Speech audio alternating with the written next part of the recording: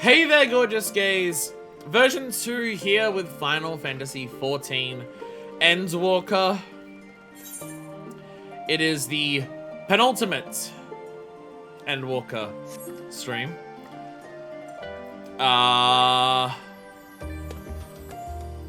Guess who's not ready? It's me. You know who else isn't ready? Every other Scion. You know how much every other Scion is not ready to hear the stories that I have to tell them?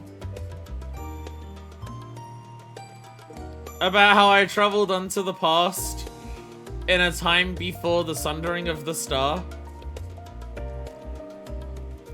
And how I learned about the course of the final days.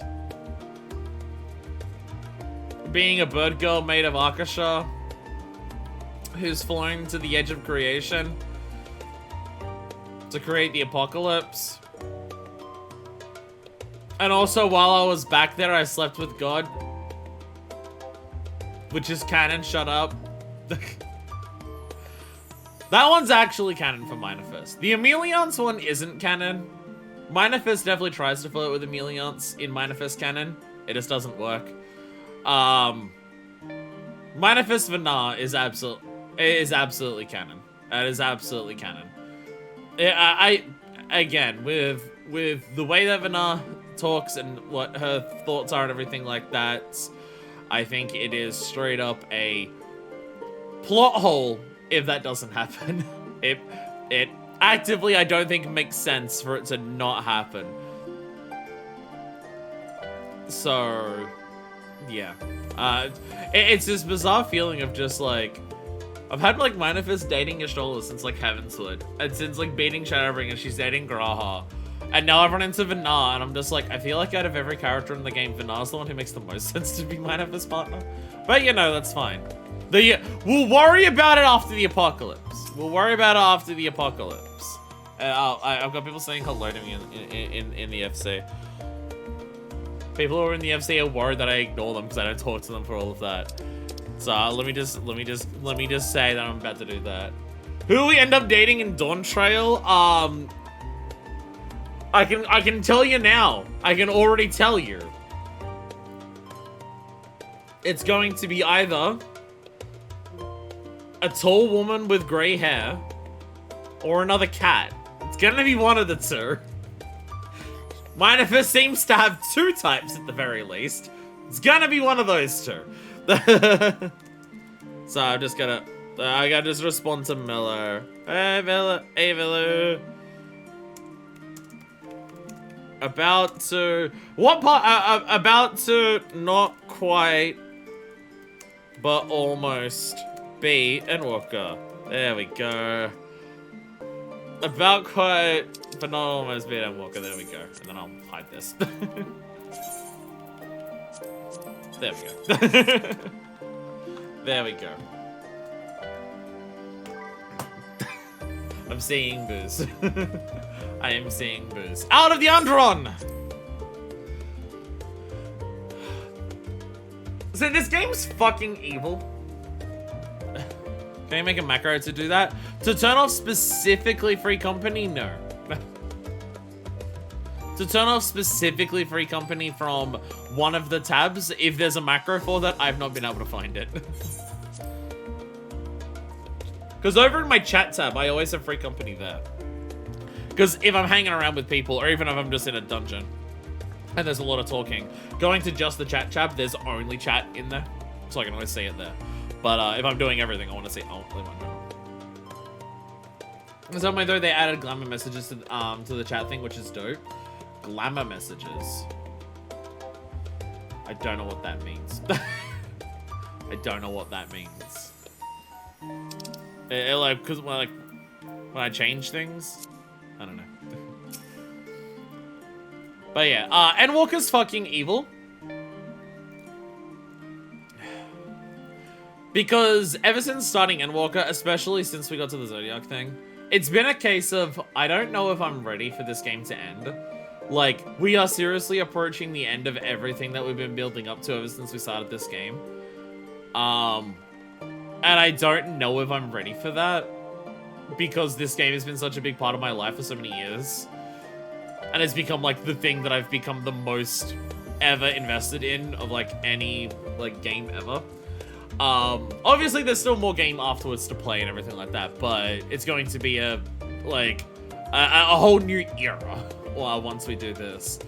And the game, in all of its fucking evilness, has decided, hey, we know you might be feeling this. We know that you might be feeling, unsure about the fact that you're about to end the story that you were building up to.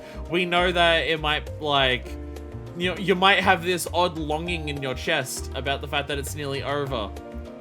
So we're gonna make the theme of the story going up to that about accepting that things end and accepting that things don't last forever and just like, but it was still worth it because you enjoyed it while you were doing it. Game is evil. Game is evil. When you switch and it goes, you cast the climate, your equipment takes experience of the that was the other thing, and it does it for each of your pieces.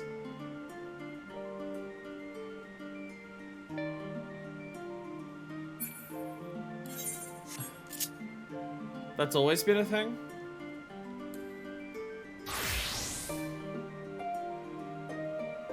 This has always been a thing. All of these messages. Oh, you can turn it off. Oh, you can turn it off. Okay. Let me do that. Okay. You said they added it to the chat thing, so I didn't realize you meant, okay. Okay. This is a, you gotta explain things more, please, kind of thing. You said half of a message. No wonder I didn't understand.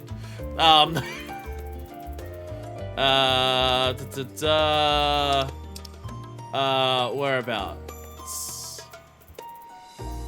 Probably an announcement. Comment notifications!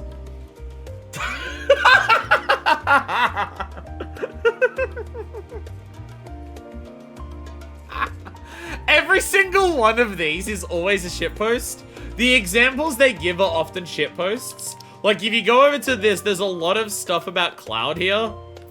And, like, if you go to the battle ones, almost all the battle ones are, like half of them are making fun of Cloud.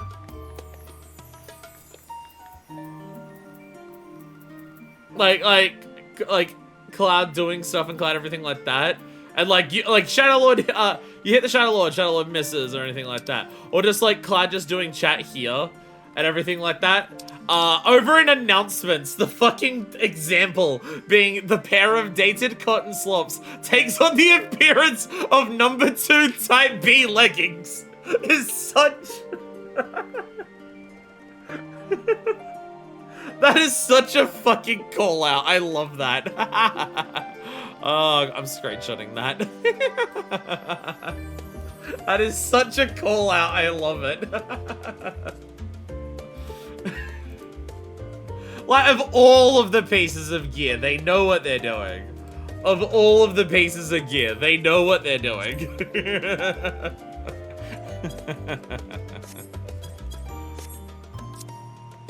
Anyways, that's off. Thank fucking God. We'll have to get through a jump. Carl, stop yelling at me because other people are talking to me first. Other people are telling me to do stuff and telling me to slow down. Yell at them, not me. As the heavens burn. I feel like the final days may have hit somewhere else. Though you and Carl both have news to share, hers is perhaps the more urgent. Hers is more urgent? Jesus. I learned the cause of the apocalypse. So, have you learned? Oh, it's more of the final days. I've learned everything about the final days.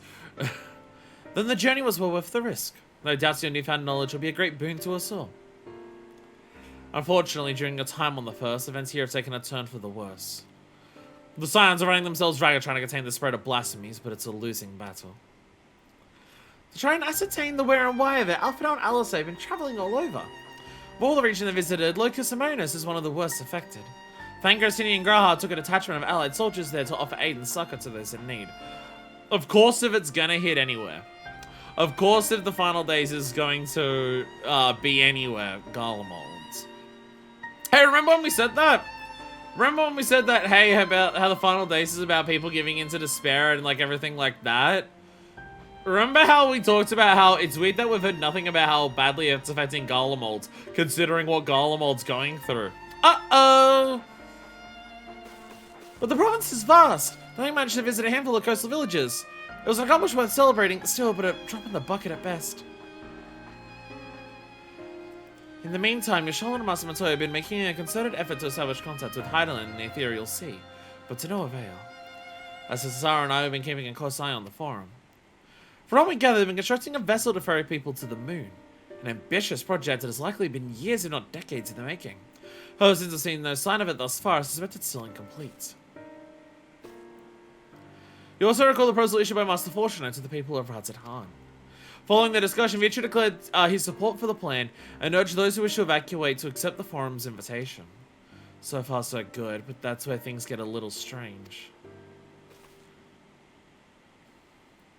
Apparently, the forum caught wind of the lunar teleporter in the Tower of Babel and decided to use it to deliver the people to the moon instead of their mysterious ship.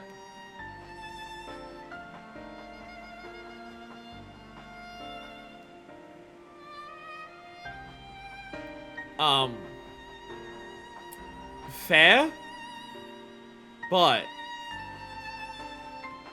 a lot going down there.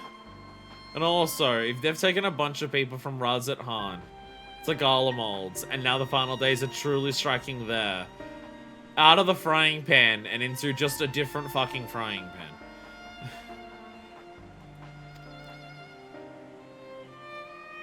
Therefore, to secure safe passage for the Harnish refugees to the tower, Alphano, Alice, Asinian, and Graha traveled to Garlemald not long ago. Loads into limbs that I'm so fertile in say chat. So now he's slowing me down. Trouble is, the capital is hardly the safest place to begin with, and now the final days have come to Garlemald.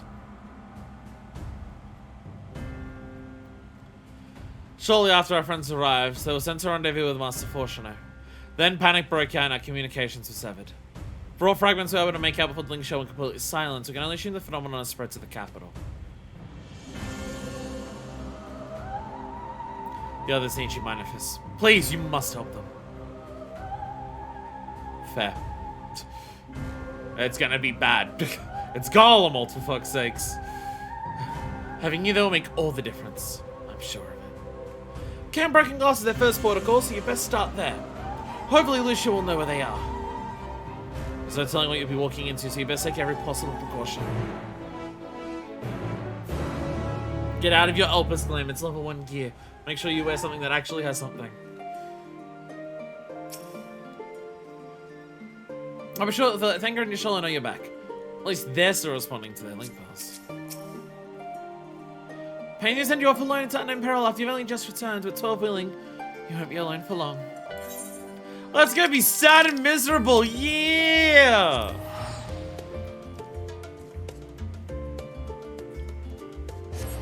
So is there gonna be like any Galleons left?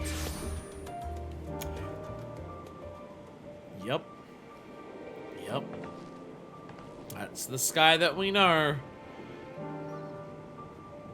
That's the sky that we know. Wow, instantly a solo instance. That's a very soon time after a amount of that's a very short amount of time after a dungeon for a solo instance. Wow. I guess that's not unusual, thinking about the solo instances that were in Shadowbringers. A number of them were like at the start of a stream, which usually ended with a dungeon at the end of the previous one for a light one. Manifest. Another moment too soon. Skies over Garlemald are ablaze, but it's events on the ground that concern me. And Beginning still didn't stick around outside of Elpis. Well, we only sent parts of our soul over there, so I guess only that part of our soul came back. Also, trash, it's Manifest.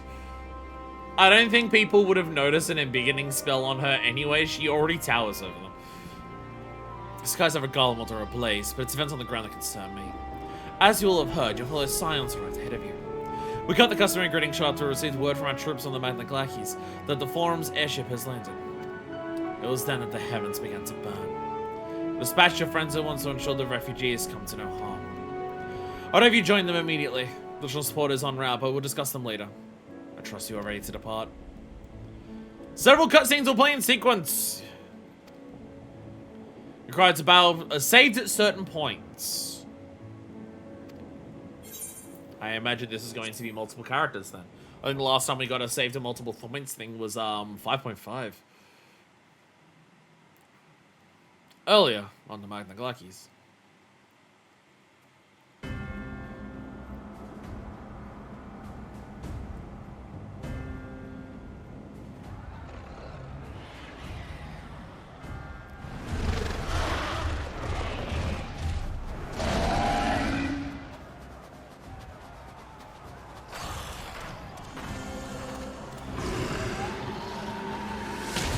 Like, so many of them just fucking got out of Thavnair. No. No. No. We were promised an escape. Not the same we fled.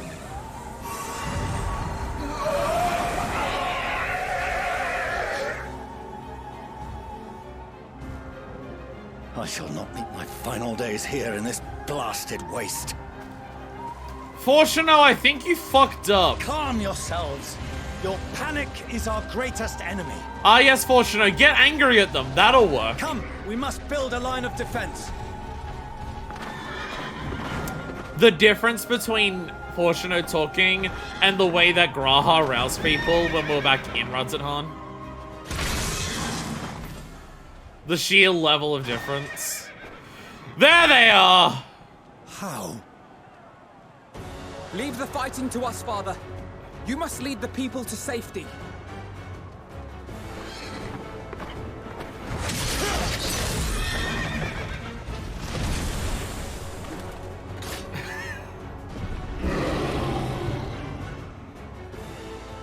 Badass!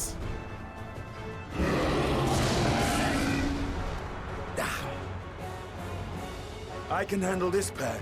You shall tend to the refugees. Let us be about it.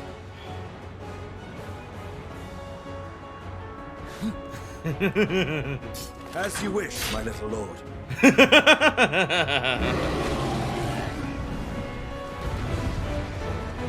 Cause we haven't done Alphino since he's become a sage. Let's go! Yeah! Yeah, we haven't had Alphino since Sage. Oh god, no time to learn. No time to learn. Alright, okay. Let me okay, so Durashol, Diagnosis, Prognosis, okay. That's our shields. Okay, normal damage. Okay. Durashol! Diagnosis! I probably should have said the Durashol for you. I didn't realize the level of health difference. Prognosis. Ah, prognosis. Okay. That's killing me. There we go. Oh shit. Okay. Okay, well, I'm gonna have to start doing some of this. I only have one AoE. Oh, okay. My AoE is on a limited time. Ascidian! This is why your party members never do AoEs.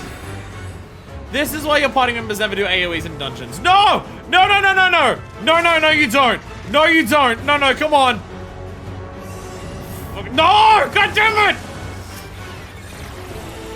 The thing of all my fear. After I do what you can. Those who can stand, come with me. Oh, shit. Oh, that's your father? Yeah, that makes sense. Well, I think a big part of it is just seeing Alphino's level of, like, growth over time and just you being so proud of him. No. Easy now. Come on. Deep Come on. breaths. No. We're not losing you. Come on. Jesus Christ, Ascidian had seen the giant lines come out of him. Slow extension of Dragon 3050 Ascidian has been constantly the coolest guy in the room. My life. Come on, go join Fortunato. He's helping. Worry not for the refugees, but for yourself.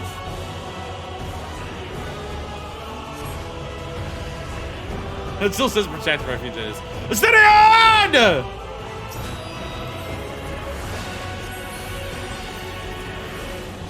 Whoa! Oh, look at that. Stay sharp. Is that more damage than my doses? Yes.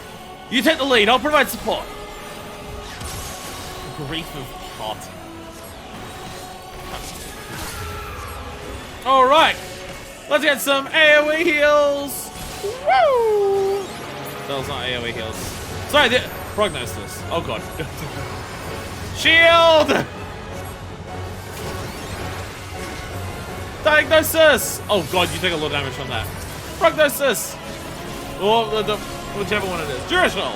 Oh god, oh god, oh god. We got AoEs. Go, Alpino, go! So cool that we get to play as Alpino again. Because so far since the Waters 3 button. It's so good!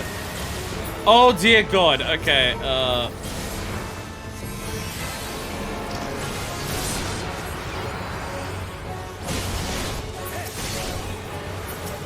Oh god, okay, they're like, okay, they're just constant. Okay, god.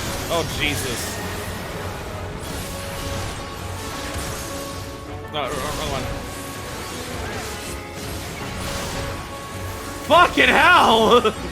Oh, Jesus! You're starting to get the hang of those things.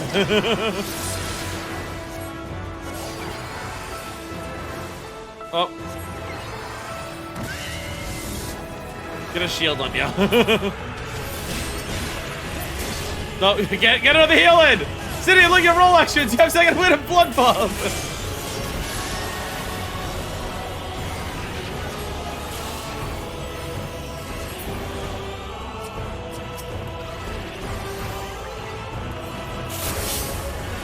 Diagnosis! Keep it going, keep it going, keep it going, keep it going!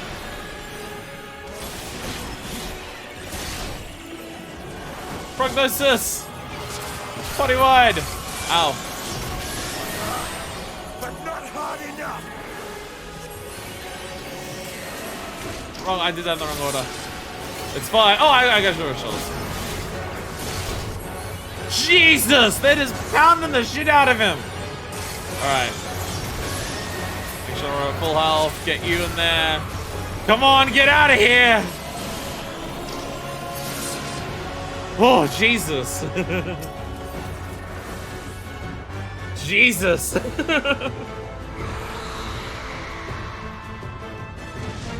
You're not here, right? No, you're gonna learn today. Yeah, if you've never played healer before, that's gonna be one hell of a body check.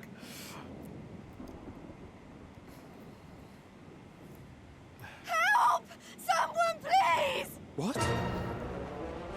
Oh, that's a lot.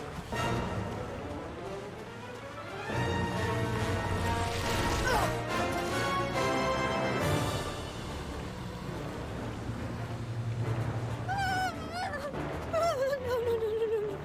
Don't. I don't want to die. Forward! Let not a single fiend escape! Oh, thank fucking God! Oh, they're actually helping! Wait. Oh, Euless! Euless and the army.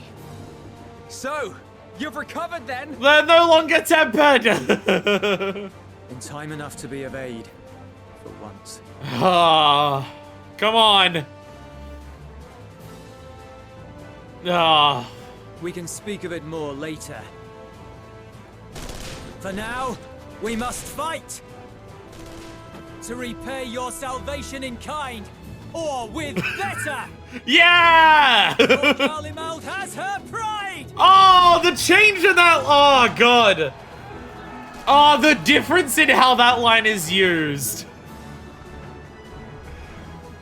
Of that I've no doubt. Oh, Jesus. Last time they said that Garlemald has her pride was when they were willing to die instead of being helped.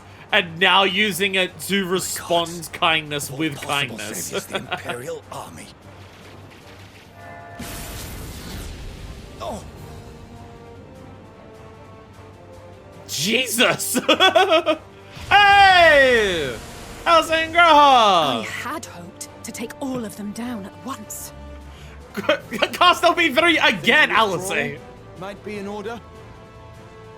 Oh, sod that. You know who would never abandon these people to their fate. To be devoured by their former friends. That'd be beyond cruel. These beasts must fall here and now. Get in there, Alice! Well then, I'd say it's high time we threw caution to the winds. Ha! So long as you spare me the heroic sacrifice. Now, let's go. Not killing yourself this time, Graha. Yeah! The twins time to shine! Hell yeah! Getting the players, both of the twins, back to back in front of their dad to just be like, look, you dickhead. Look how good we are. Alright, yep, off global, AoE, the flare combo, full on AoE combo. This has a big recast, so we want to do that one, yeah. Crimson Savior, that's just normal AoE, and then Vercua and Embolden, and we do have Vermilion Pledge. We do have Vermilion Pledge for our limit break. Okay, we do also have Embolden. Alright. Embolden! Woo!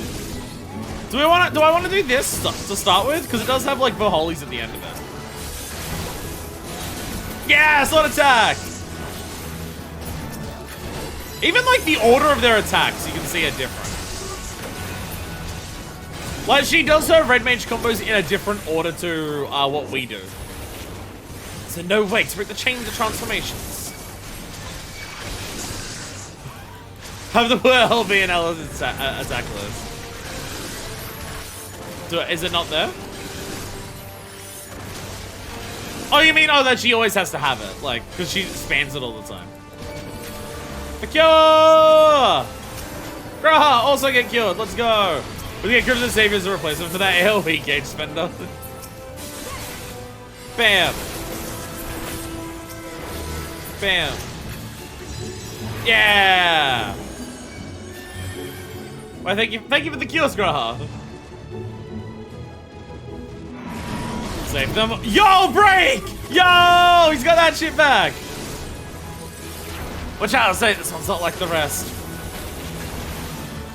Oh yeah, you still get dual cast. You are a proper red mage.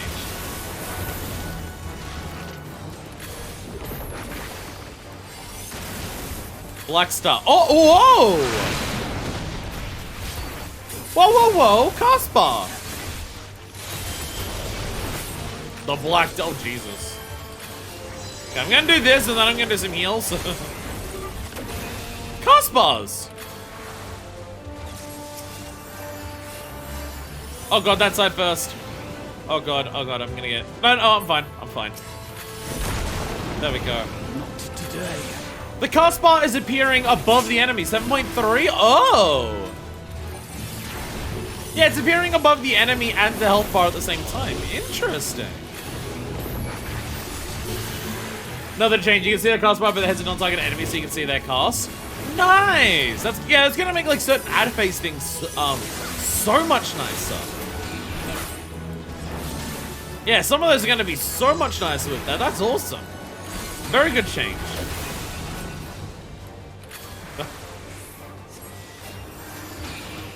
There we go. Just gonna get a couple. I was gonna spam the cure for a bit. Don't mind me.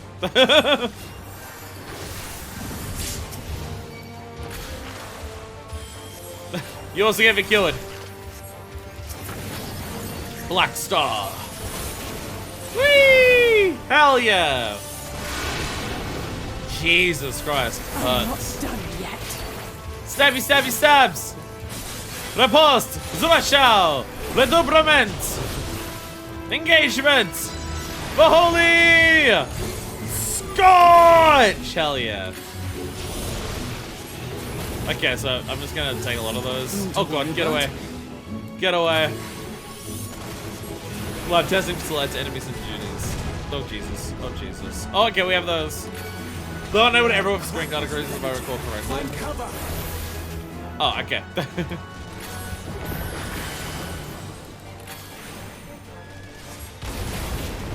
Oh, okay, I see. Okay. Because they're gonna explode in order. Okay. I getcha. Stabs! Stabs! Stab you! Stabs you a lot with a sword! As they say, turnabout's fair play. Oh, hell yeah! Limit! Limit! The million pledge! On guard. Yeah! Yeah! Hell yeah! Hell yeah! She gets the full resolution finisher for a limit.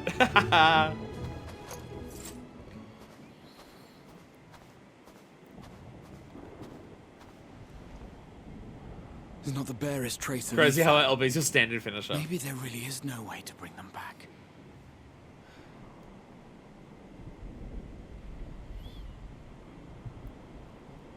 Thank you for saving our lives once again.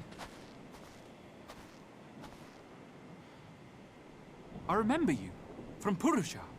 You helped us there too, didn't you? Ah, you're from Palaka's stand. I'm glad you're still in one piece. Aww.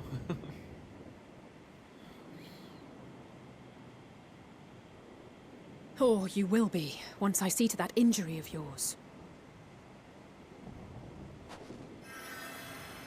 I remember VA.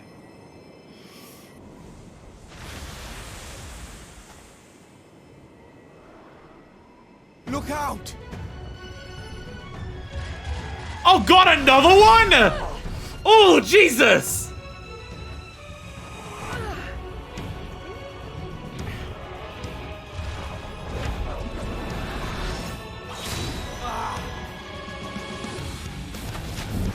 Trailer shot baited us out! Get out of here!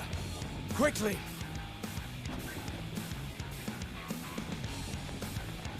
I won't lose them! Let's go, Gruha! This will be a brighter future! Let's go, Gruha! Let a madman's apocalypse ruin everything we've fought to achieve! Yeah! Hell yeah!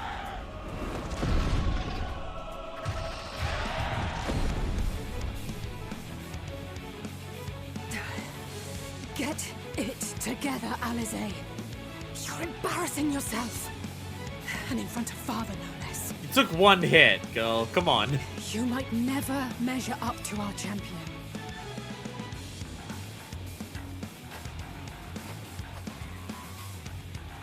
But we ask too much of her as it is. You mustn't let our sword in the darkness fight alone.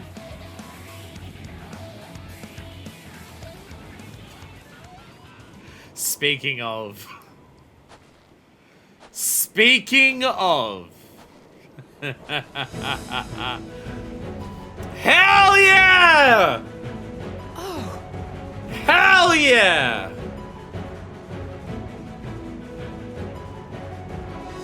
Hell yeah!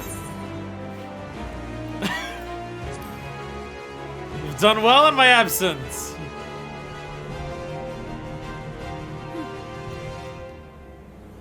I can look after myself, you know.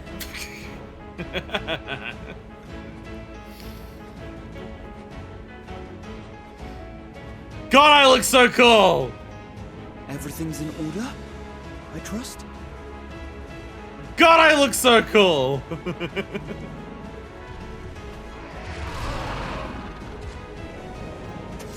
Here we go! Rabble. Come on!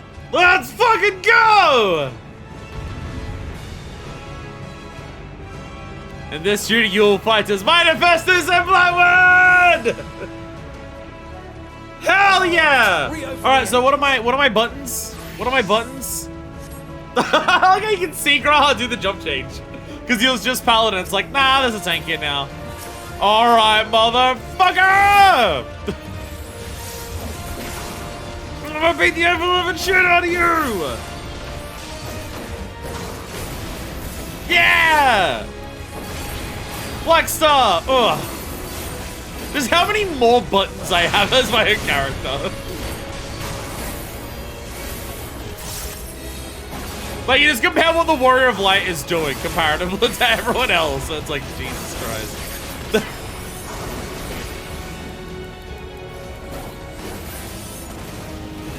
Well, they're really trying to make it that, no, it is actually kind of, the Warrior of Light just does have that many more, like, options in combat compared to everyone else. Like, look how quickly we are destroying this thing as ourselves. Like,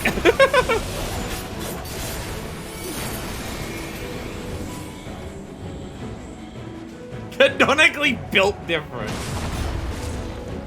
Oh, yeah! Feeling I'd find you. Everyone's here! This should be the last of the worst troublemakers.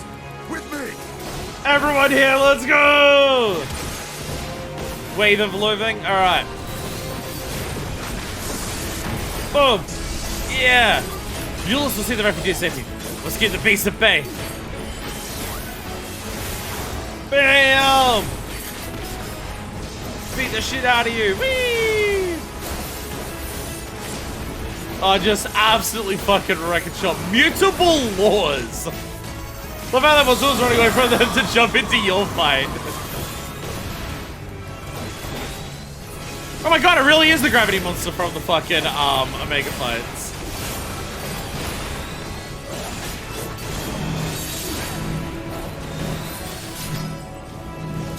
Alpha, no, you're a caster. Why are you in melee range? Alpha, no, you're a caster. Come on. Thundercore. I was gonna do this just to be safe.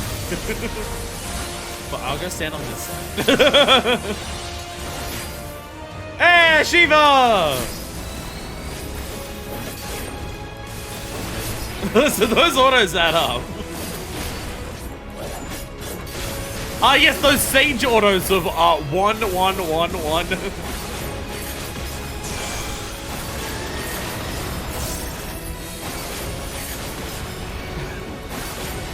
Just do several burst strikes in a row. Several burst strikes in a row. It's badass as hell.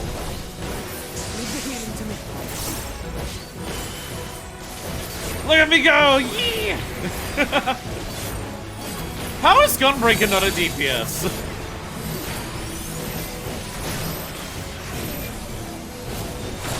You look at the shit that Gunbreaker does. How is it not a DPS?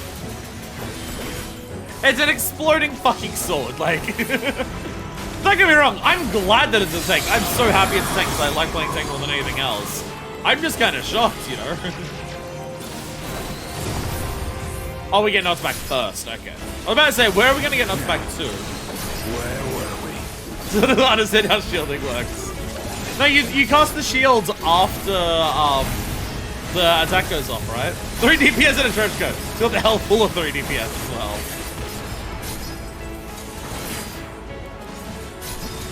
Whee! Hell yeah! Hell yeah! It's a blue DPS, somebody. Hell yeah! Like, Manifest might be playing as a tank, but I'm pretty sure in canon, like, that doesn't really stop her from doing the most damage in, like, the universe, just because, you know, Warrior of Light is built different. I'm pretty sure a White Mage can use Glare and do more damage with Glare than most people could with, like, a full DPS rotation. You must board without delay. The ship will depart ere long. So do you feel bad for bringing Your them offer here? to host us in Charlian is most appreciated. But will the final days not soon fall upon it as well? Welcome. Your hesitation is not unwarranted. The satrap entrusted me with your lives, yet I have failed your comrades. Nor are you wrong to fear that this corruption will continue to spread. I cannot promise you complete safety, even in my homeland.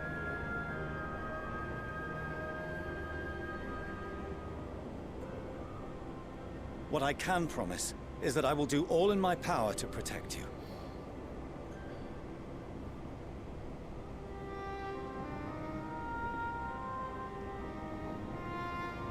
That power is not inconsiderable. Even now, my countrymen are preparing the vessel that will deliver us to a sanctuary on the moon. Join us on our journey there, and beyond, to new horizons. Come to Old Sharlayan. Please.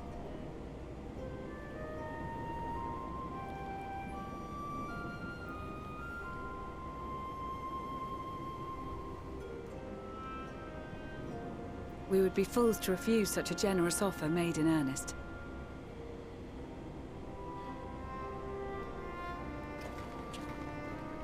Well, I just don't think bringing them to Garlemald was the smartest decision in the first place, and now fortunately it's just Seems like, they've a new destination. oh, we can fail. The people of Radzat-Han have known too much suffering. The march to Garlemald will only bring them more, short though it may be. I quite agree. Fortunately, they have you to look after them. Yes. Well. Why are my kids still being nice to me? Why are they still being nice to Behind me? you! Just there! Oh, are we not fucking done? Oh my god.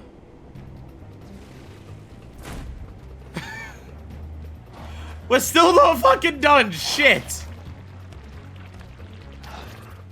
More of them.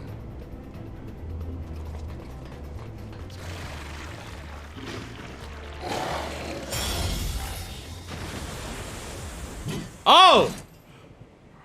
Right, you're in this story. Right, yeah, you were part of this at some point. Xenos. Oh yeah. Yeah, I forgot about you. I completely forgot you were fucking here. I thought he was starring as Sir not appearing in this film for a while there. But apparently, welcome back. Hi. Why?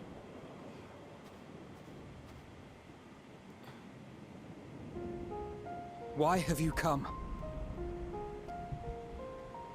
A heretofore unseen beast. 'Twas ripe for the slaying. You're just practicing getting stronger on them. Is that it? Poor Of course it is. sportiness. Unfit to temper my blade. Of course. Of course. Oh, for the love of... You cannot still be on about a rematch. My man is immune to personal growth. That is and has ever been my sole concern.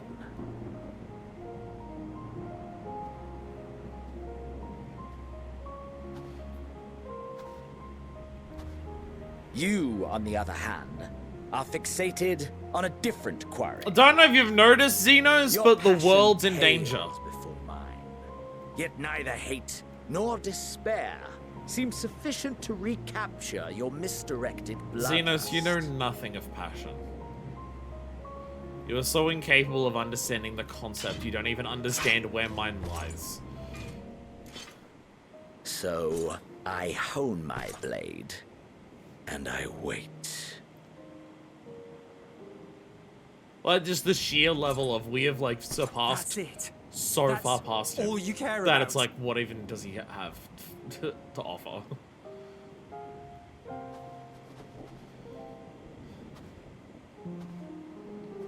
Garlemald is in ruins. Our homeland, the nation you rule, is as good as gone. Along with so many of its people. Not just soldiers like us. Not only those who fought and killed for power and duty. Innocent civilians.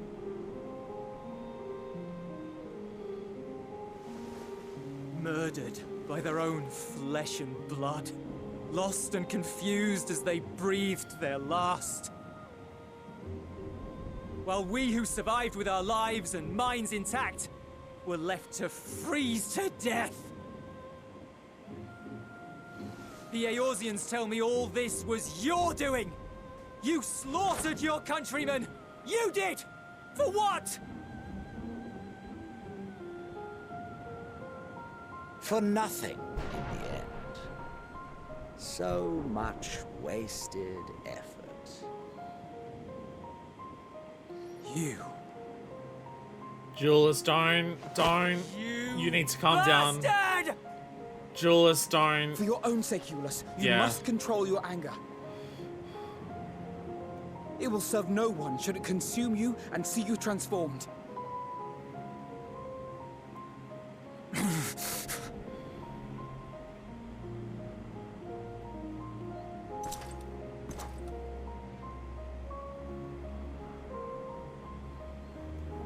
Would you be happier had I a good reason?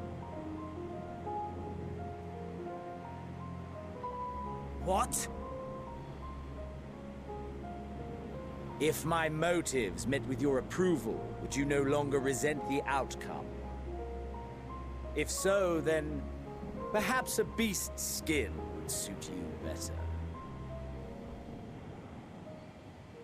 Duty, honor, morality.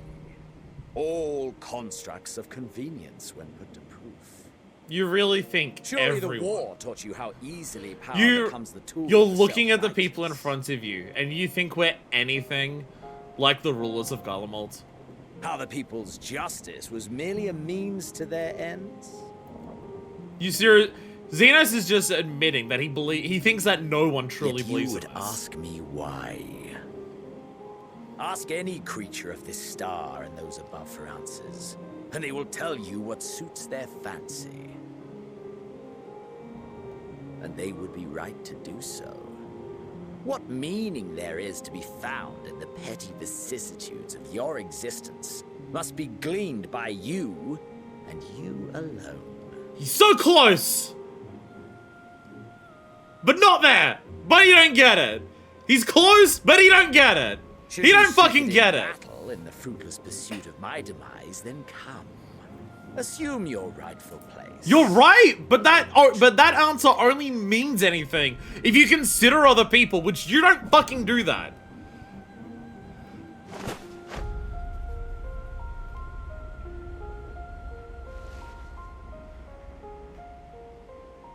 You are a blight on the Garlean race, and there would be no more satisfying way to expunge it than by beating you to death.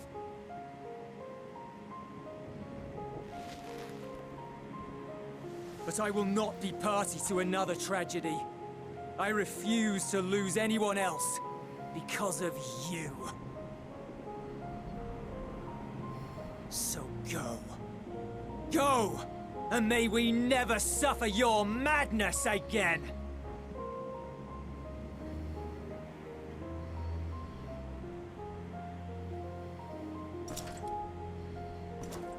Xenos!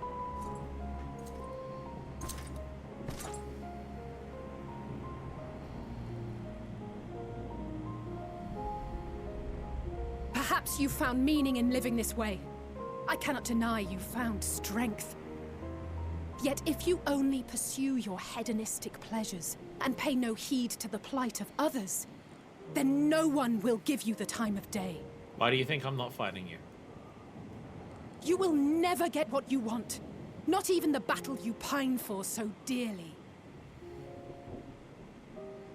You'll be alone for an eternity, and you'll deserve every agonizing second of it.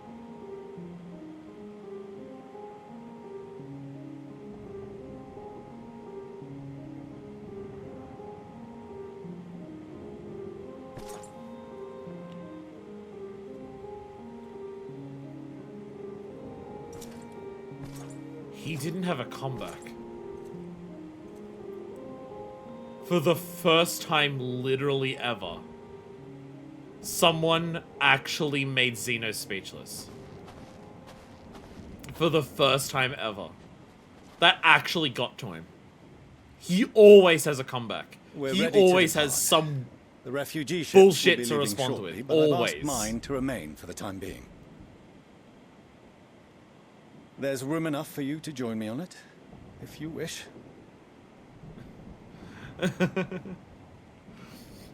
Fortuno is feeling a little bit fallible at this moment of realizing, oh, I Do can fuck contain up. your surprise. I needn't agree with the Scion's methods or intentions to acknowledge that their deeds are deserving of gratitude. You did help, I guess. We appreciate the offer. But might I ask why you are delaying your departure? I presume it is not solely for our benefit. I must visit Garlemald ere we return to Sharlayan. Having caused such an uproar, 'tis only meet that I explain myself to the Ilzabard contingent.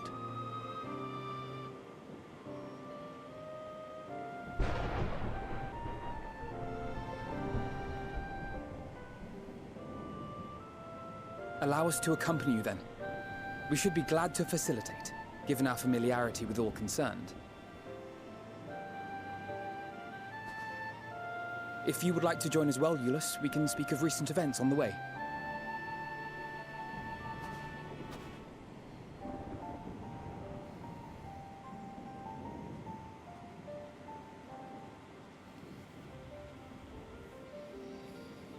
Endwalker is so fucking efficient.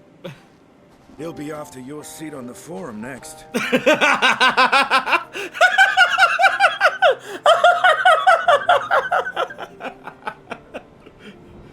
I'm like his adoptive dad. I'm allowed to talk shit to the birth dad.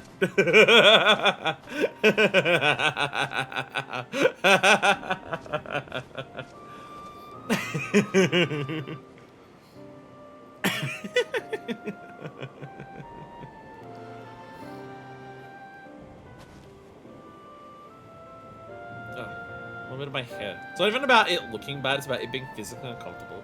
It's like folding into my head in a way that's like really irritating me. I'm just gonna try to fix it. Yeah, it's not even about how it looks, it's just like there's a part of it that's like folded back on my head and it's like constantly pushing against it. It's so interesting how Xenos of all people is closer to the answer Hermes needed than any other ancient. Xenos is so close. Xenos is so close. But Alice is the one whose shot gets under Xenos' skin would feel right. Like, yes, she would. No one, not even Xenos, can resist the sass of a teenage girl. Especially one like Alice.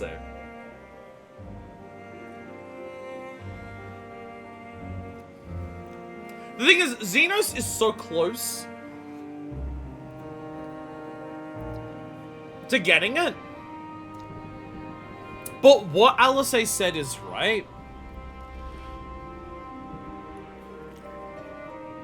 The truth of the world words hurt more when angry teenage girls say them. Again, Xenos is super close in terms of one of the biggest problems that ended up plaguing Garlemald, why Garlemald ended up turning into the fascist state that it did, and why Garlemald ended up collapsing, is so many people's reason for existence just being the reason that was given to them by the rulers of the country, where the rulers of the country were in it for their own personal desires. Or not even the rulers of the country, but like, even just the rulers of their own individual legions and everything like that. They all ended up following in lockstep regardless of whatever horrors or anything they committed. But Xenos, it's one of those things where Xenos likes to think that he's not a product of Garlemald. Xenos likes to think that, like, his view of the world isn't shaped because of what Garlemald is. He likes to believe that his view of the world is just what the whole world is like. As he says before the Shinryu fights, Doma and Alamigo and Garlemald to be damned. But the thing is, that's not true. Xenos absolutely is a product of Garlemald. Xenos's, like, particular form of nihilism comes from a country that means nothing other than occupation and empire. Because for outside of like the hidden reasons that like Varus had behind the nation, the reasons that Solus had for, you know, Solus was like the ruler of the empire for 50 years. Varus was there for like a couple years, or however long you want to say this story lasts for in this game. So for most of it, like, Emmett's whole thing of saying that the purpose of the Empire was to sow the seeds of chaos. Like, yeah, it's because he's an Asian plot, but fascist nations inherently, that is still true. The only purpose of a fascist nation at its heart is to make things worse, is to destabilize the world. As the phrase I've used in this, in an idyllic fascist world, every single person on the planet dies until there's 2 people left, and those 2 people try to kill each other. That is the ultimate end goal of fascism, no matter what. So, there is no purpose to life other than to bring about its end. That, like, fascism is an inherently anti-human ideology, and nations that are built on that are that as well. So, Xenos' ideology of nothing matters other than your own personal pursuit does come from the fact that he's born and raised in Garlemald, especially as a crown prince, or I guess not a prince. I guess he would still be a prince. Can be multiple generations down, I think. I don't know. I can't remember the exact way princehood works. But, like, while Solus is alive, I don't know if Xenos counts as a prince then, but whatever. Part of the royal family anyways. It's just that Xenos' like, personal pursuits are about his own personal pleasures rather than, you know, being the last person left alive and everything like that. And he sees that that's all of the other rulers of Garlemald are like. None of the other rulers of Garlemald, or the people who are high up in Garlemald, actually give a shit about other people.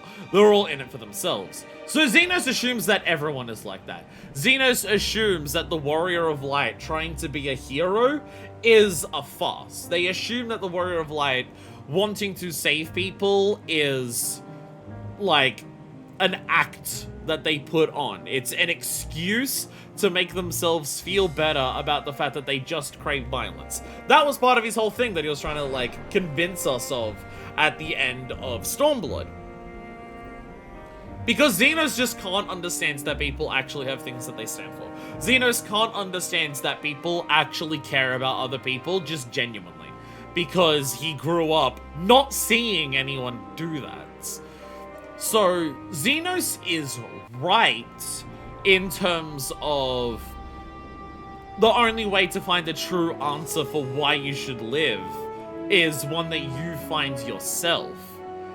He's correct in that. But as has been come up multiple times when it's for, like, looking for that answer, like, again, we just go back to the song of answers, but also all of the characters and the moments throughout the story that have represented that. Every single time that answer comes up, you find that answer for yourself, but that answer you can only find because of your connection to other people. That's literally part of the lyrics of the song. It's answer together.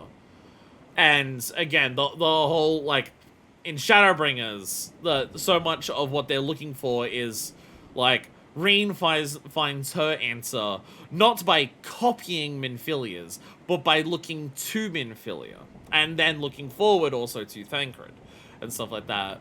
For Reen, Graha does a similar thing of looking back to the Warrior of Light and then also forward to the Warrior of Light because time travel stuff like that. Or even just people like you have Vanar. And Vanar's reason is for the world that she loves, for all of the people in it and everything like that. Your reason is your reason. You can't have someone tell you your reason and be truly satisfied with that, because you need to find your own reason yourself. But that reason doesn't mean anything unless you consider other people. And the thing is, that is what Xenos wants. He doesn't realize that, though.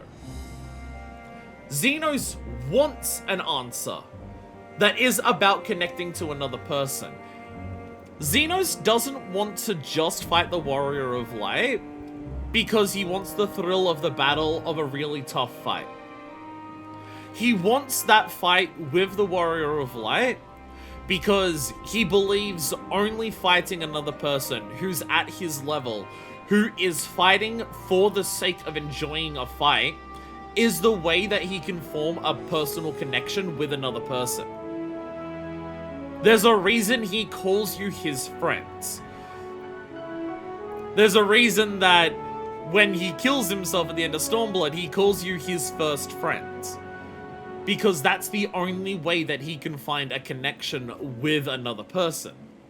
Is by finding someone who enjoys the hunt and the fight as much as he does, who can also match him on that level. So Xenos, without realizing it, does want an answer that is about his connection to another person. But he doesn't realize it. Or at the very least, he assumes that we have to be the same as him. Because, well, I'm like this, I don't care about anything other than the fight, and you are as strong as me, if not stronger, so you must only care about the fight as well. Why do you keep pretending to care about these things? That's why he says your passion pales in comparison to mine, and it's just like, no, our passion well and truly outseeds Xenos. Our passion is for our answer, though. Our answer is the entire star and everyone on it. And that doesn't inherently mean that our answer is more justified or like valuable than Xenos' answer being his connection to one other person. It doesn't inherently mean that, but we care about our answer way more than Xenos does, because Xenos wants that connection with the Warrior of Light. Xenos wants to be able to emotionally connect with the one other person on the star who he feels like it is possible for him to connect to. But he's not trying that hard. He's trying to provoke us to get to a fight. He's trying to incense us to fight him off because he's pissing us off so much, or he's become such a threat that we have to get rid of him and everything like that. He's not trying to understand us. He's not trying to understand why we do what we do. He's not actually considering anything about the Warrior of Light as a person. So his passion is significantly less than ours, because the whole Warrior of Light's journey is about understanding the world as much as possible, about seeing as much of the world as possible, about helping as many people of the world as possible. So, like, he's so close. He's so fucking close. But he just does not get it. And he has been given a second chance at life at this point. And he still doesn't get it. And I think that's why what Alisaie says to him actually bites at him. Because I think what Alisaie says to him there is part of, like, maybe him realizing that it's true. That the Warrior of Light isn't fighting him because, well, Xenos doesn't really give a shit. He doesn't give a shit in a way of actually caring about who the Warrior of Light is. He's just trying to get them mad enough to throw a punch first. And it's like, that's not gonna work on the Warrior of Light. Not in a post 5.3, especially a post Elpis world. Absolutely not. But, well, obviously that was a big thing for Xenos. Endwalker is so efficient, though. So this, I think I was trying to say it during the cutscene, and then Xenos showed up. In one cutscene, Xenos justified his continued presence in the story, even while still remaining shoved aside from its core. This is something I was saying on Discord literally earlier today. Endwalker jumps around all over the place, all of the time. Endwalker is doing everything all of the time. Shadowbringers was very much focused on the first the entire time. Every single aspect of Shadowbringers was about the first and the history of the first and the characters who were like central to its plot, and then the Scions. Endwalker is doing everything all the time. It is trying to cover as much as physically fucking possible in so many different directions. But Endwalker manages to still bring it all together because absolutely every single aspect of Endwalker, regardless of what it's covering, is oozing with its core themes. Which its core themes is just the song Answers. It's not subtle anymore. They literally played the song. They literally played the song Answers while Vanar literally, like, gave a speech about how, hey, this is the primary theme of the expansion and what the entire expansion's about. And Endwalker has been that the entire time, that regardless of what wildly different shit we do to anything else, it all blends together because it's all about that central theme.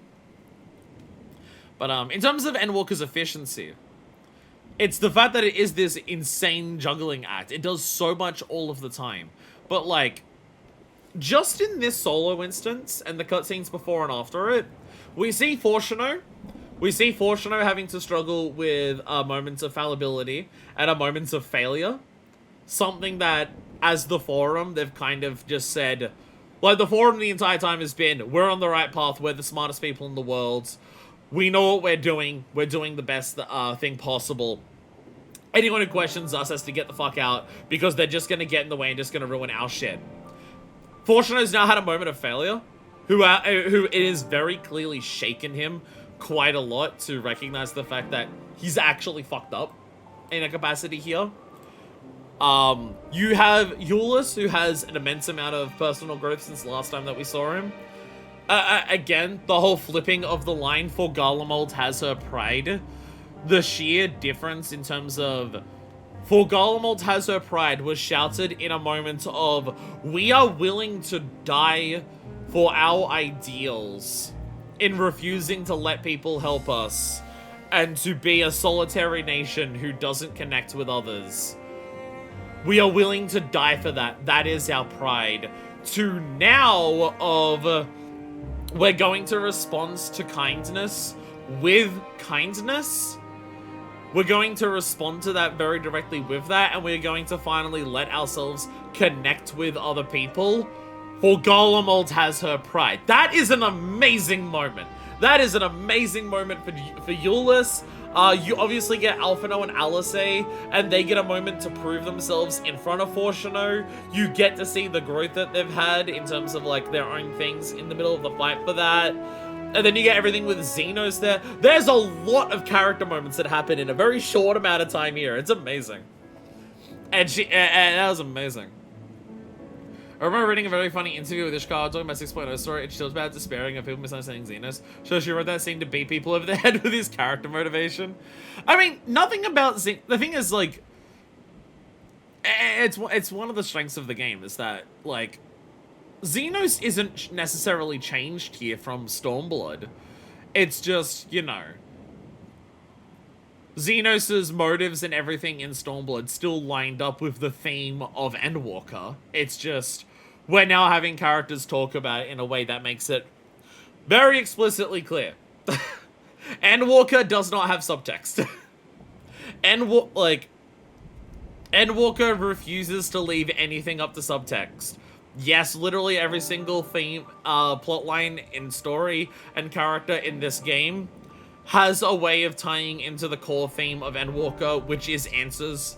And we are going to spell that out for you as many times as possible, and you're going to cry every time you hear it. It's amazing.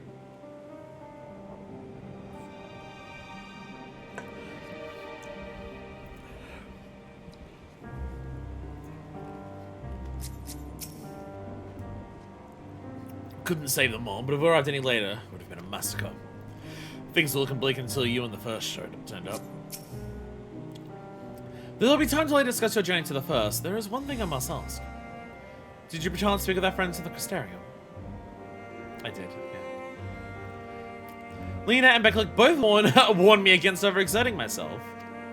Stranger though to express such similar sentiments. Identical, in fact. But their advice is duly noted. Lena's known you because you're her grandfather, and Becklug saw you turn your own blood into crystals. They both know what you're like. Xenos is like a Labubu. What the fuck is Labubu? I've seen the word Labubu so many fucking times on Blue Sky, and I have no idea what it is. I've tried to understand, and I can't. And it's annoying because most people I see on Blue Sky saying Labubu constantly are still millennials, so it's an Azuma thing that I don't get. This is the contingent space of operations, I take it. Really ugly blind box plushie.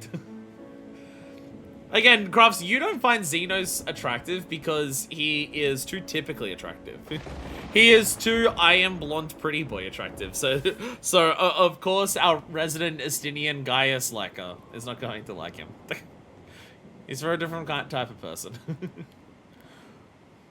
At the very least, I'm glad our own members are accounted for. But the final day should manifest here too, after everything these people have suffered. Is a fate cruel beyond words. Nevertheless, with allies old and new at our side, there is yet reason to be hopeful. It's been a while since we last spoke. For some time, I was not myself. Lucian and the others told me what happened that night, and about the events that took place while I was receiving treatment. It's only then that I realized the lengths you and yours go to. I know I'm not ever going to be able to repay you, but I'll be damned if I don't try. And most of all, I want to thank you. All of you. For everything you've done and continue to do for the sake of my people.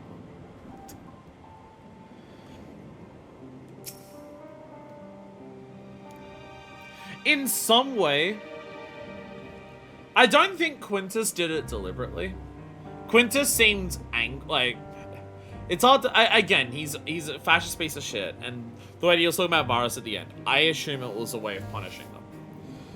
Quintus killing himself, it seems like he wanted to do that as a way of punishing the First, of, oh, so many of the people of the First seem willing to sacrifice Garlemald's pride and let ourselves be helped by our enemies. I'm going to punish them by killing myself and leading them without a leader. They won't know what to do with themselves once I'm gone. And this is my punishment. But in some fucked up way, Quintus killing himself was kind of the thing that a lot of the people needed. Because now someone like Iulus can't look to Quintus for the answer.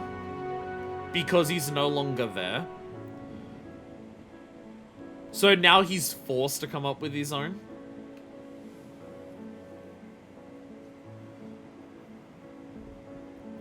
I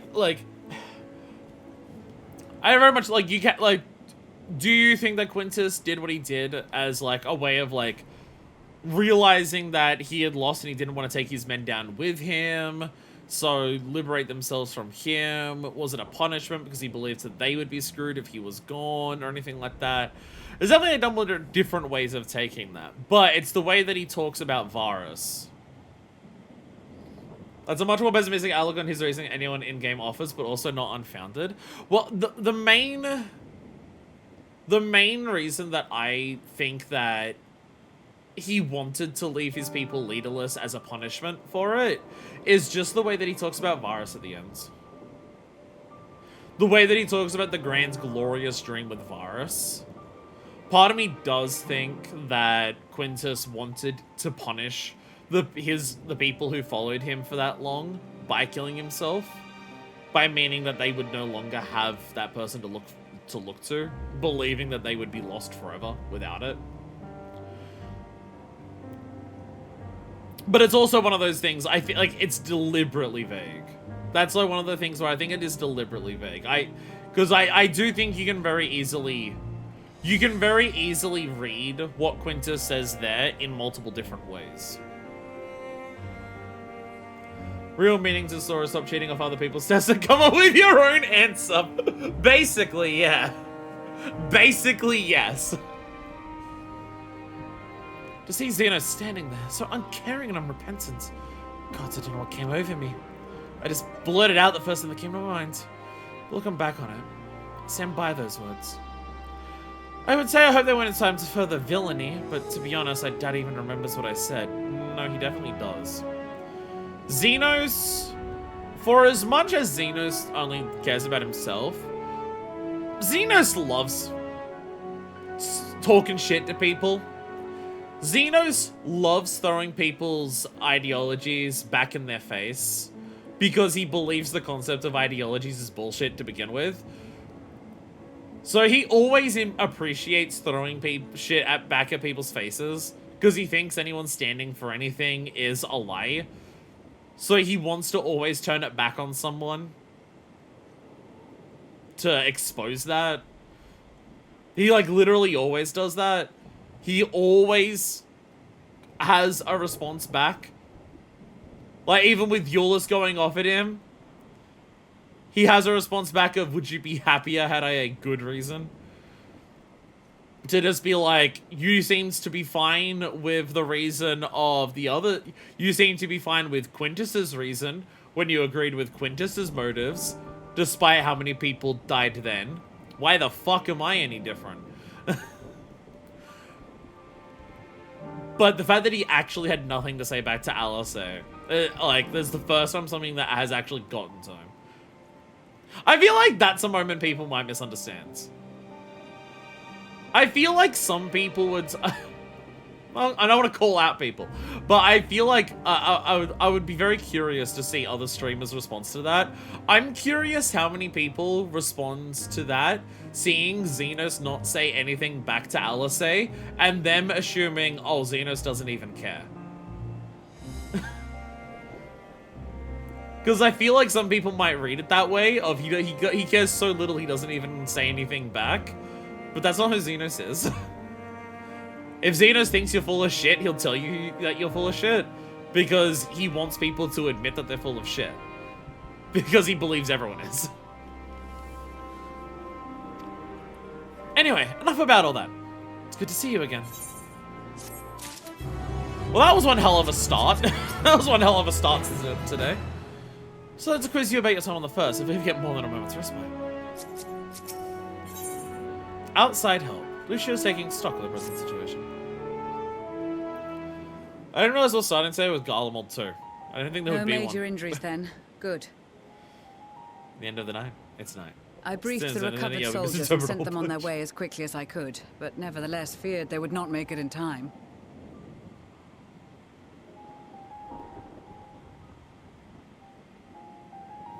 Sharlayan theme. Or Vanar theme, as we learned. The additional support was invaluable. Your men saved more than a few lives.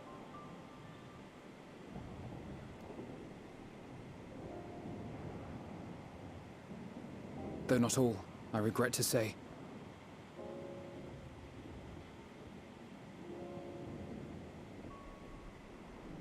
I take it that I'm addressing Lucia Junius. I'm the Forum's envoy, Forchano Leveilleur. And you are owed an explanation for these most dire developments. Yeah, final days, everything's bad. To be fair, Lucia was one of the first people we told about the final days, because we came back to here. Oh, there's like Charlotte. We could go ahead. Vanar theme, sorry. Vanar theme. Another trial wrought by the final days. I was beginning to suspect as much.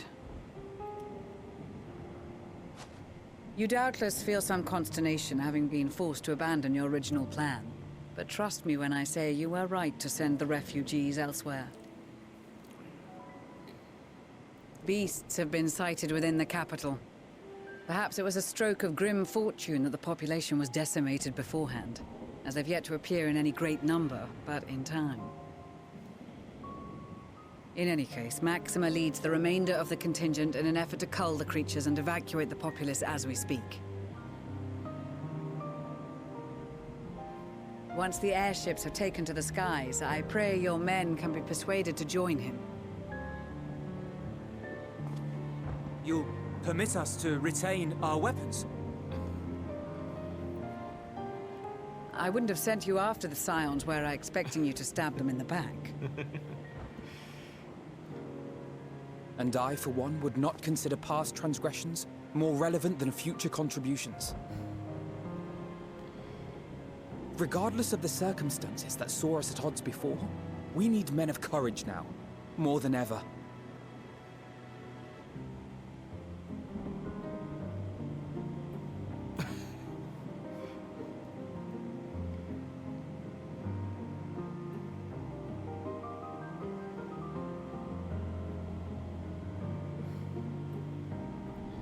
I dropped bombs to you. And you're fine? We swore to defend Garlemald, and so we shall.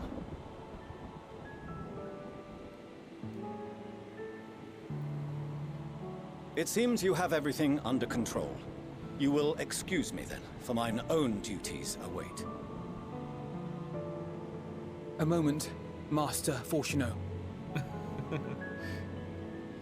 You did desire to express your appreciation for services rendered, did you not?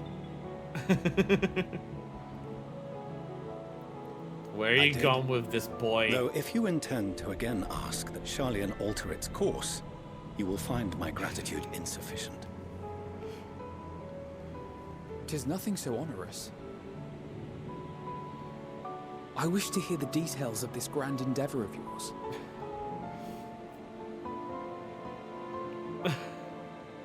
Can we at least know what your plan is?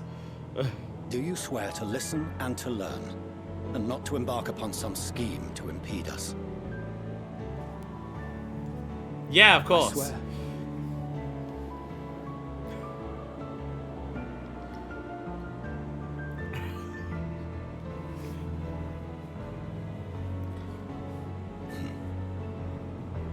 Any other I would doubt, but you I trust to keep your word. For not once have you broken it. Very well. I will request that the Forum make you privy to our plans.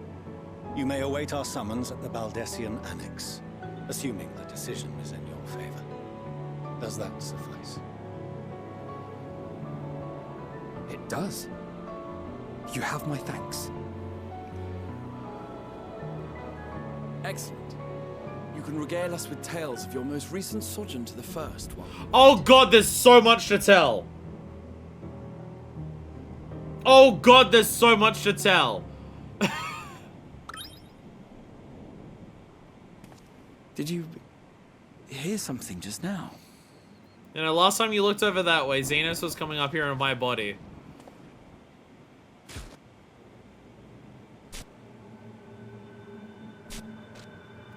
Why is the Loperate down here? And why is it horrifying?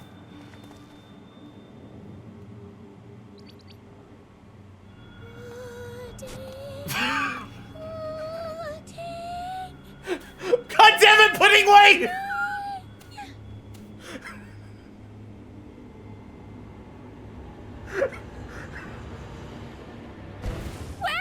Where is this stars blasted pudding? Pudding Way, why are you here?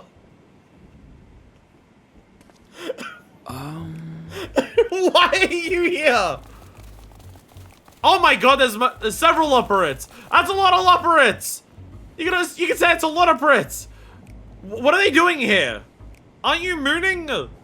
Aren't you rebuilding our houses? May banish even the darkest night. Oriage! To this bitter clime, bring warmth and comfort. You don't bring warm clothes though. You don't have any tits anymore. They're frozen off, guy. Got for putting your final days much as he said, worst deal ever. 'Tis heartening to see such an assembly upon my return. I thought often of you whilst I looked down upon our star's brilliance from the moon above.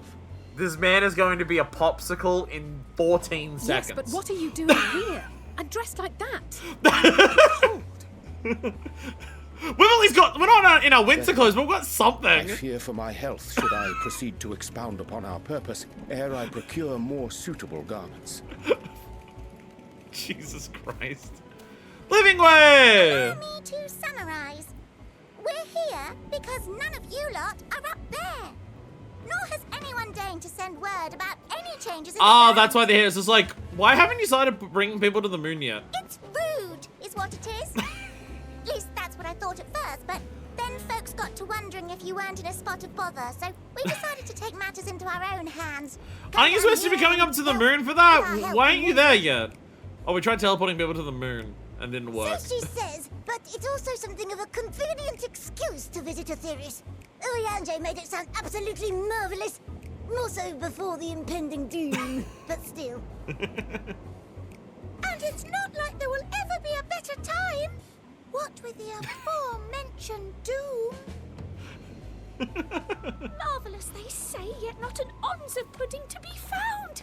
I must suffer Oriange's inferior works no more. Someone get Pudding Way some pudding, otherwise I feel like Pudding Way may actually succumb to the final days. Present company before you go blathering on about pudding and doom. Get that rabbit some pudding before they become a blasphemy, please. As I was saying, should you require any assistance with whatever, we are at your disposal. Do you think Fortuna's having an existential crisis right now? We were born from Heidelin's love for the Do you reckon lives Fortuna's of just this like... So naturally, we would What much the prefer fuck? to see them continue. This is the moon Twiddling plan? our thumbs up on the moon is hardly conducive to that, though, is it? Not when you've all got such precious thoughts and feelings and hopes for the future, deserving of more active preservation. Speaking to Urianger made us realize that while we've carried out our duties to the letter, we've failed to fulfill them in spirit. Aww. From there, it was just a hop, skip, and a jump towards resolving to do better. So please, show us how. Help us help you. Aww.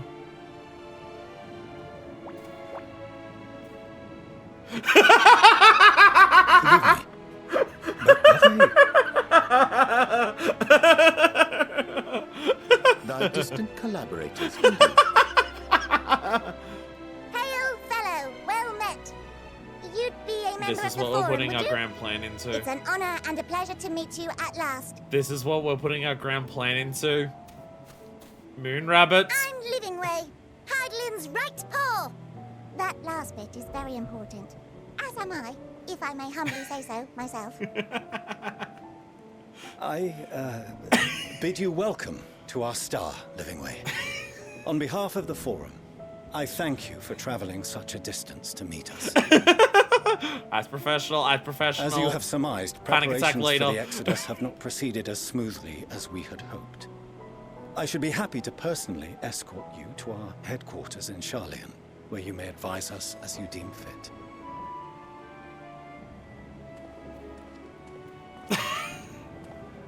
'Twas with reluctance that I set aside the great work of readying the moon for habitation. Be assured that I did so only after the Loperites made plain their earnest desire to come hither. Aw. And I myself felt a growing certainty that their contributions here would prove invaluable.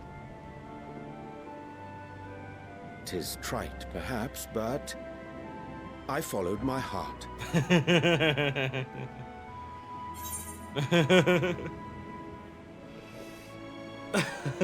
Good to haveth you back. May thy disciples banish this darkest of nights.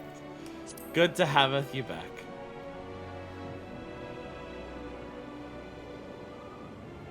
For a time, at least. Nevertheless, 'twas worth the journey to find present company well. Wilt thou attend us at the Forum and lend thine own wisdom? Yes, I have a lot to tell. If that's all quite settled, can we start moving before Urianger catches his death?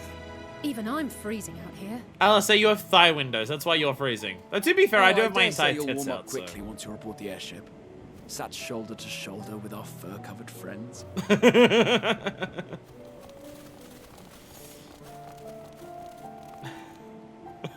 Fortune is thinking, maybe our plan kind of sucks. No. Trust me, they're really good rabbits. You should see the building they built on the moon. It's impressive as shit. May only have carrots on it, but it's impressive nonetheless. To his credit, as he was when he went to create the Star Trap and found a fucking dragon.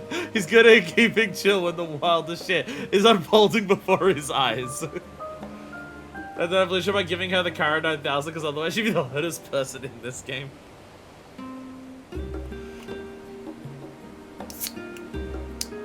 Fucking Puddingway, Jesus Christ.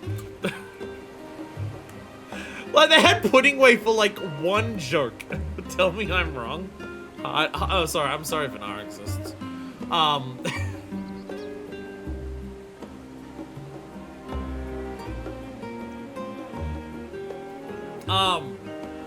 was I saying? I started thinking about Vinar and then I forgot what I was saying.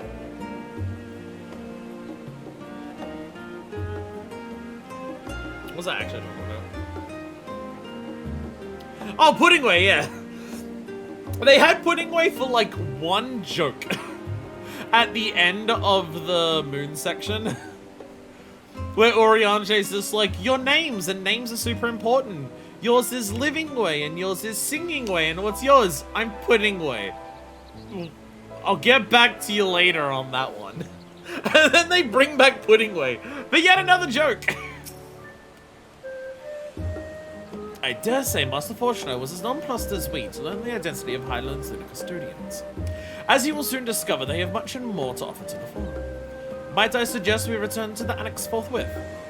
We may yet have time to discuss thy recent adventures ere we are summoned to the rostrum. The fire, the chivalry, the undying loyalty, the tall woman. Her height pales in comparison to Vinar's.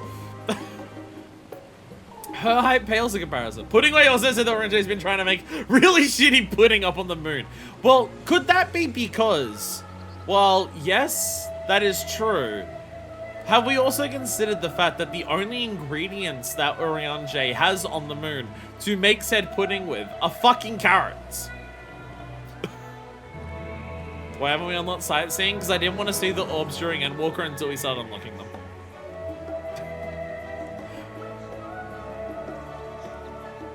So I've now heard this fucking song.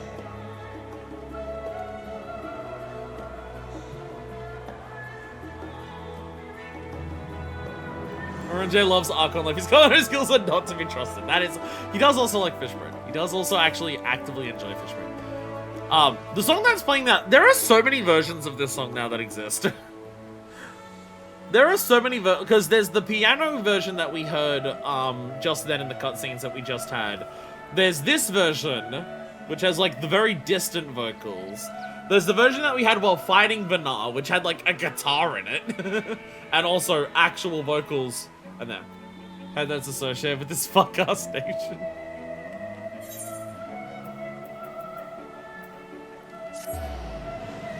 I may have listened to it quite a few times.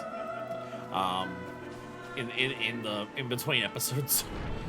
May have listened to it just a few times. I gotta change out my headphones. I'm using the bad pair to start with today because the other pair died.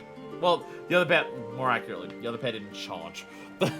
So, before we continue cutscenes, because I went through most of that cutscene with only one ear, which I can do, but I'd prefer to be able to hear with both. I would prefer that.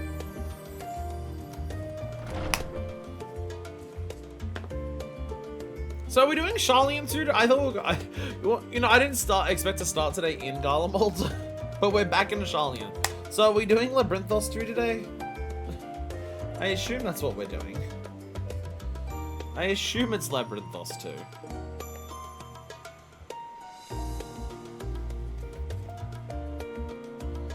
That would be my assumption. Now that we're actually back in Charlian. Which is concerning, because we're 2 hours into the stream and we haven't started that. But don't worry about it. Whatever gave you that impression? Endwalker might be throwing me for a number of loops in terms of its structure and its plot and what's happening. But I know we have to do a second section of Labyrinthos at some point. Process of elimination. Who is that?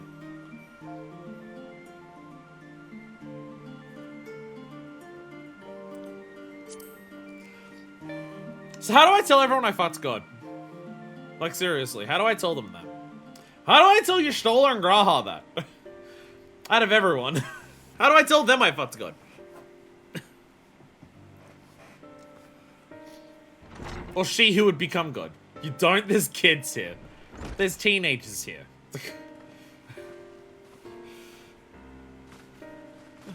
When a warrior of lights and a deity love each other very much. Not that I'm complaining, Arianshe, but I wasn't expecting to see you quite so soon. Nor I thee. In extolling the virtues of Atheros, I did inadvertently awaken in the Loperites a desire to avert our beloved star's demise. Yay, we've got... That's our plan too.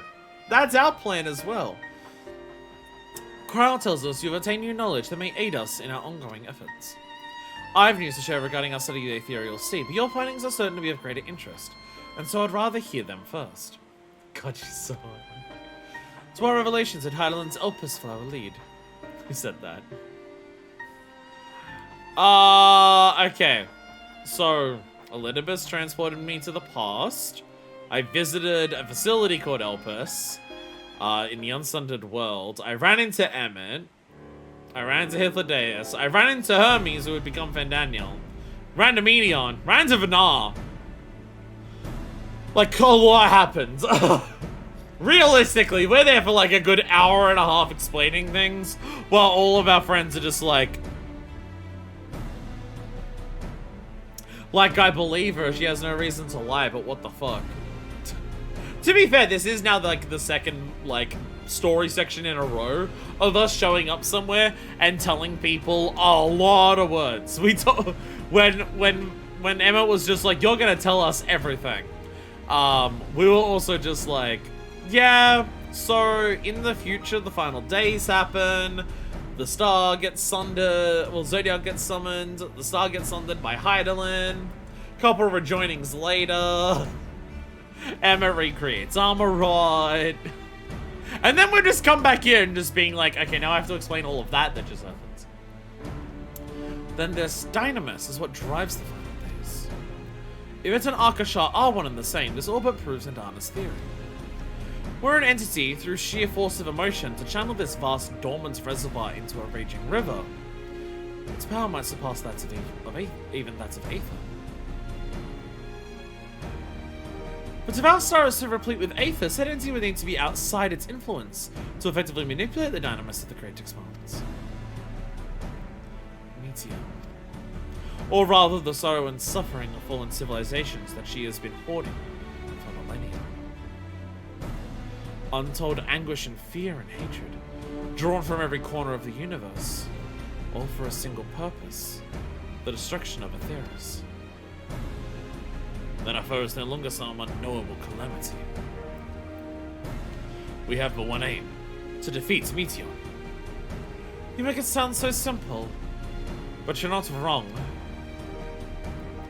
Vanquish Meteor and we deliver the world from the final days. But to even attempt it, there are two conditions. First, we must determine her location. Before Meteor escaped, an enchantment was placed upon her by Vanar, the woman who would become Hydaelyn. The implications of temporal magics are not entirely understood, and so we cannot assume that our Hydaelyn and the Vanar you met in Elpis are one and the same. Nevertheless, due to her intrinsic qualities as an all-powerful being, I'd wager that Hydaelyn possesses the knowledge we seek. I'm going to pretty confidently assume that it is indeed a closed loop, just because of the promise. I have a feeling Hydaelyn went to the effort to show us her form as Vanar, to tell us about the promise she makes, just to confirm to us that it is indeed the same, and that we didn't change time, and we're in the exact same timeline. And that it is a closed loop. I'm assuming that's why she came and told us about the promise. Just to absolutely confirm that. Whether she would share that knowledge with us, however, remains to be seen. Y'shtola Y'shtola's had some of the most doubts about Hydaelyn for a long time. It's now coming across as jealousy, babe. After all, she intends for us to flee Aetheris, not to stay. I think she intends for us to flee if we can't prove that we're enough to stop it. And for us to prove that we can stop it, we need to be the ones to do that. Her telling us to go and stop it doesn't instill us with the, you know, emotions to be able to overcome the Dynamis to do so. We have to find our answer for ourselves. It wouldn't be a show if she didn't stand back any theory without concrete physical evidence, regardless of how much convincing the circumstantial evidence is or how much of it is. I understand, but like, babe, it comes across as jealousy now. Do you suppose she has abandoned her pursuits of Meteor? No. The Vanar I know would never give up. She considered nothing impossible. The Vanar I know would never give up. That's my impression too. Otherwise, she wouldn't have used me as a conduit for her will, or provided clues such as the Elpis file. I believe she has been waiting for mankind's answer to Hermes' question.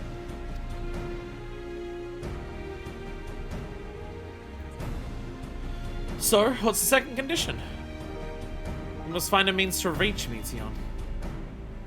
Naturally, our chosen method will depend entirely upon wheresoever she has made her nest.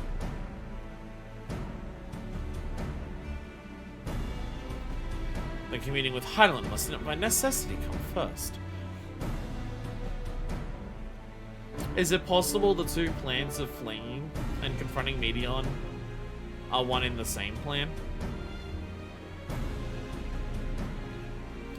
The whole work that we've been doing for the whole time has been working on the moon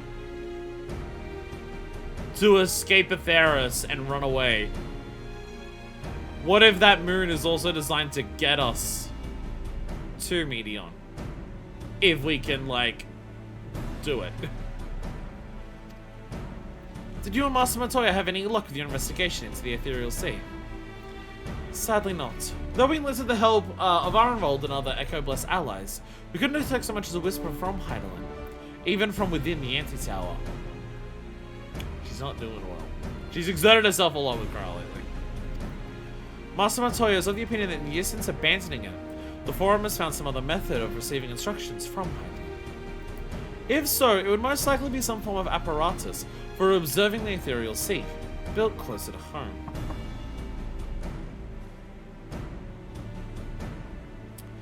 Sorry to interrupt, but we just received word from the Forum. Your presence is requested in the Rustra, where they intend to discuss the Great Exodus. Father was able to persuade them. They're finally taking us seriously. Let's see what they have to say.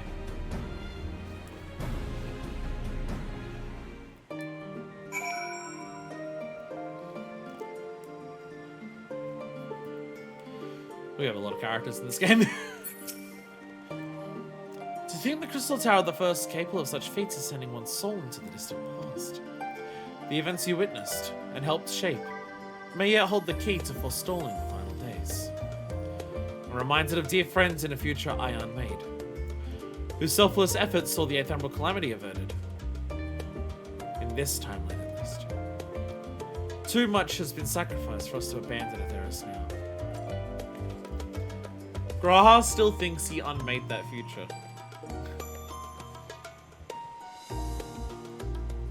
Graha still thinks he's unmade that future. But as we know, thanks to Lodestone Stories, that future does continue to persist. After sending Graha and Sidian back to Kalamond, I sent Lucas Simonis for a time. Being an Imperial province, was already in turmoil before the onset of the final days. Couldn't believe the difficulties we had overseeing the evacuation of the villages we visited. I have faith that the detachment we left behind will continue our work and shepherd the people to safety. To what safety can be found in a world coming to an end. Master Montoya has suspected for some time that the Forum has been constructing a new facility for the purpose of surveying the Ethereal Sea. Of course, as the custodian of the Anti-Tower, which would presumably be rendered obsolete as a result, she has a few things to say about that. Nothing that should be repeated in polite company, you understand. After you left for Garlemald, I went to Labyrinthos and tried to reach Heidelin using the Elpis Tiles. Alas, my attempts were in vain. Can I assume that she spent a vast amount of her power in the confrontation with Vendaniel, and is presently unable to communicate. Indeed, as her presence left my body, I could feel how faint it had grown. I hope you know I won't be standing behind while you attend your big meeting. The Russia reminds me way too much of Supreme Scary Tribunal in Ishgard. You'll forgive me if I keep my distance. Those motherfuckers replaced me! By the way, Tatara is still having PTSD over nearly being sentenced to death in Ishgard. Father has granted us the opportunity we've been waiting for. Though we don't know what information, if any, they intend to reveal, there's only one way to find out. To the Rostra! Well, that was a much quicker response than I was expecting. Nice to know our efforts on the Magnaglakis didn't go unnoticed. At first, I wasn't sure to make of Hermes and his motives. But it's like we discussed at the Great Work. When faced with the harsh realities of life, some seek the release of death. Others grow defiant. They fight. Either way, it's our right to choose. 'Twas Hyland's commandment that in the event Zodiac should perish, the Loperates were to deliver the people of Atheros from harm. Though that be the limit of their duties, they possess knowledge unparalleled of the great expanse and a means of its traversal. Should they be persuaded to assist in our efforts to reach Meteon, we would do well to heed their counsel.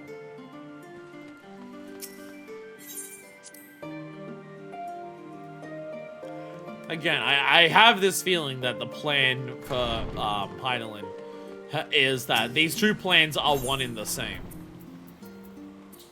Depending on depending on what we do, our response and everything like that. What do we do?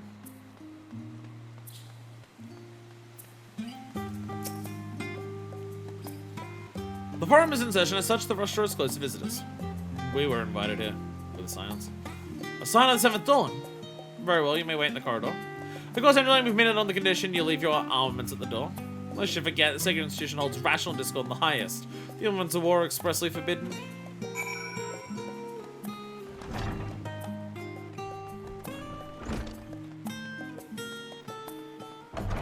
Bullshit they are! Let's go! Yeehaw!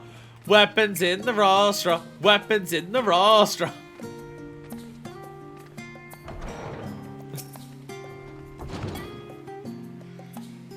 Ha ha ha ha ha.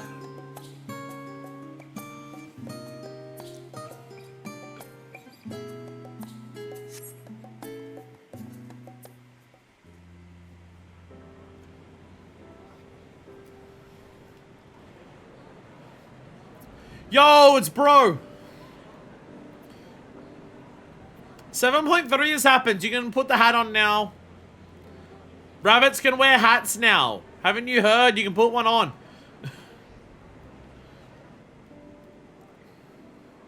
A number of hats. I don't know how many hats they actually got. They got some hats. There is a matter I wish to raise with you before we enter. We are here to listen and to learn. But if the forum's plans are more or less what I expect, then I should like to make a proposal that will serve our ends.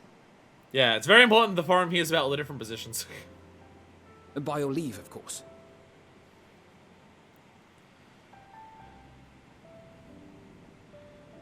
I don't see why not.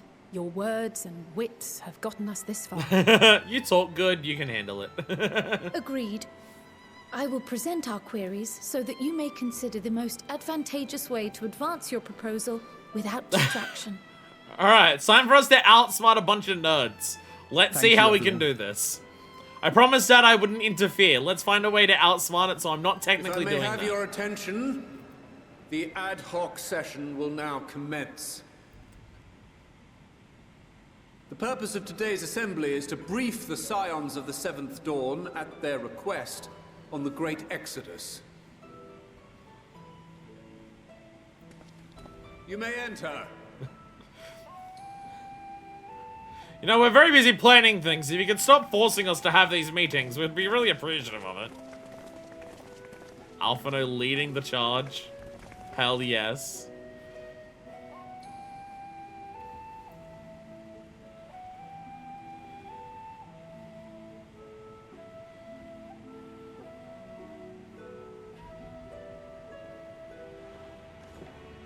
On behalf of the Forum, I commend your heroic actions on the Magna Glacies. We shall not soon forget your service to us and the people of Radz. Thank God I have been pronouncing that correctly. I wasn't sure. The Satrap, whom we have informed of the refugees' new arrangements, sings your praises as well. As an expression of our gratitude, we will endeavor to answer your questions as fully and openly as we are able. Then let us begin. First, it is the Forum's objective to ferry the life and knowledge of this star to the moon. Am I correct? You are. It is for this purpose that Sharlayan has labored these many long years.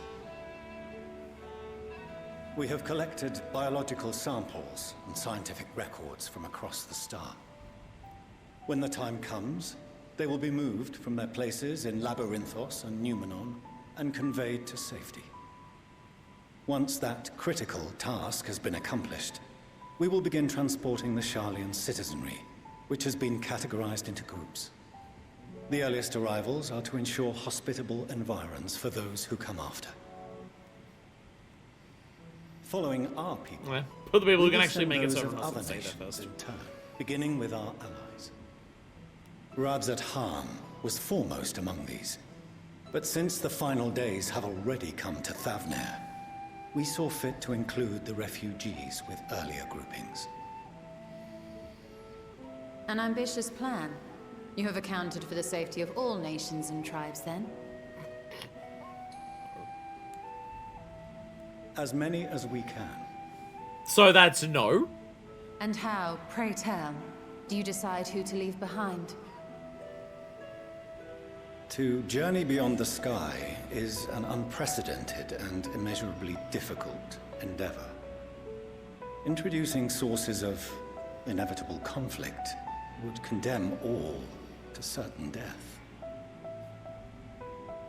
Jeez, I wonder who's going to be excluded from that.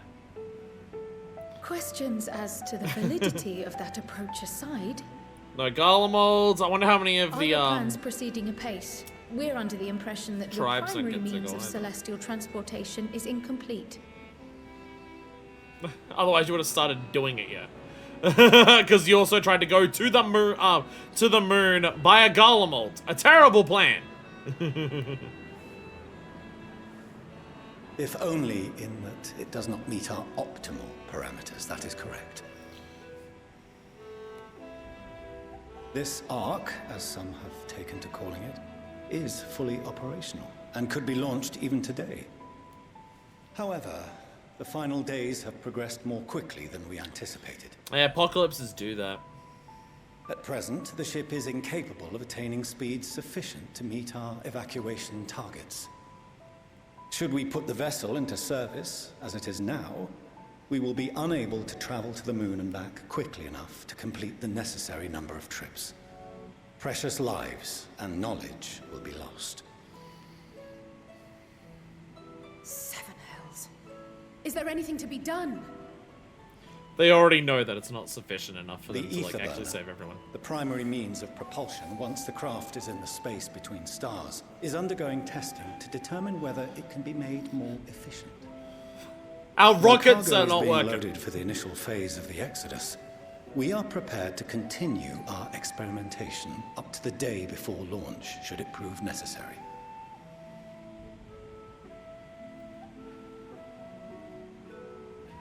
What if the Scions were to solve your problem?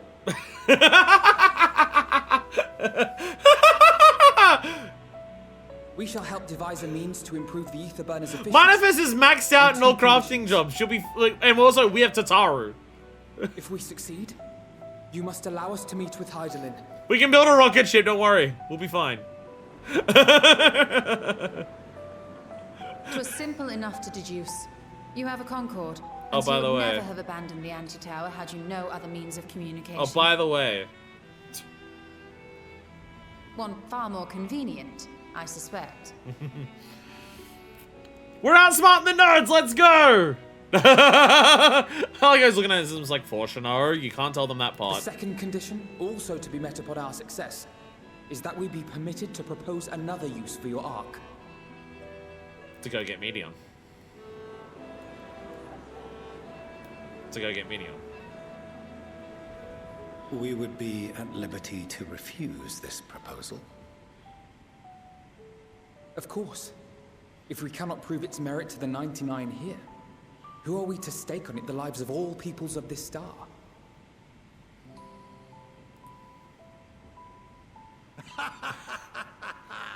Delightful as always, Master Alfino.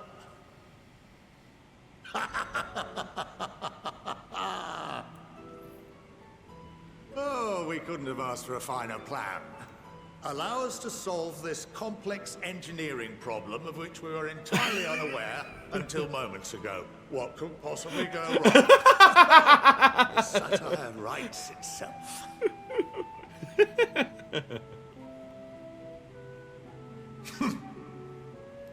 Yet, what field has not benefited from a change in perspective? When you put it like when that. we are at wit's end, what we need is not the same dry theories recited ad nauseam, but fresh inspiration.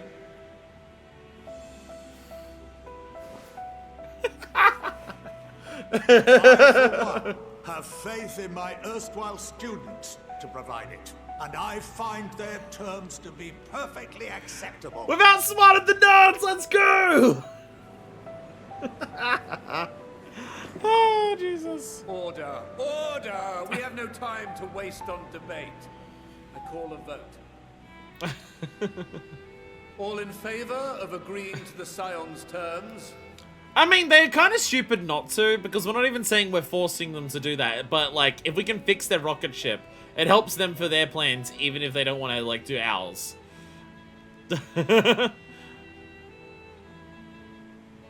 Like, we've put them into a corner where they have to let us help.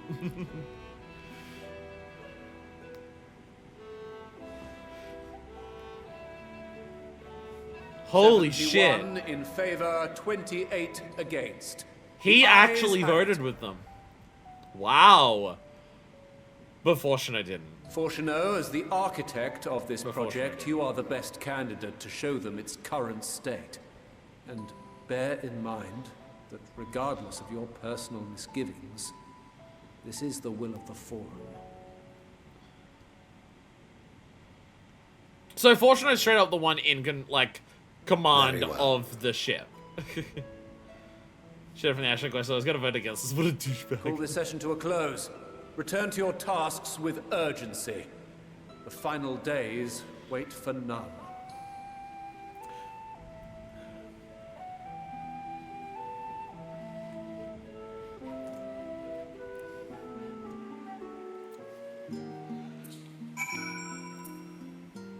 Yeah. Oh, Jesus. Alphino riding his fucking BMX through the rostra. Absolutely stunting on all these bitches. We blackmailed him. He's in the background of every forum meeting. My opinion for espionage may have earned me the title of Archon, but I was completely unaware of the forum's plans. There may have been clues here and there, but had I been in mind to look for them. But contemplating that possibility serves to further wound my pride.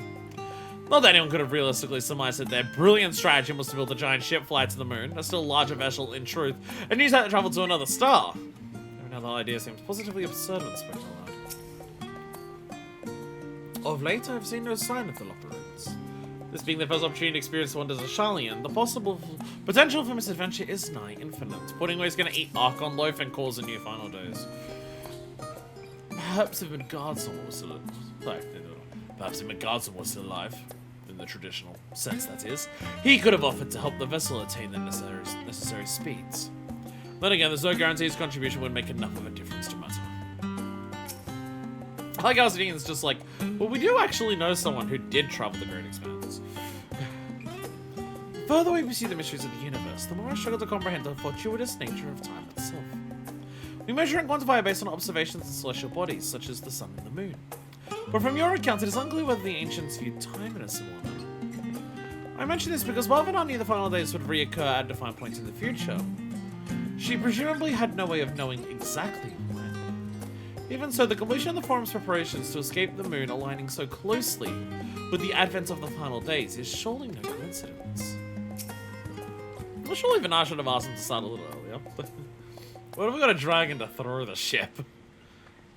I'm a little vexed that we'll get to another Forum's replacement for the Entity. Though I expect that in time they'll share that too with us. And with Master Matoya of any sense. I'll admit, bringing up the issue of the Forum's incomplete arc was more than a little daunting. They were, to their credit, quite open about the current state of affairs.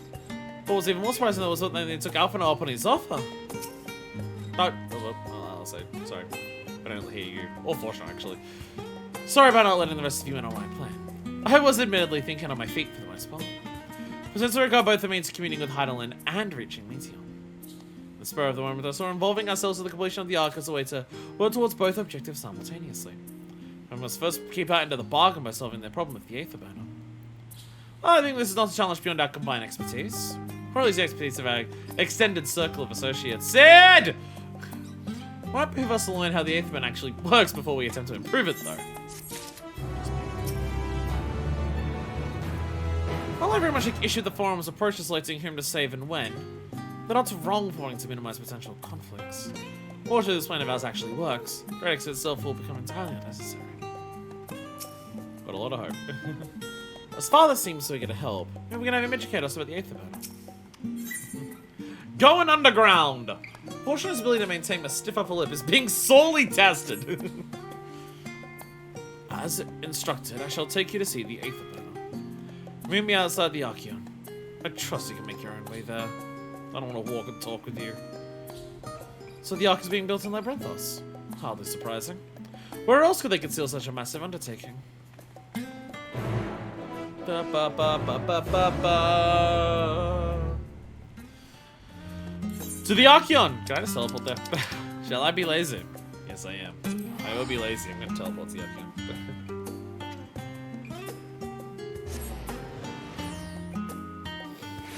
Labyrinthos! I guess, yeah, I would have to go from all the way there.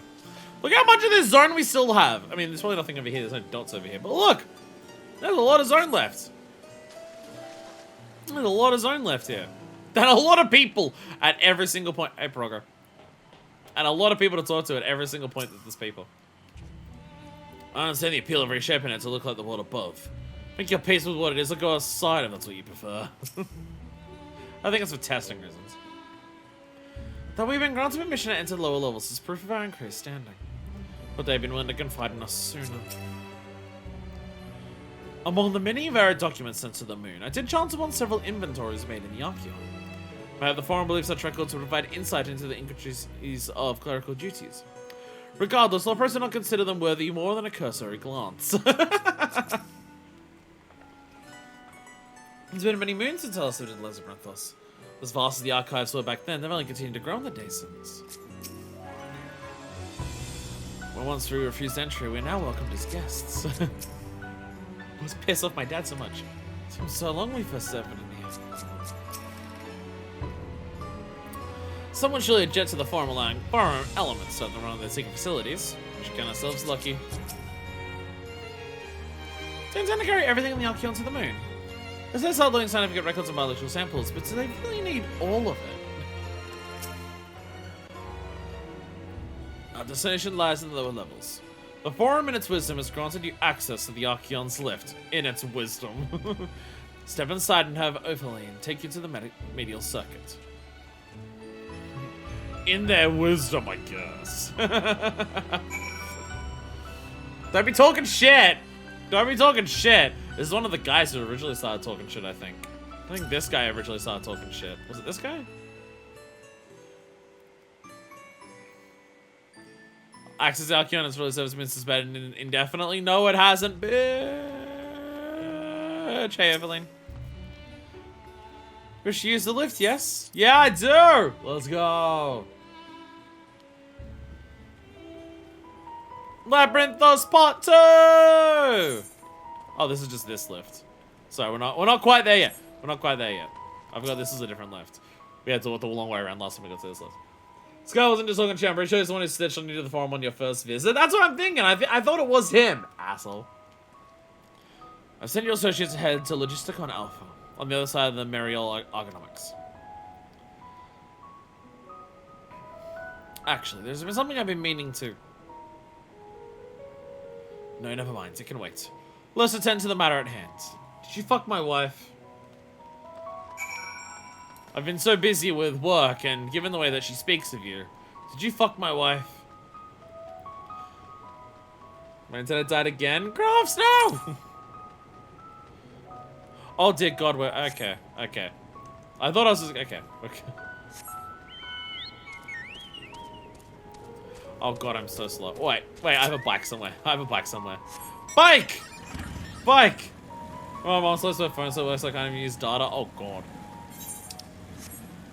It is so ass. That's alright, I gotta ride a bike for a while, so you got time. Will you still be there next week? That little animation of you actually hopping on the bike. Okay.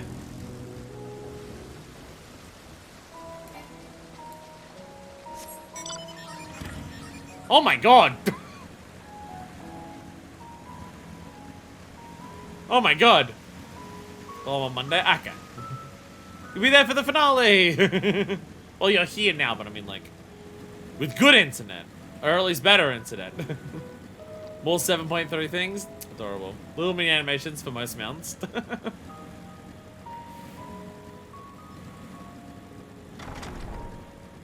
Logisticon Alpha! Yo, we're allowed into the depths. Let's go. So many people to talk. Today's gonna take forever just because every single person's here for every single part we go to. I wonder what this place is actually for. Further we go underground we go, the more surprises we find. Fields we pass along the way brought back memories. Ferndale. Unfortunately, we were never blessed with such abundant crops. Before the calamity, I imagine. We must be close to the central circuit, which is where Charlene's greatest secrets are held. If the tomes I perused told the whole story. Before that, it was so bad, everyone was teleporting all the time. I wish I could be in any duty today. Good try. On our journey here, I was filled with an inexplicable sense of elation to see vegetables other than carrots being cultivated. Why, it near brought a tear to mine eye. I am so sick of eating fucking carrots. Now in the farm, even the people working down here really kept in the dark about the true purpose of this place. Oh, there you are. Having words with Master Fortune about any chance he was telling about how I fucked his wife. I didn't actually do that, but I told him that I did because I thought it would be funny. I wanted to see the reaction on his face. We are to wait here while our father arranges for us to use the next lift. Here, being Logisticon Alpha, where the atmospheric conditions of Labyrinthos are regulated. Water is drawn from underground and dispersed as vapor, stimulating the formation of artificial clouds and rain. By manipulating the temperature and air circulation, they are able to create the ideal environment for the growth and preservation of the biological samples kept here. Hold on, how do you know so much about it? Why, Father brought me here as a child. What? And left me behind? Actually, you're the one who left me behind when you went off somewhere with Grandfather. The night before, I'd been asking Father how clouds are made, so he decided to show me. It was fascinating. I peppered him with questions the entire time. It is all too easy to take for granted the many interweaving aspects of the natural world, to grow inured to the wondrous. But having gained an understanding of the complex mechanisms employed by the Loperids in recreating a similar environment, I have come to view such processes in a new light. I began to travel the world and see it through a newborn's eyes. The subterranean gardens of Labyrinthos, the lunar prison forged to contain the ancient Zodiac. The habitations built for all mankind seen from the moon's surface, each unique yet undeniably similar. It is no mere coincidence. Fortuno! Ever since Hydaelyn unfolded to us the grim fate that awaits Atheris, every essential resource we could spare has been delivered to Labyrinthos, in preparation for the Great Exodus. But that is not all. It is also a testing ground for their technologies that allow us to settle on distant stars. Though the Loperids have endeavored to make the moon inhabitable, that is not our final destination. Mankind must learn to propagate life where there is none, to thrive where all is barren. Alas, time is not on our side. I have arranged for you all to enter the central circuit. It is there that most of our preparations for the Great Exodus are carried out, the construction of the Ark among them. Finalization Bloodlines, available review on demand. Though our plans have been made public, access remains highly restricted. You, however, will not be subject to said restrictions, and will have free reign to come and go as you please. Such was the will of the Forum, after all. We will prove ourselves worthy of their trust. Your trust.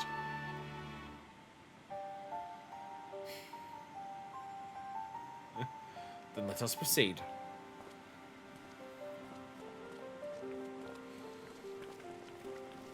Fortuno and his steadfast refusal to have a good dad arc to come out of his character. He's trying his best. Oh, he's not trying his best. Not even sure if he's trying. But he is here and doing the job that was told of him, so, you know, baby steps. By decree of the Forum, Sun 7th Dawn permitted to enter the central circuit. I feel like everyone's saying this so spitefully. You can use it, I guess. Yo!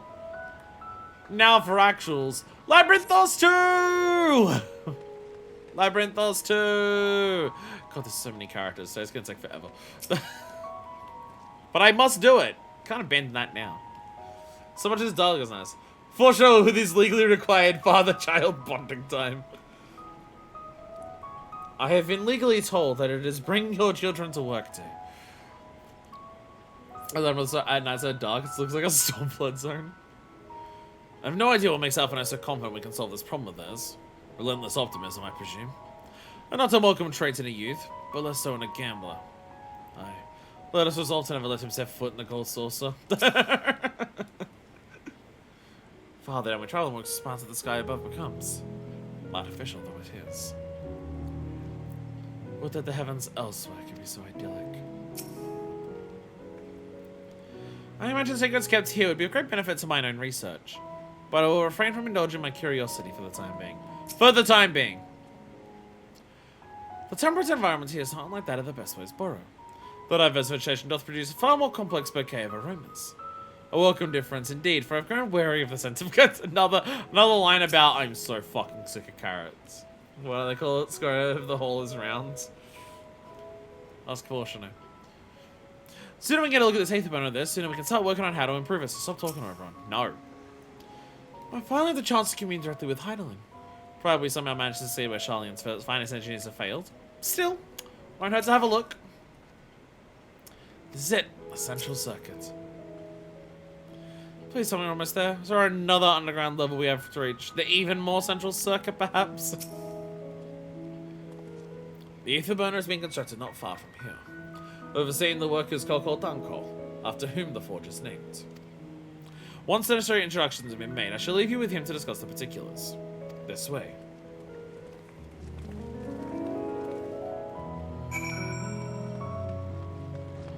Sky.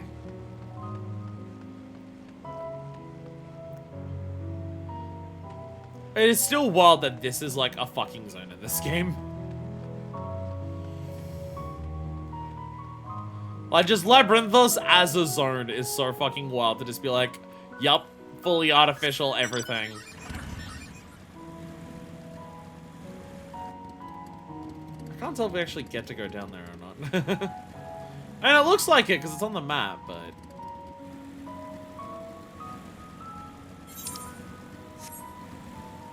Oh, right, Aether Current. Southwest. So, I saw there's one of those up here. I was going to go to this first. Why are you keeping Analas down here?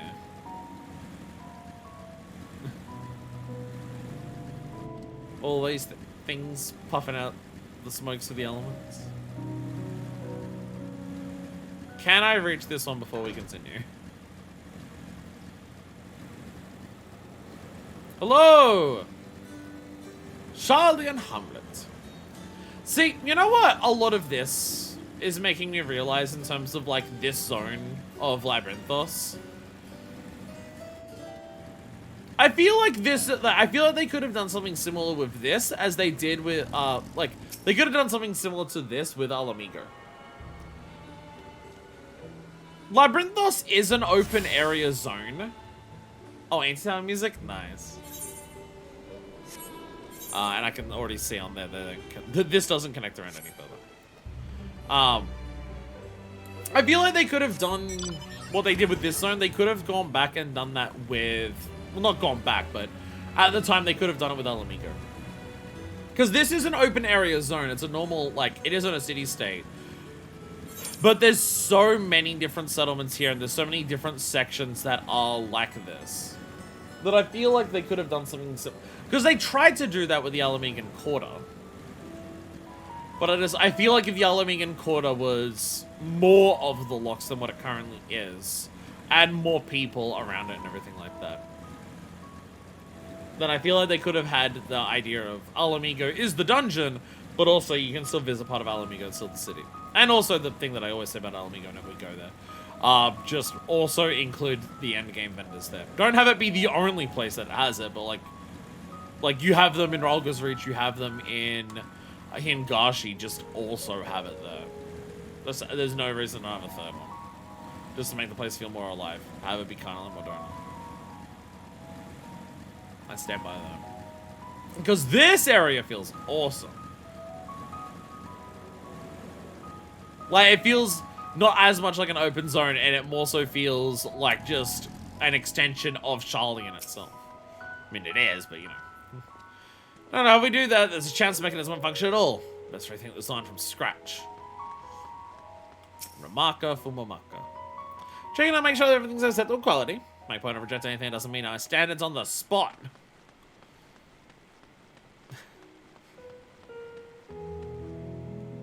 Hi, chicken. Hopefully at some point, this many characters won't be around every objective that we do. While many of the facilities in the central circuit seem to be visible from the upper levels, the more secretive work must be carried out behind closed doors. He doesn't even realize we're here. Or perhaps he has realized, but he just doesn't care. Which societies pop up and post Endwalker? No, I have no idea. I could have guesses, but I have no idea. There's only really 2 that I can think of at this stage. There's only 2 I can think of at this stage.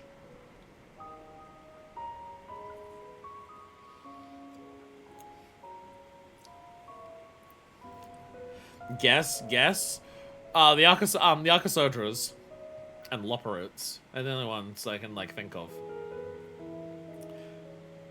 Nothing on Elpis really makes sense. Nothing on, unless the Garleans themselves are one, just to because they could do it for the Garleans if they really wanted to stab the knife in and twist it to just be like, hey, you know how Golemhold hated the Beast Tribes so much?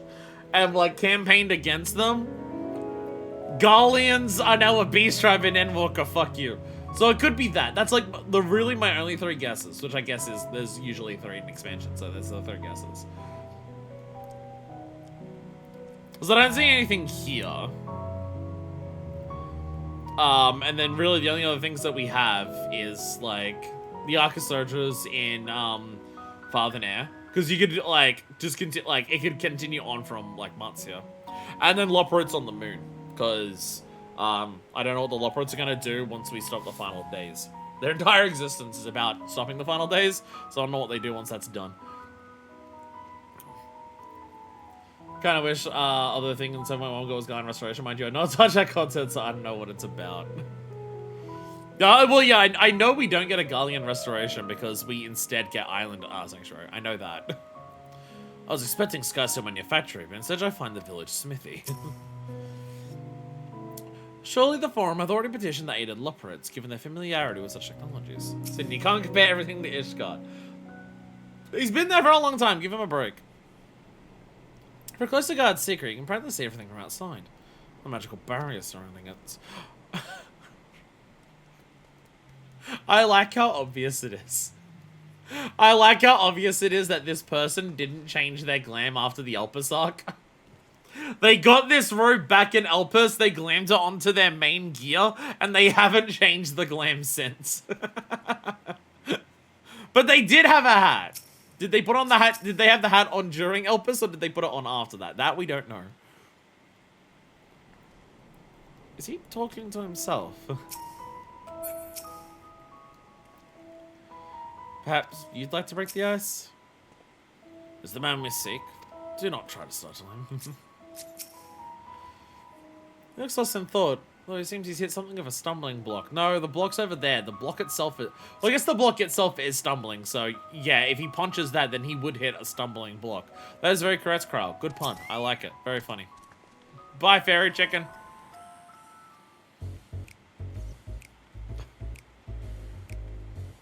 Could the mullet on this man, Jesus. No, been there, done that.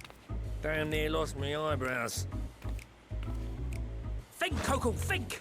We'd be well on our way to paradise. Visionaries patting themselves on the backs for their grand accomplishments if you'd only think! Yes, that does sound rather lovely. Yeah! I mean, Masterful, you know, what a pleasant surprise. We're not blasting off already, are we? The schedule remains unchanged, for better or worse. Which is why the Forum has elected to accept assistance in resolving the Etherburner conundrum. I wonder how many of them voted in favor, just assuming that there's no way we'd fucking fix it, so they don't have to give up their secrets about idling. Down here before. Or the Scions of the Seventh Dawn. There are Archons among their number, but engineering is not their expertise. Nevertheless, the Forum concedes the slim possibility that they may have insights to offer. If not, you are at liberty to return them to the surface, by whatever means you see fit. I assure you that won't be necessary. Now, about your troubles with the ether burner. Sandbagging as hard as legally possible. Aye, aye, I'll walk you through it. Suppose I could do with a change of pace. As the name ought to tell you, the ether burner burns ether, ambient or otherwise, and transforms it into motive force. Think of it like a giant bomb that never stops exploding. Hell yeah, let's go! Even out in that black void where the ether's right sparse, it's strong enough to move our arc. And it probably won't kill you like an actual bomb.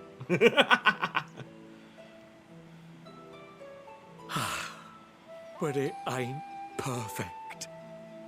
According to my calculations, to travel to the moon and back fast enough for the Forum's liking, the conversion rate needs to be 6% more efficient. That's not that much. Easily 6%, you say? But if I could have squeezed even another 0.6 out of it, don't you think I'd have built it that way in the first place? Hast thou consulted with the Loperites? Yes, they too are conducting their own research, for lack of a ready answer.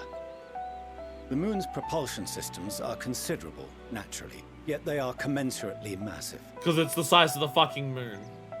It is no easy feat to convert their technology into an efficient means of propulsion for a teeny tiny toy boat, as they say, and as I most certainly do not.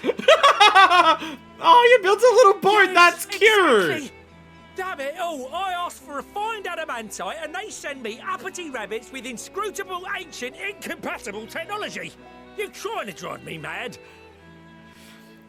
Adamantite! I got all of that for the fucking... refined adamantite. I got all that for my relic back in ARR. You know of it? Only in the most general terms, I'm afraid. 'Twas an alloy of Allagan make, but the secrets of its production were closely guarded. As I recall, the record stated it was vital to Dalamud's construction and launch. Makes sense, launch it into the atmosphere, yeah. That's the stuff. No material more conductive far as I know. Slotting some in's like blowing up a dam and watching the river of ether come rushing through. Ain't a living soul that knows how to make it though. We were fortunate enough to salvage some for the ether burner, just a wee bit, mind, from a chunk of Dalamud that came hurtling into the Northern Empty during the calamity. With more, well, that extra 6% efficiency would be child's play. It's a crying shame that we've no other Do you know how many shards of the Dalamud we've come across in this game? Surely the many shards of Dalamud scattered throughout Eorzea would suffice. There's Why so not many get of them. Adamantite from them. Oh, we tried, believe you me. But only a few specialised pieces would have had any in them to begin with.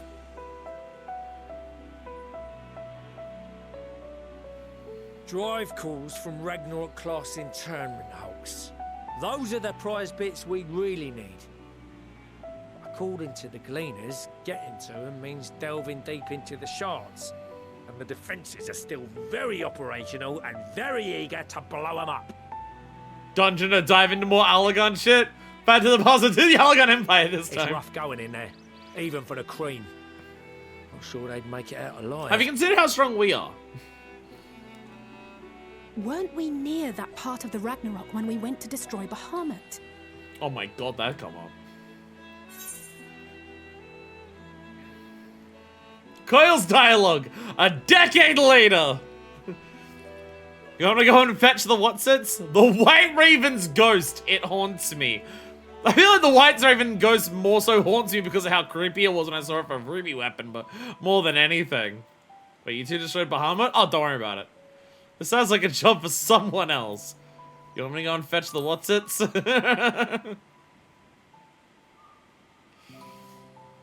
That may be for the best, though you doubtless find the task too dull for your liking. I always do this, it's fine. There are multiple internment hulks in Eorzea alone, so handling this ourselves may not be the most efficient option. Grand Company of Eorzea! Rather, if we could salvage Oh, adamantite from the shards simultaneously. Thancred, is the link shell we established before you went to Garlemald still active? Of course. The floor is yours. Sharlayan, in all of their ability to do everything on their own, has never thought of asking Eorzea, hey, can you go and get this shit for us? Gathering firewood, so to speak. We alone can accomplish little, but joined by others, we may yet build a bonfire to carry us heavensward. Oh, Alphino. Oh, Alphino. This is Alphino. The Scions have need of you. Because some of the firewood metaphors. No, he will never stop. He will never stop with the firewood metaphors. They must always continue. I will contact the Lord Commander and dispatch our finest at once. Literally the entire Grand Company of Eorzea. Go get this shit for us, please. My sisters are somewhat preoccupied with the final days, so I will lead the 12-foot expedition Just be myself. very careful. That shit is dangerous. Are you aware of any other sources of refined adamantite?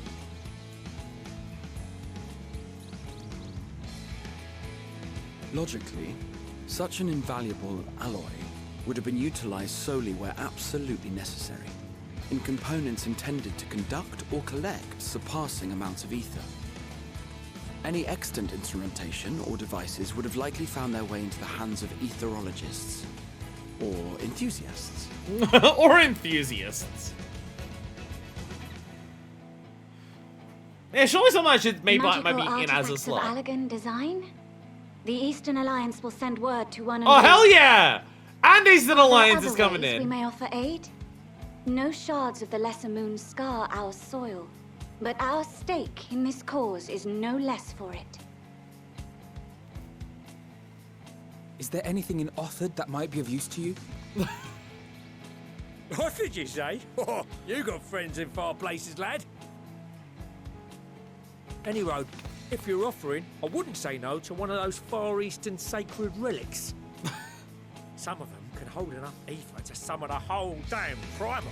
I have fought those. 3, 2, 1, kaboom! I have fought a bunch of those myself. I gather you heard his explosive enthusiasm.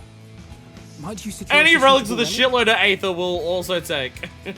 It shall be done. I know little of machines, but I promise we will do our utmost to gather the materials you need to finish your starship. I am glad for the work, in truth. Better to busy oneself than wait and fret over disasters foretold. Then why are we all still standing about yapping? There's plunder for the taking. And I'm a born plunderer. I get to do pirate shit for good! Start mixing the grog. Sickon's super excited to do more pirate shit. But for the good of the star now. And do be careful. Hell yeah. Just like that. Aye, just like that. Our refined adamantite is on its way. You know, Sharlayan, this Now was a let us really consider our easy next problem steps, to shall we? fix. There's yet much to be done. Have you considered asking people outside of your nation for help? This was like a really easy fix. You just had to ask someone else. We're all in this together. Sharlayan's so isolationist, so considering themselves the best, that they're just like, they didn't even come up with the idea of asking other people for help. That's all they need to do.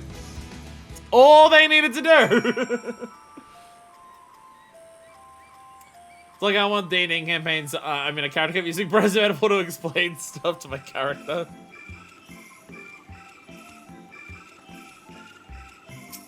This is definitely music that is playing right now. This is definitely music that is playing right now. Appreciate you doing all this, but I ain't getting me hopes up just yet.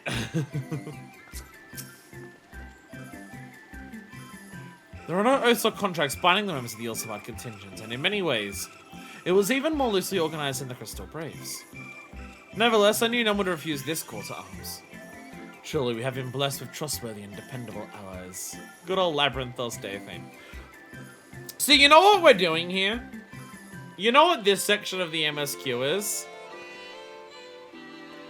Remember how we got all of the people of Yulmore and Kalusha to help build the ladder? So we could get an elevator up? And then we escalated that metaphor by getting all of the people of Norvrant to come together to build the giant Talos to get Mount Gog. We're stepping that up one final time of the entire star to come together to build a fucking spaceship. Hell yeah. Hell yeah. The Bahamas aren't gone, the internment hulks are far from safe. Could be much worse, of course. They're on the fight their way past Mercidian dragons, nor is any danger the Elder Primal might be summoned again, because we did kill all the dragons. Which now I know we have a few for tempering, oops. Even so, I dare say there's still a fair few Algon creations and contraptions remaining to bar our friend's way. I only hope that Grandfather watches over them. That dialogue is going to be like super unique for Binding Coils. First it's Sloth for now the final days. I'm going to accuse the Yosbard contingent to back it down from a challenge. Of course, everyone also commit on the cause when we first set out. But I've seen the example set by you, Alfredo, and the others. The change is palpable. I couldn't help but believe. Love the rhythm have a bonk in this song. What serendipitous irony that the remnants of the seventh Umbral Calamity would become the keys to mankind's salvation. Never more certain have I been the Master Louis Soir, watcher for over us from the ethereal sea. Time and time again, it seems that Allagan something or other are either the cause of or the solution to our problems. Here's to the Allagans, the cause of and solution to all of life's problems.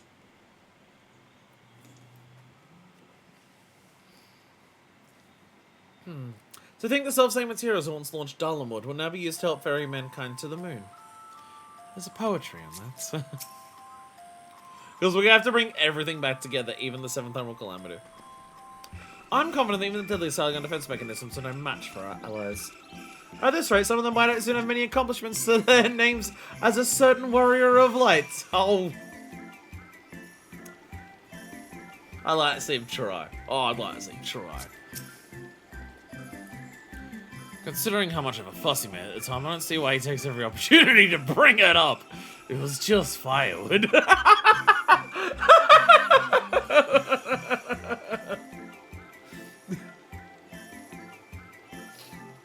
Estinian canonically sick of this fucking metaphor that Alfredo keeps saying.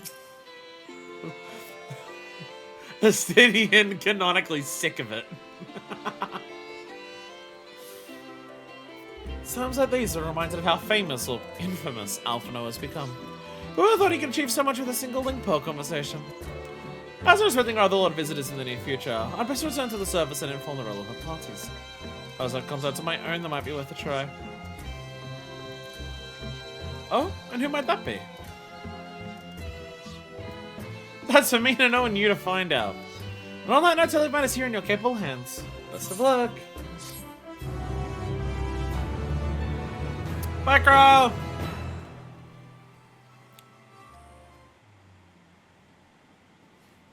Meanwhile, in Uldar, are we gonna get cutscenes of all the people doing shit?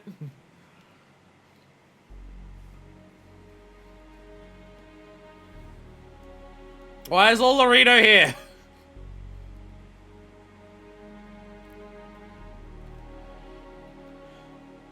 Our course of action is clear. We must harvest refined adamantite from the shards of Dalamud and procure arcane relics of Allagan make. We're all done. We should have a lot of the seconds. Brightest of our immortal flames, and form an expeditionary party at once. Just pick a question. Call upon oh yeah, the Almagina and Sworn Sons, yeah. and brass blades for support as you must. Yeah, are they Almagina and Sons? Papashan, send word to the guilds. We will require the expertise of master artisans if we are to have any hope of identifying and recovering these elusive materials. Hell yeah, everyone coming together! Fear, guys. We have need of your stone torches. Oh, it's They up there? are to assist the immortal flames in scouring the ruins and to help secure the surrounding areas. I recognize the name for you guys. I thought they were trust I can Amagina and count on Sons your guys. support. As commander of the Stone Torches, my son Zimberk will personally see it done.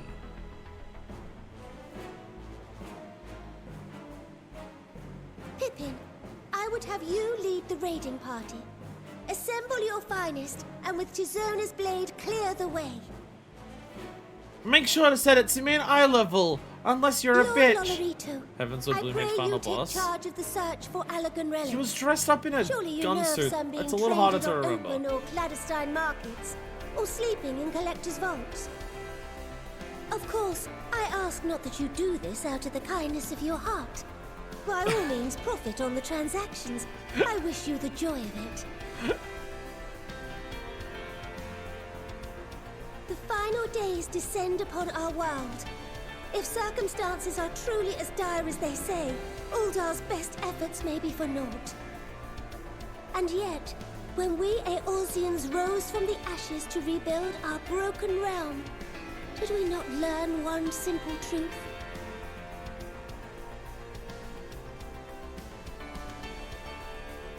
That which seems all but impossible to overcome alone may yet be possible if we stand together. It's like the thing she was talking Varus about. It was the Scions who united us then, and it is the Scions who call upon us now.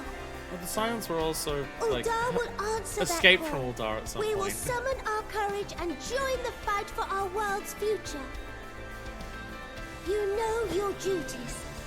I, Nanamo Ulnamo, 17th in the line of Ul, bid you good luck and Godspeed. Yeah! Philia's getting rich from by making profits even during the literal apocalypse. Well, this game was made during COVID.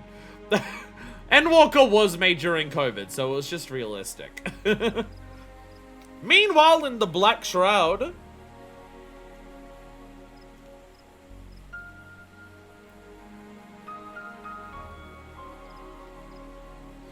Oh, of course they're here, because this is, like, where you do some of the binding coils. It's all good.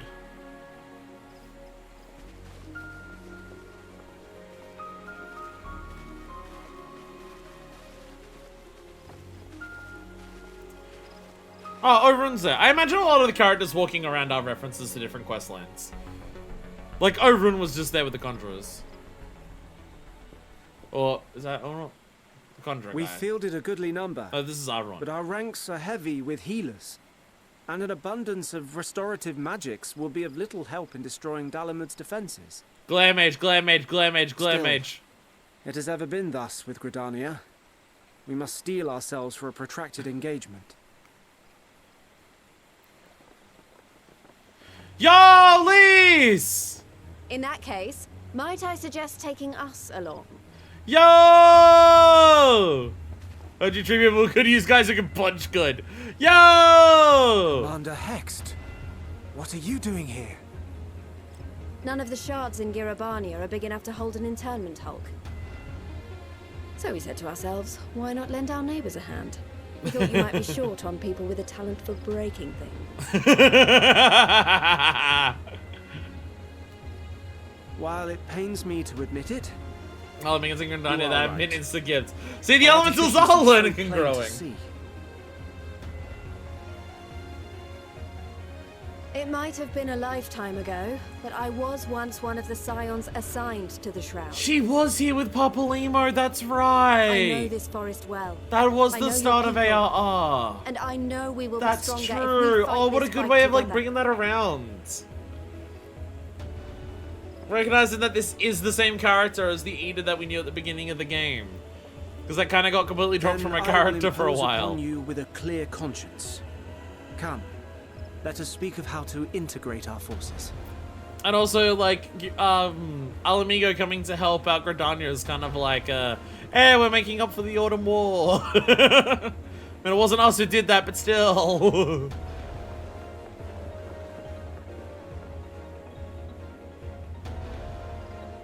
I won't let it all be for nothing.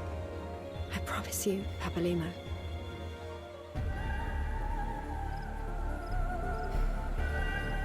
Aww. Aww. Meanwhile, in Kurthus...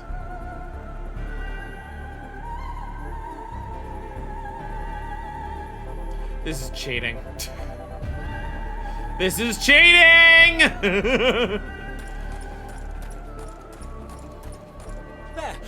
There you are. We've no time to waste, brother. Everyone has already... But it does make sense. Before the last gambit for the star, say a farewell to those who have fallen.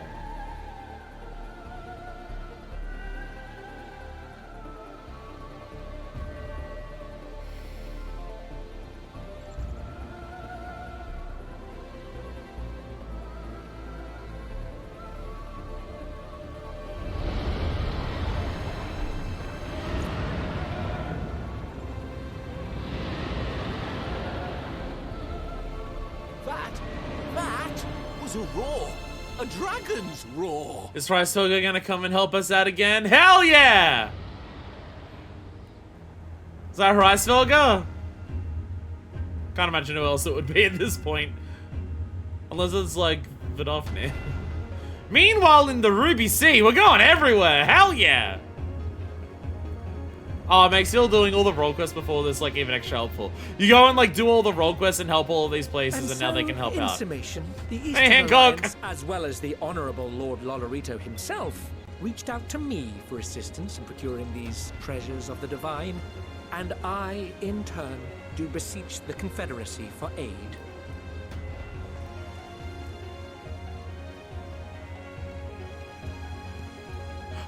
Soroban! Yo! Is that? Yo! Hey, buddy!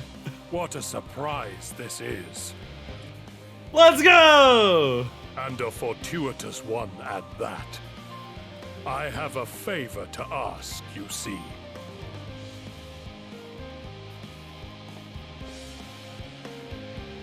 Does that say it to you? Is that a Four Lords cutscene? Is that a cutscene because Four Lords? Because was that Seiryu at the end? I mean, the Four Lords having a lot of like Alagon relics, they absolutely do have a lot of that shit. Yo, the music's just going now.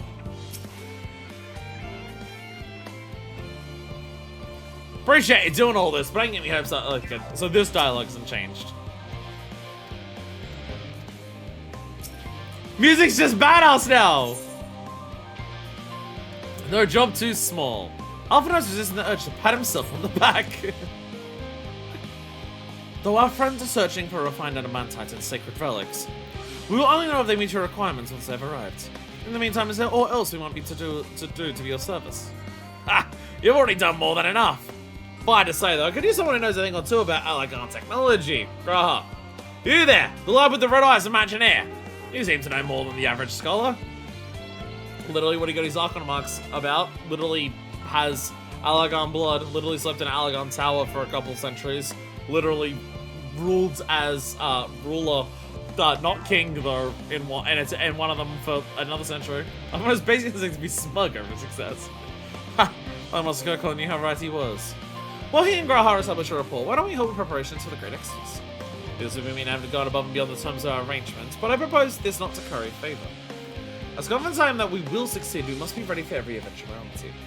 So there'll be an opportunity to familiar ourselves with logistics of traversing the Great Expanse. And if nothing else, maybe twiddling our thumbs while we wait for the adamantite.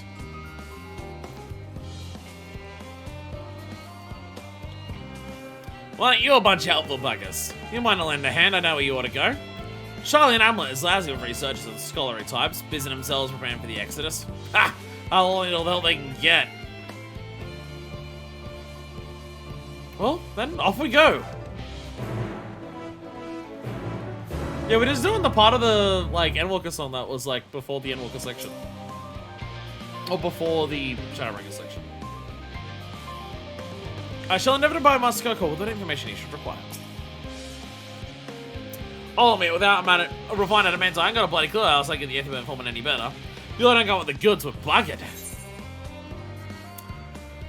So I can teleport back there. Can I continue further to get over to the last one there? Where am I allowed to go from here?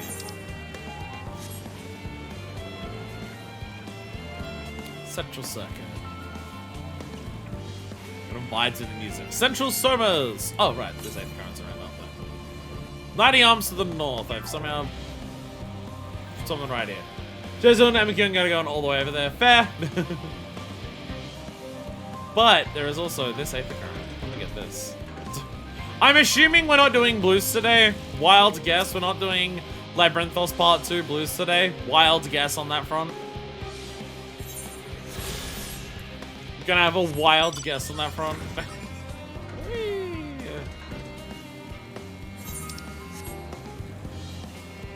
they don't need to worry about blues today. I mean, for future expansions, we can make doing all of the blues just like part of what we do for the post game. There's a number of post game things to do before the first patch, so we can always just make it part of that. We absolutely aren't. Unless, like, yeah, I think probably in the future we can probably do it where just all of the blues are things that, like, unless there's a really good reason that ties it together as part of the MSQ, or at the end of an MSQ stream, it, like, makes sense to do it then and we've got time because it's not a super long stream. We can always just save the blues for post-game. And once we're current, between, like, the expansion coming out and the first patch is usually, what, 3-4 months? Give 2 months for MSQ, another 2 months to do, like, the blues, the dungeon, the dungeon, sightseeing, stuff like that, and then eventually the raids and treasure dungeons, I get all released and everything like that. My senses deceive me. In the shadow of yon corner. We're gonna hope that this leader thought some mischievous undertakings. Don't know what you're referring to. Surprised I was on the forum plans and everyone's living. I can't imagine how the common fitness feels. I don't mind a bit of heavy lifting, but I draw a line of paperwork. So much as wave a Shiva documents of me, I'll put my lance to do it. What a quaint little settlement this is. Shame it is hidden underground. No one protect the secrets of the Central Circuit. The researchers must navigate a building maze of paperwork before they're permitted to return to the surface. I suppose no different than the other aspects of Sharlayan society. We do love our bureaucracy. Very much a mirror of the city above, which is perhaps how it came to be called Sharlayan Hamlet. Don't me a pen, it's gone in your eye. From what I can tell, a lot of these people actually live down here. I don't know how much help we can offer, but I dare say they'll benefit from some of that fresh inspiration Scholar like Monteshane mentioned. I'll start by asking around, ideally without getting in anyone's way. I'll see him by the 8th right once our work is done.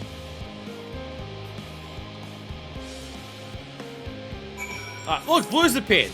We were told to go around and ask for help. Ask if people needed help.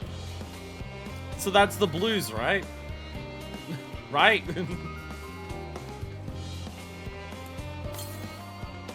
Very far away. Helping him with the arc. Even with all the power master go calls, man. Just squeeze out the 8th burner. Still not enough, apparently. No, the final days has arrived. Horrible creatures running rampant all over. We'll be on the Exodus sooner. People are dying, there'll be no end of it. We're gonna have to fulfill our duties. But we will. Spend years preparing for this moment. Oh, maybe it's the last bit of dialogue. Event. Spend years preparing for this moment, believing the plan and all will be well. There we go.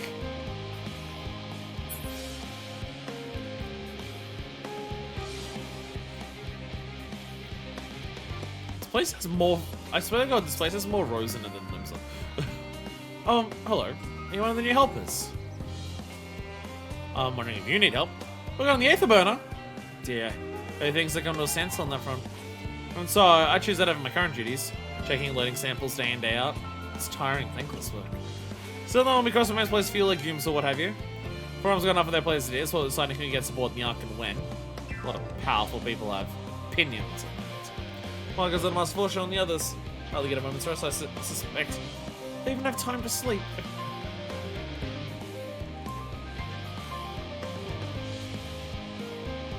Anyone else need help?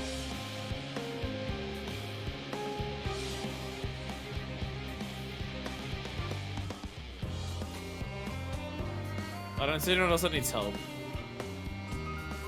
Can I go in these buildings? No. There we go. Maze of paperwork, maze of buildings too. Baltasar, offering to help. Alright, Kamashu, I'd organize the rest of the documents by myself. One of the list of things on the once we arrive on the moon, and then whichever star we choose is our new home.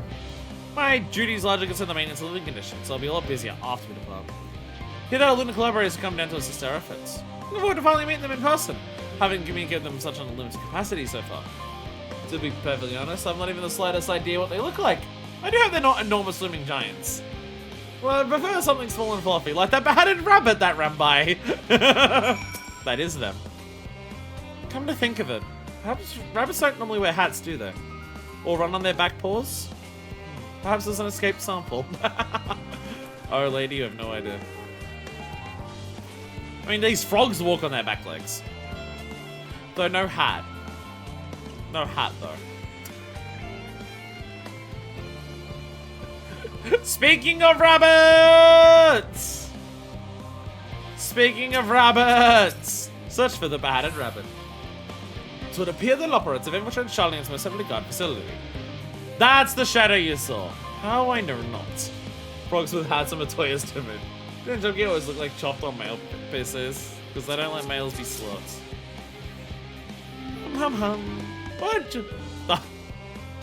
Right, you do the song, right. I forgot you do the chiptune singing. What joy to sample the delights of a terrace. How marvelous it is to see you again. You'll be pleased to hear I've learned much since our fascinating discussion at the Caratorium. It's all things Oriange, you see. She told me the finer points of cooking, which despite my name I know very little about. So many dishes, so many hard to pronounce words. Actually, I was rather hoping you'd show me how to bake an Archon loaf. They're quite popular, I hear. That doesn't sound like it contains any flavor to speak of. So that sort of thing your kind enjoys, I shall make enough to last the whole journey.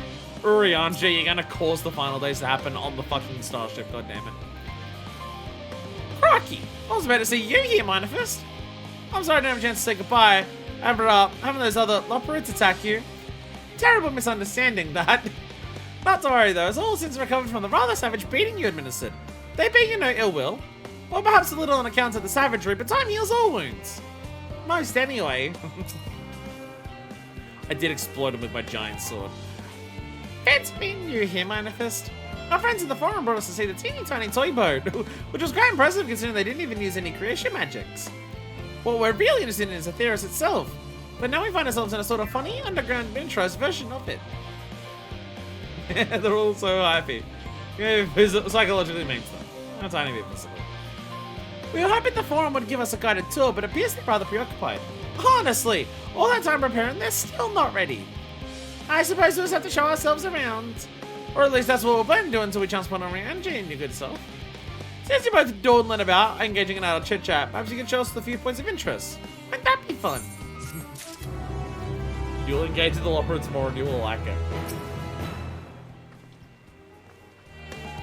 If you're too busy to show us sides, we'll find other ways to keep ourselves amused, don't you worry.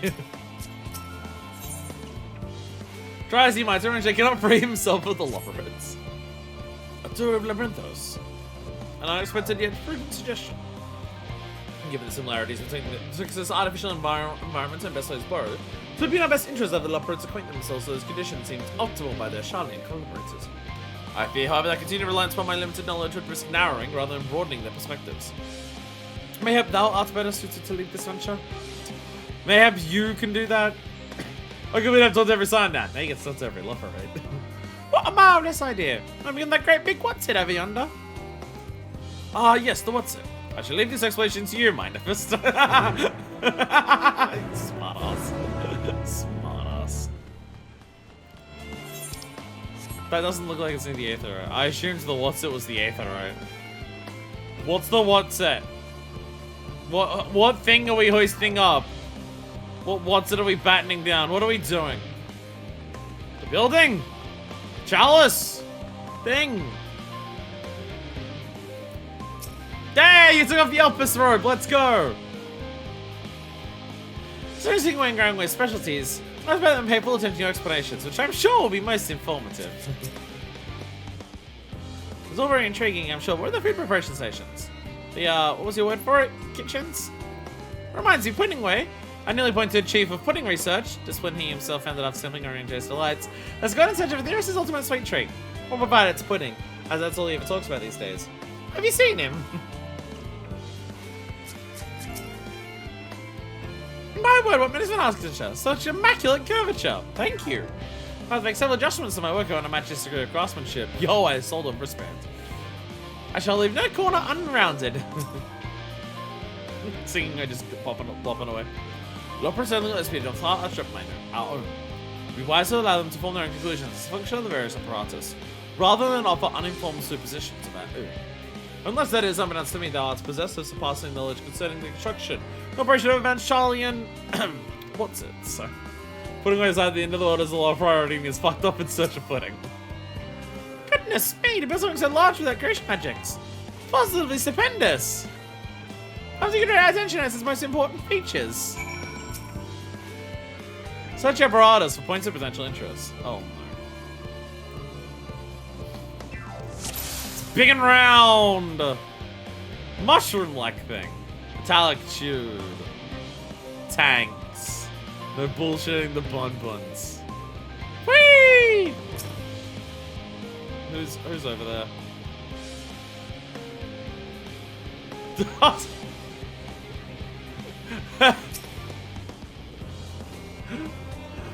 Stoma! An especially lively one at that. This is from the same one that was climbing the tree. If here the concept you observed at another time, another place, was approved for life in the wider world. Somehow.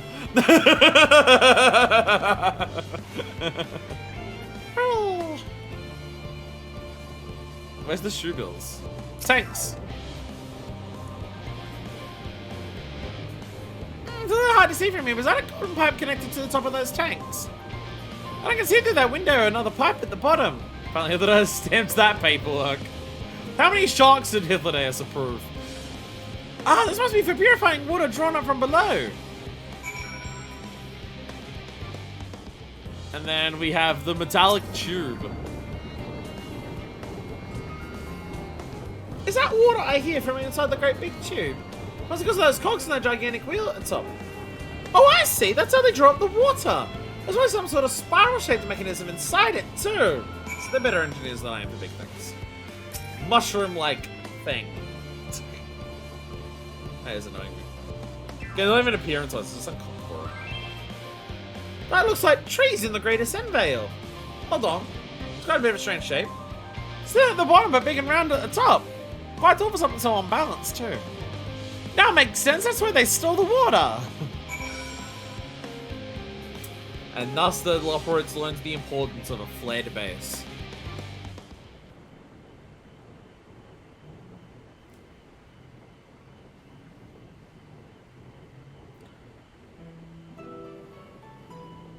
That's annoying me. My hair's annoying me, as it is always. This is uncomfortable right now. It's like the way it's folded against my body. Very uncomfortable, my hair. Right, if I were to hazard a guess, water drawn from underground, presumably some other mechanism, is purified here and stored in that tower before being distributed elsewhere. I'm right, aren't I? I knew it! A brilliant design in its simplicity. I dare say it would only take the moment to install even the harshest of environments. For us Loporits, that is. Indeed, securing a reliable source of water is of the utmost importance for any fledgling settlement. We have read, however, that people of Aethera sometimes take their home in arid deserts and such. How are they able to survive? Erosive waterfalls coincide villages in Kiribania, or many settlements in Thanalan are built near an oasis. Mentioning the waterfalls for common sites of villages in Kiribania. They find where the water is, and that's where they build it. So wherever you choose to live, you're never far from water. Oh dear, I worry we won't be able to procure the necessary amount. We might not be able to keep them from drying out completely, but they would appear they rely on it far more than we'd anticipated. A few adjustments may be in order, once we calculate the average rate of consumption per individual. It will always be worth learning a bit more about how exactly they obtain their water in the first place.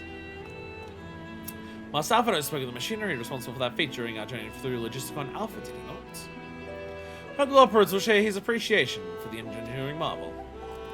Oh yes, that sounds absolutely splendid. We must journey beyond the sanctuary of Charlian Hamlet. I shall lead the way. You mean we'll have to brave the untamed wilderness? Of our concern indeed. We can help but notice the many dangerous-looking creatures with big, nasty teeth lurking beyond the safe confines of the settlement. We'll escorted here by burly custodians. I tried to think what had become of us. Do you mean us, or like how you got down here in the first place?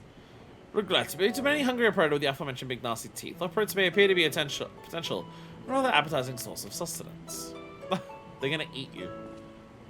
My time imposes upon thee to assist in securing safe passage to Logisticon Alpha. Whereupon thou shalt escort living way and cooking way, and trusting way and growing way to thy care. Just get into this sack. That's an Almazu sized. More of an protector they could not wish for. Godspeed.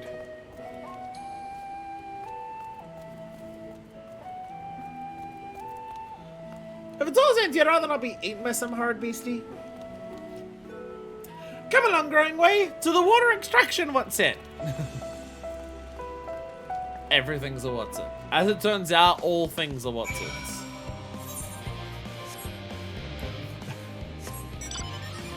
I like how the map music has just changed to this now. That means I don't have to listen to the hammer bonking of Labyrinthos music, so I'll take it. The normal Labyrinthos music is not quite serious enough for building a starship to save the world. Yeah, the way forward as long as we'd like. Could you go ahead and take a look? I bet you can tell local beasties are not nearly as delicious as we might appear. It's alright, I will kill them with my giant exploding sword. You might notice I talk about my giant exploding sword a lot. Have you considered that's because it is indeed a giant exploding sword? If you had a giant exploding sword, would you not take every single moment to talk about your giant exploding sword? I say that you don't mind a face on person operator. Thank you so much. I really hope what extraction was it's worth these harrowing experiences. All part of the fun, some might say, but I'd rather not be burnt to a crisp if it's all the same to you. We will try our best to avoid it. Do you want to hop on my bike? So we're a bit safer. Oh, I don't have the side seat with Alpha in it, sorry. So unfortunately, I can't help that much. Boo, unfortunately. Spin, wee. Spin, wee. We made it! And not singed. Let's get moving. That building looks nice and solid and safe. That was all very well done, but I'd rather not do it again. But how exactly do we plan on heading back later? Don't worry about it. You've done well to see those two here safely. Maybe it scares you the best time, so I'm pleasantly surprised they didn't run off and get themselves killed. Good job noticing a single lot of carrots on the way. For many of the other vegetables I was experiencing Bedness aid, though I did catch a glimpse of some sort of bipedal tomato charging about. Must be my imagination. Don't worry about them, they're fine. My friends, I bid you welcome to Logisticon Alpha. Our destination doth lie at its stop. Pray follow me. Go on, back up the top of the thing that we came down.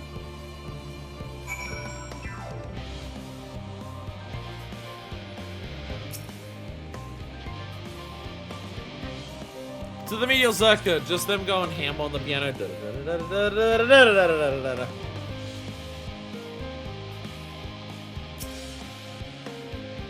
Thinking about asking, why are we close to the kitchen? Oh, we're getting close to the kitchens. I'm thinking, why am I even here? I'm a certain manipulator, so hardly my area of expertise. On this occasion, it would behoove us to the council of those qualified to describe the workings of the apparatus. We may also be in possession of schematics out of the useful documentation, should the allotments request them. As the forum's esteemed guest, it's unlikely they'll be refused, yet know as well as I the changeable dispositions of Charlian bureaucrats. That was terrifying! This scenery is more pleasant than what's his name, Garlemald. First impression of Eris, it was far from favourable. Anyways, onwards and upwards! Quite literally, as is the case here. As I understand, places like Labyrinthos are the exception rather than the rule. You don't all build enormous underground living spaces like this, surely. Marvelous, simply marvelous. This is where the magic, or science rather, takes place. The perfect environment to sustain life, artificially created. The great cataclysm, faithfully recreated. The knowledge you'll gain here will be essential when we start looking for new stars for your kind to inhabit.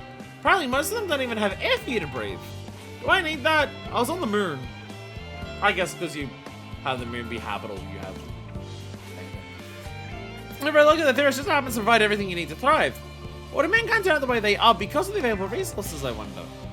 Either way, it's nothing short of miraculous. I cannot wait to see more of it. Now ask them the questions I've been asking. It's not exciting. This primitive yet nevertheless intriguing contraption a while longer for me. But Charlene's able to build something of this complexity with their limited knowledge and resources is most impressive. The rabbits constantly tit-shocking Charlene as being basic bitches is so funny.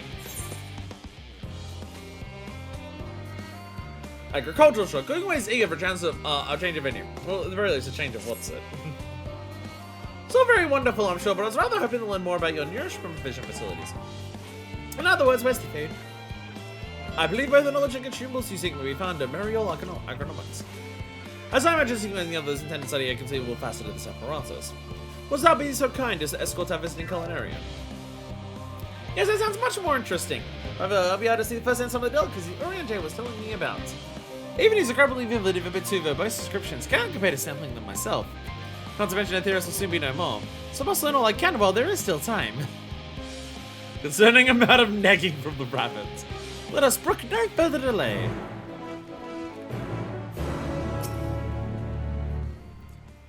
So it appears I've inadvertently taken upon myself the more demanding duty, and turning through inquisitive loperates that I won. Yet be that as it may, it will be my pleasure to impart what little knowledge I possess to our would-be saviors. They don't. Muriel. Okay, I just gotta drive my bike out of here. Vroom vroom!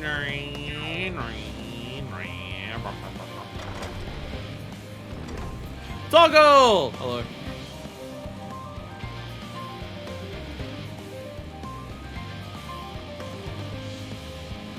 Cinnamons!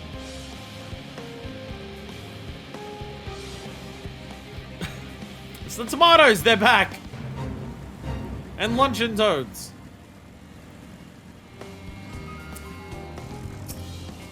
Manning animation, I just noticed. Oh, I think we were talking about it before, but I think right after that is when we started talking about how your internet died. I think we were talking about the mount animations right as your internet died.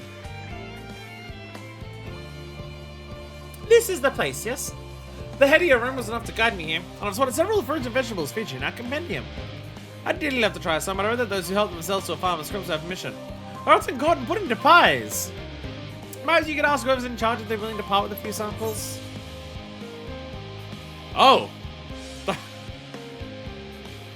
I guess another 7.3 thing of being told as how to actually how to actually do this. They've actually, like, they put a fucking Mario question block in the game to tell us how to do this stuff. Look at the way they skip, I love it.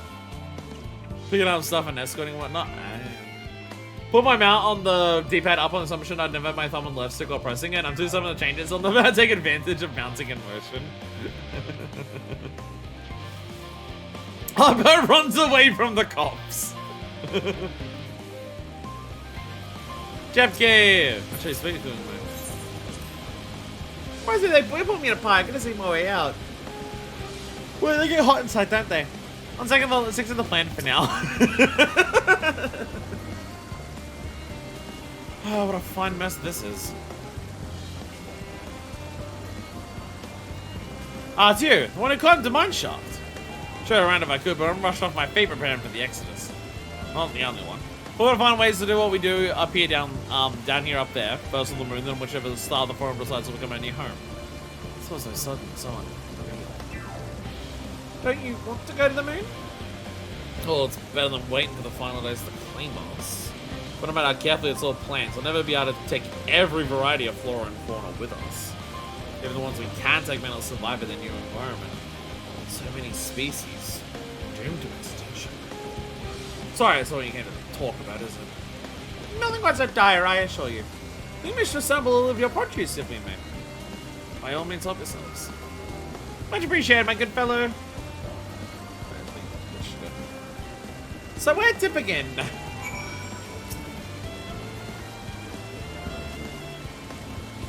Almost the state taverns well outside the central circuit, but I suppose that means anything along this slope left behind. As Oriange informs me, the key to exquisite cuisine lies in selecting only the very best ingredients. As Master Chef Tetsuya taught me, food is made out of ingredients. Wait, where is I going? Oh, we're in an escort. Okay. We're in an escort thing, so we're gonna find different spots. Let's do used to saying which down here is not questioning the rabbit. I mean, we had the troll that was talking earlier. The legendary squapes. Do they say he's very squarish to your cooking way? Oh, I know what these are. Grapes, yes? Let's see if they're delicious as they look. Nom nom nom nom. It's so sweet, so sour. The taste is much like a ripe philosopher's carrot. And yet, its texture is entirely different. Contrast in the outer skin, the fruit within is most peculiar, but far from unpleasant. Yes, I think I'll try another. Well, that's certainly giving me food for thought. Oh, a far less visceral mind than any philosopher's carrot. But tell me, what's your opinion of grapes? They're actually not scrapes anymore, boo. I'd brave an erupting volcano for a choice. Another fucking Asm reference. Another Asm reference. Meh or gazing, I'd rather eat rancid giant toad eyeballs. I'd brave an erupting volcano for a choice bunch. Yes, they are rather Moorish, aren't they? And from what I've read, quite versatile too. Some people step on them like intoxicating beverages, I recall. No, it's not about grapes for the time being. On to the next street. That's why you gotta say grapes are good, because they can make wine. Not that I like wine, but you know. The local alcoholics. Whoever invented those grapes deserves unending orgasms. Oh, the grapes are. The oranges were.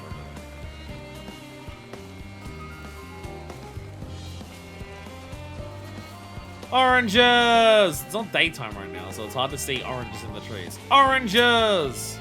Wait, you have new dialogue. Various ingredients. Orange by name, orange by nature. What came first, the fruit or the color? Who cares? Let's eat. Nom nom nom nom nom nom nom. Yes, that's. Eaglebart's sweet and sour as with the grapes, yet nothing alike. I might have to consult Oriange about expanding my vocabulary. I simply cannot find the words to describe it. Perhaps what I'm looking for is bitter? It's all very complicated, you know. So many flavors, so many choices. And each individual with their own personal preferences. Now I see why you all turned up your nose at the idea of eating nothing but carrots. Marvelous that they still on my estimation. Let no one say I said otherwise. Ah, but speaking of carrots, I've yet to sample any of the vegetables. What's out in that field over there? Oh, I can't tell cooking way that Manifest is infatuated with fucking, oranges. I see how it is. You're not a big fan of oranges? Oranges are so good, though. Oranges are so fucking good. This user is a certified citrus slut. That color, that texture. Are they some sort of enormous round carrots? The pumpkins, which I don't like. No? In any case, probably nomenclature is less of a concern than the taste. Rancid fart water? Ew. Wah! So hard and flavorless. I might as well be chewing a piece of wood. This all but confirms that these are nothing more than misbegotten failures masquerading as goodly carrots. Stop, stop, stop. Can't you see these are pumpkins? Not with any sense of try eating them raw. You're supposed to cook them first. Do you not find it an awful bother? Far from it. Cooking is a joy unto itself. And what's more, broadens the range of ingredients that we may safely eat. But above all else, cooking lets us derive the full potential of our produce. Pumpkin stew has been one of my favorite dishes for as long as I can remember. And I'm saving these hard blocks of plant matter can become as delicious as the orange I sampled. I wonder if there's anything even more delicious. How about that yellow fruit over yonder? Bananas. Well, they're just almost rabbit just biting into a whole ass fucking pumpkin. Because obviously not cutting it up, not only eating the inside, just an entire pumpkin and just going chomp. Banana. Oh, these are not. Oh, these are not bananas. Oh, we're not. Oh. Okay, we're now playing a trick on cooking way. We're now playing a joke on cooking weight. These are not bananas. What a wondrous fragrance. With luck, I'll have a flavor to match. As I've no idea how these are eaten, I'll just bite into it.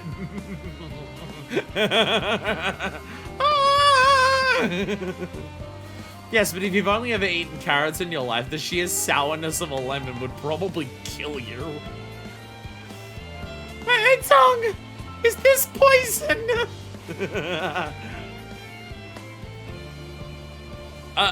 Lemon? You mean it's supposed to taste like this? How can something so similar to an orange be so revolting? Maybe sometime before my palate recovers from this ordeal. As such, I'd best call an end to this round of sampling. Let's see how farewells and return to the others.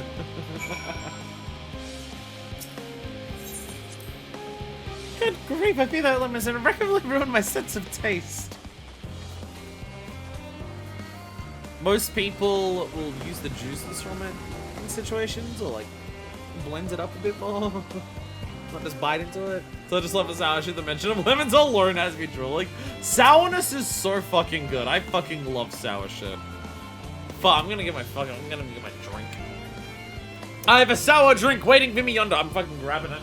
We're talking about ow, my leg. Sour.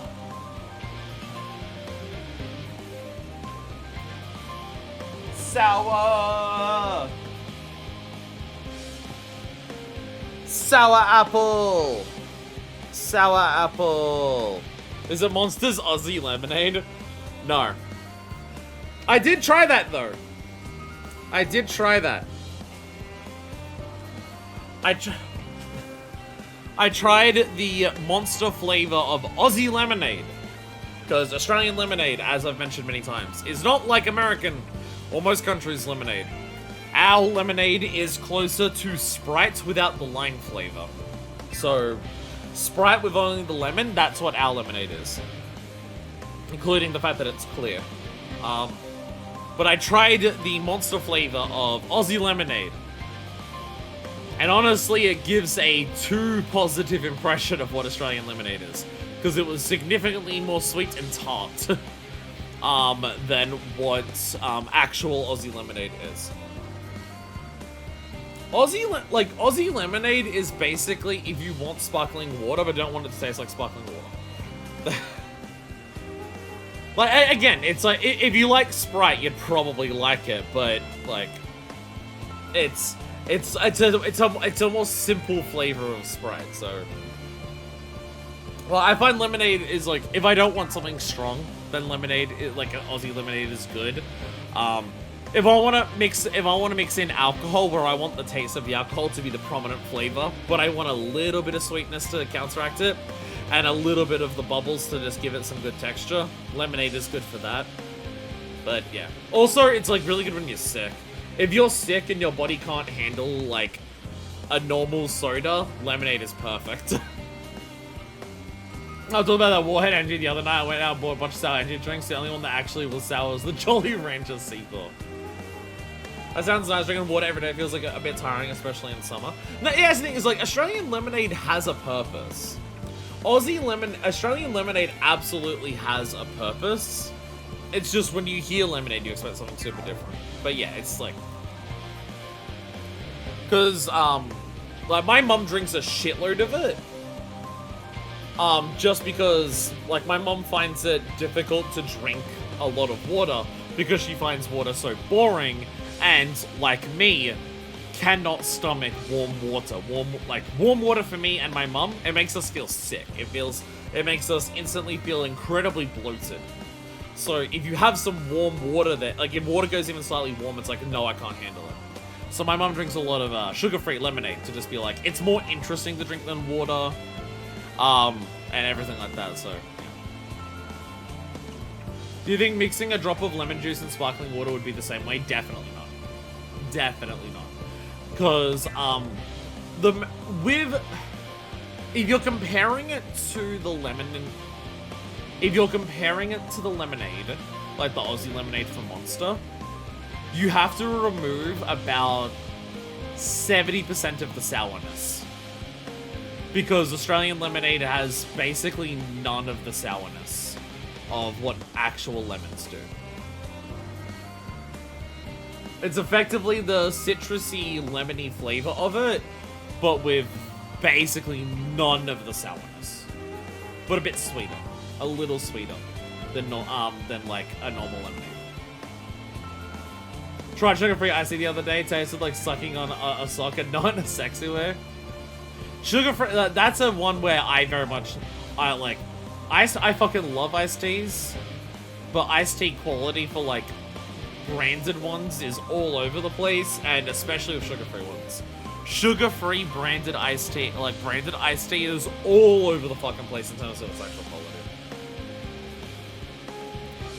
Because some of it just tastes like peach water. So many iced teas don't even taste like tea. Because they don't have the integral tea leaf flavor that tea has. They just taste like, oh, this is lemon iced tea, this is peach iced tea. And it just tastes like that flavored water. Finished, have you? I trust you found something to your liking. I'm rather numbered with grapes and oranges. Less to the pumpkin, though I learned the hard way they're not to be eaten raw. Then there was the lemon. The deceiver. I still feel so violated. Ha! First time, was it? I hope you don't leave with a bad taste in your mouth. In more ways than one. So I give you this lemon muffin, I begged. If this doesn't change your opinion, nothing will. More lemon? Have I not suffered enough? Nevertheless, it would be remiss at this opportunity to... Oh, a bit of stick came up there. Learn of your inscrutable ways. Very well, lemon muffin. Do your worst. You'll learn that lemon is an ingredient for other things, and not a thing that is typically had on its own. You're gonna love it, aren't you? This is... delicious!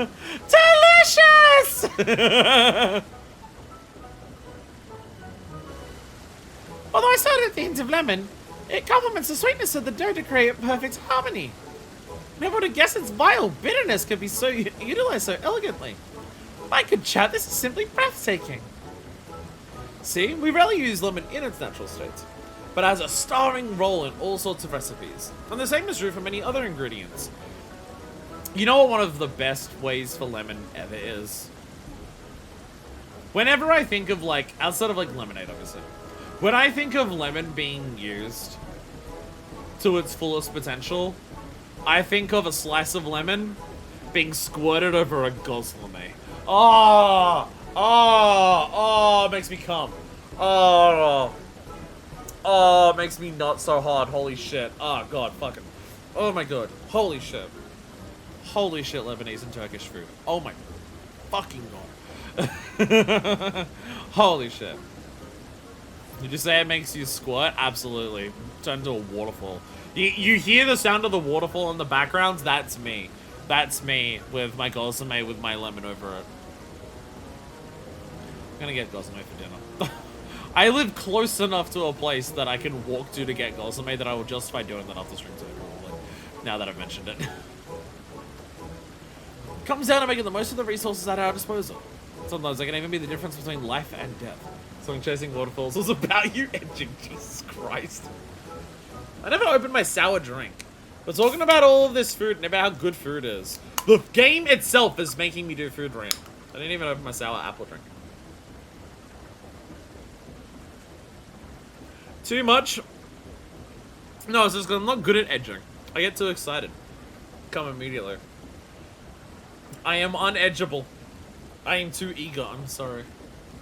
I know I won't be able to take every species with us. I doubt the forum agonized over what was worth preserving. And will be consigned to history. Hard choices, but we make them we must if we're to survive. So is that applicable when it's game relevant? I think so. Such strength of will.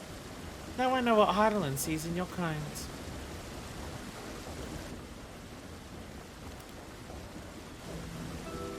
Mankind elaborates. We were both born from the accumulated knowledge of the ancients. They learned all there is to learn about the nature of sentient life and the fate of the stars themselves.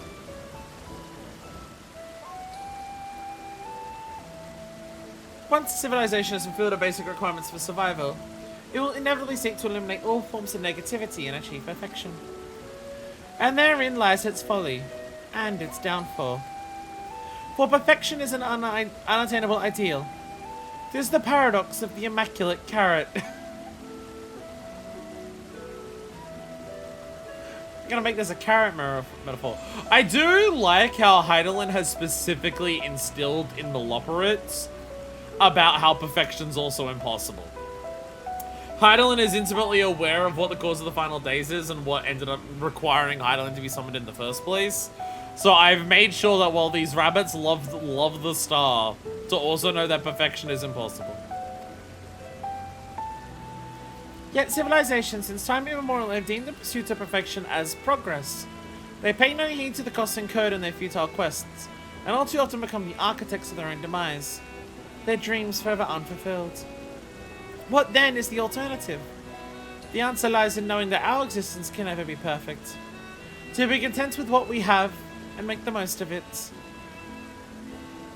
Cooking way of all characters is just expanding on, hey, literally what the theme of the game is. When life gives you lemons, make lemon muffins! What's the core theme of Endwalker? What is the central thesis of Endwalker, nay the entire 10-year history of Final Fantasy XIV? When life gives you lemons, make lemon muffins.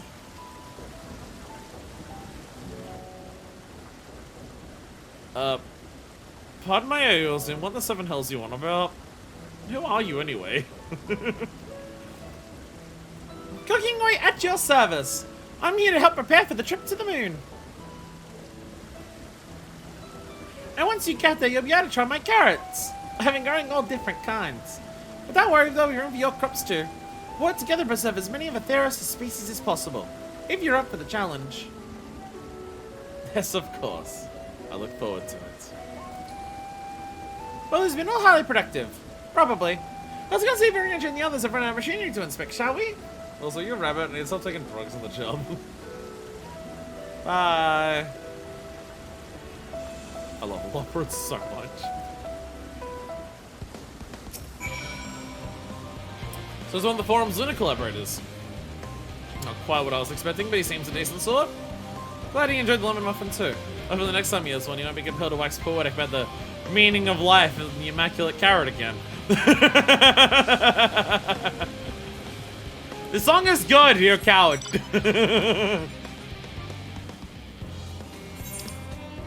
Listening to hammer bonks is not appropriate music for getting ready for the end of the world. What do you mean it clashes? I feel like the hammer bonk... This is literally the theme that, like, leads up to our Song of Hope. She dances on the wind, higher, oh higher. And, like, that's what we're doing right now. We're building a ship to take us to the skies to be our Song of Hope. It fits a hell of a lot more than... bonk. It fits way more than that. It's too hype. We're doing fun times with rabbits. Rabbits are... You're just misunderstanding how hype the rabbits are. You're just misunderstanding how hype the rabbits are.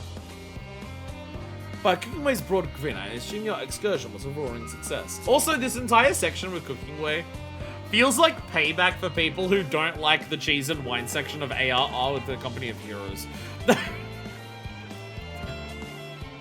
It almost feels like the Cooking Way section is payback. Of just being like, oh, we're trying to, like, save the area. Why do we have to, like, care about wine and cheese? And it's like, motherfucker, the entire point of that section was the fact that the calamity didn't just take away people's lives, but it also took away, like, a lot of the little things that people enjoy in life. And that is also important. Fuck you, travel to Cooking Way and eat food and learn about and have lemon metaphors for the themes of the game. So like every second the house is loud and the walls here are really thin. Oh, there you are.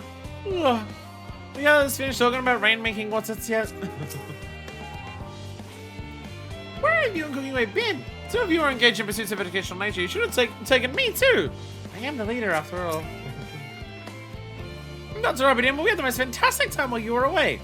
Rancho was able to obtain all manner of meteorological data for us to pour over. I'm be sure to put my newfound knowledge to good use once we return to the moon. Why are my camera glitches so bad today? It's my duty to make your journey as comfortable as possible. There's no telling how long that it'll be. 100 years? 1,000? Probably closer to 5,000, give or take. How many... Do you have stasis? I mean, you were all in stasis, but you're also familiar, so I don't know if that was like... That was mostly lightning, especially the part of the lemon muffin. I was just wondering, do you know of any other places famed for their cuisine? Limsa! Also runs at Han. Either or, honestly. She's as far away from the bedrooms as possible.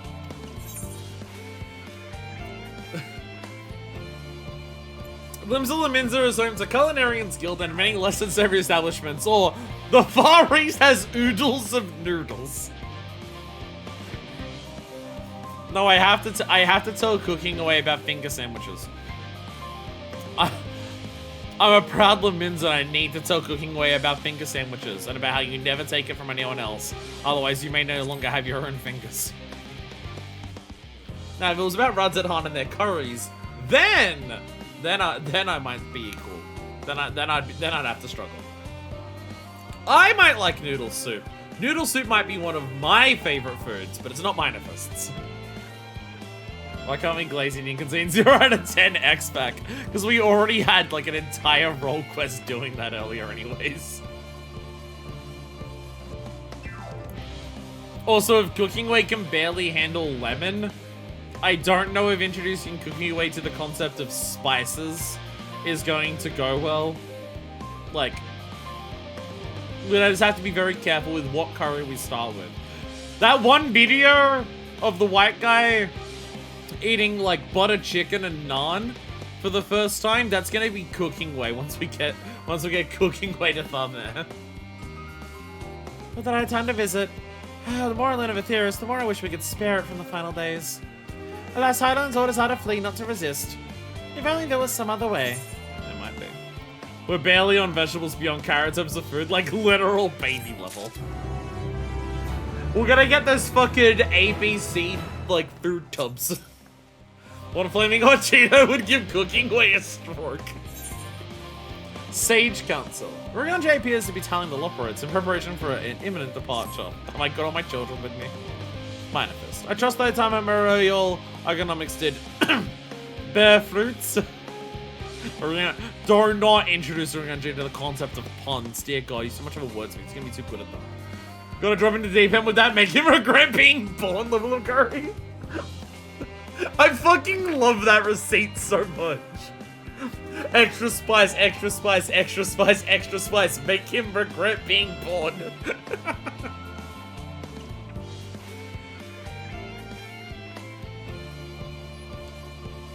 The thing is, like, I can handle the hot, like, I can go to my nearby Indian places. I don't know how common Indian food is in other countries that you all live in. Indian food is extremely common in Australia. There's like, Australian has a lot of non-Australian food. Like for most of its like main food places here, because Australia doesn't have any of its own cuisine in the first place. So we don't really have like Australian food restaurants because there is just no Australian food. Like the closest things you have is like a steakhouse. And even then, they're very uncommon because Australians wouldn't go to a restaurant to eat that. They'd just grill a steak at home or barbecue a steak at home. So they don't really exist. So your main food establishments that are everywhere is obviously American, just because like McDonald's, KFC, and even like other smaller food places are just trying to mimic like burgers and chips and stuff for that. But the main three big ones that we have basically in every single suburb in the entire fucking country is Chinese food, mainly like your rice and not like your trying to think of the term of cooking, but like sweet and sour pork, like honey chicken, dim sum, spring rolls, that type of Chinese food. Indian food for curries, basically only curries, and then Lebanese / Turkish food for kebabs. They're in basically every single fucking suburb. I can go to places here and like handle the hottest curries that they serve, but I also don't know how hot that is compared to curry you'd get in India, because they probably know they're making it for the Australian palate. So the hottest curries that I've tried here, I can handle them, and they're a bit, whew, but I can handle them. But I also don't know how hot that is compared to actual Indian curry that they have served in India. So I don't know. My spoilers is not amazing because the cuisine here is very mild, like the spiciest we have here is in Asia. Like my mother considers Doritos spicy. That's where we're at. Well, for me, most of my spice tolerance just comes from the fact most of my spice tolerance comes from my father. My dad really likes spices growing up, so just growing up around him, I had a lot of it. My mom likes the flavor of spices, but she can't handle the burn. Actually, now that I'm about to... I'm now realizing my mom is basically Densha. High spice desire, low spice tolerance. I'll always order spicy if I can, but I tend to regret it immediately. That's basically my mom. My mom loves the flavors of spice, but she can't handle it very well.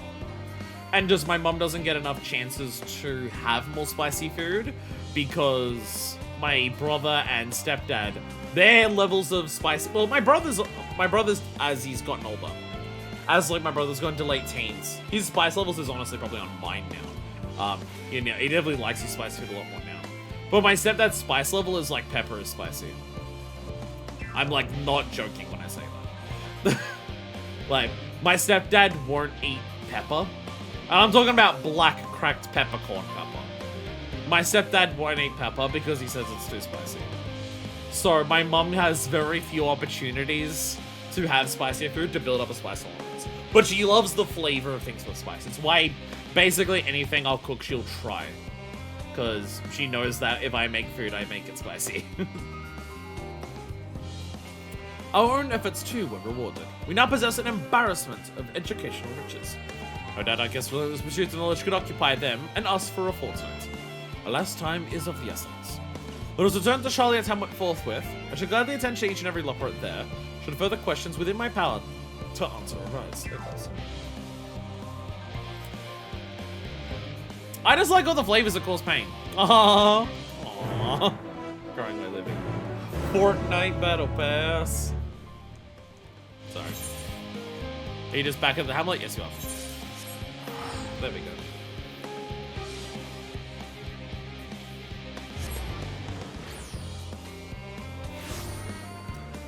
I do feel like my spice tolerance is definitely lowered as I've gotten older, though. Primarily just because of food that I'm eating. Like, at the moment, I'm not cooking any of my own dinners. I don't have the energy required to cook my own dinners. So all the food that I'm, like, ordering from my meal kit thing, most of that isn't spicy. So I feel like just I'm not having enough spicy food to keep up my spice tolerance. I should probably work on that in some capacity. I should probably get some spicy sauces that I can mix into the different things that I eat to make them a bit spicier. I should probably do that. Just get like Tabasco, srirachas. I don't have any of them in the moment. Tabasco, srirachas, that one Balinese chili sauce that I really, really like. Should get a couple of those. There's like mixing different things that I like. Whether or not ask Shepke about how to make carrot muffins, we could have had baked goods bursting with happiness. That was ever so delightful. Singing away. And with this much information, I can fine-tune the means environments for your people's comfort. Surprisingly tricky to estimate the appropriate temperature settings for being so lacking in fur. Pacer. Oh no, was there no in particular I was hoping to go? I simply wish to see, hear, feel, and think as much as possibly can while we're here. What does that look for? What did I say? The Loperoids want for activities and stimulation, but I struggle to conceive of how to busy them whilst we wait. Before I talk to Growing Weight, because I saw this cutscene, like this quest had a picture, so it might have a cutscene. Before I talk to Growing Weight, I'm gonna go to the bathroom real quickly. I had a lot of drink even before the stream started today, so I definitely need to do that. I'll be back in a second. Yeah. And we're back. I thought of a really good thing that I like for spiciness while I was in the bathroom.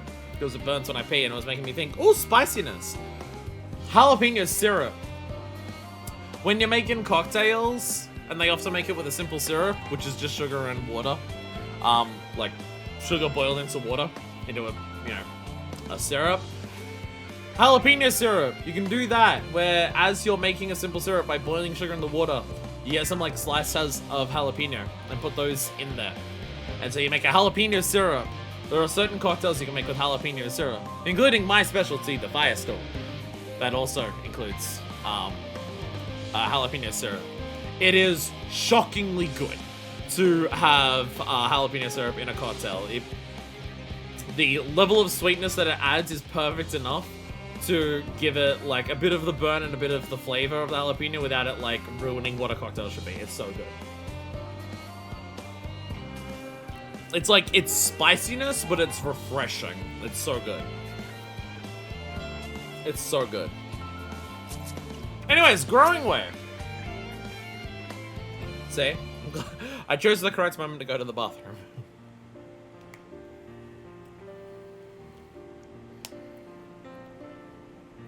Sigh! Sorry, I'm just out loud saying the word sigh. What's up? You seem to be saying the word sigh really loudly there. Yes, Manifest, that was indeed me verbalizing a sigh to express my emotional state. Do you want to know why? Because I saw the reconstructed environmental data for Aetheris at Logisticon Alpha, that's why. Aetheris is so lovely and so leafy. All of your forests like that. Some less so, some more so. Bashar is quite leafy indeed, in place of utmost tranquility. Verdant at least, trees of Ravania stand particularly proud. You should see the forest of the first, one was purple. This will blow Growing Way's minds the most. Gasp! Gasp, I say! With a star so wonderful, it comes as no surprise that you're reluctant to leave it behind. I was a fool to think otherwise. To assume that the moon was something worth being proud of. How ridiculous it must seem to you, trying so hard yet achieving so little. Not at all. Thy works are no less worthy for their uniqueness. I thought I heard tiny voices. Thancred!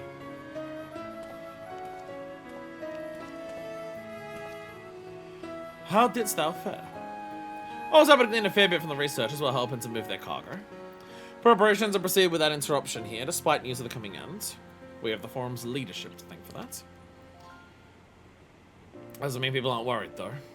Quite the opposite. Knowing disaster could strike at any moment, they hurry to complete their work, equally aware that a single error could be the difference between life and death. When I hardly tell them there's no cause for concern.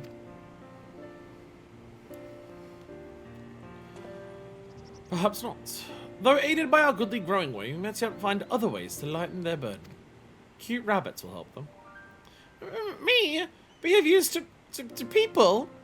I wanted that you think you're so capable, but I'm not sure that I'm up to the challenge. Nevertheless, I believe in thee. If you say so, I suppose it can't hurt to try. I passed someone moping Lawson Plaza that looks to be in need of a helping paw. Perhaps we might start with him.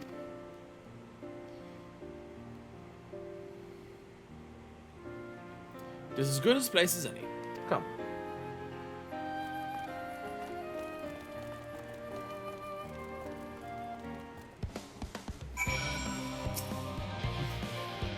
You best go with them. I think RNJ misjudged him, but Growing Way does look like he could use some emotional support. I still have loads to bleed elsewhere. I trust that I won't return to find any leopards in tears. Hopefully.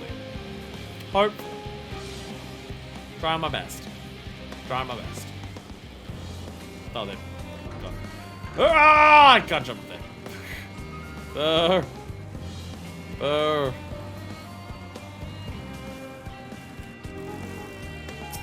She'll know, I'll know.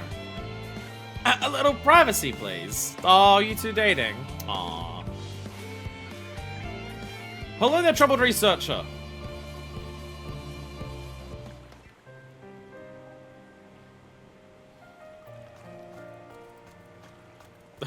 I brought you rabbits. I bring you rabbits! Oh. Can I help you? I bring you rabbits. It is you who would help me? Is my anxiety truly so obvious? My guy, look at how you're sitting. You know, not many people are sitting there hunched over, head in their hands, screaming, "We're all doomed!" Unless they're a bit anxious. It's not. Stands out a little bit. The camera glitches are getting worse. This is worrying. But dude, you're literally doing the Dark Souls crestfallen pose. My God, I can see you going hollow. Like, Jesus. A burden shared is a burden eased. Pray, tell us of thy troubles. Those little fellows do look like good listeners. That's just a giant ear jerk. I'm an engineer, you say. But what they say of the ship? It's the sum of decades of Charlene ingenuity, that it's built with peerless, elegant technology. It's all true, but... I know that none of that's a guarantee. No, before launch a starfaring vessel, let alone flown it into the great expanse, all the tests we've run have been on the ground. Only operational personnel and cargo will be aboard the first voyage, but even so, if it fails us then, what can we do? And if it doesn't, it could fall apart on the next flight, and after that. We've done everything we can to prevent that from happening, but it hardly matters. We thought the 8th Bonus design was flawless too, and look how that turned out. Thou art familiar with these most daunting technologies, and thou shalt thou hold the power to allay his fears. Oh, I'm not sure about that, but, well... Maybe you can tell me if there are any other aspects of the ship's design that you're especially worried about. Our ability to walk about and perform our tasks, for one. Our device means we wish to employ gravity, a spatio-temporal spell to regulate the environment. What if it's not strong enough? What if everyone floats away and begins crashing into things as soon as left the star? That is really cool, actually, now thinking about it. Gravity's just literally a fucking spell that exists in this world. Gravity is just a spell you can do. So the idea that when you go into space, oh, you literally just cast a spell for gravity to just put everyone on the ground. That's a good explanation. I like that. Ah, gravitation. Maybe I can be of help after all. Up there is also different from down here, you see. The same rules apply, and if you consider them as part of one big great cosmos rather than separate places. Alright, they're talking nerd shit now. I'm lost. I suspect both parties shall find comfort in this conversation. If the thing I'd say will be true, still others would benefit from insights born of our experience. Might I prevail upon the Loperates to attend them? An excellent idea if I do say so myself. There is naught we like more than to ease the hearts of the fine people of Atheris, and learn more about them while we're at it.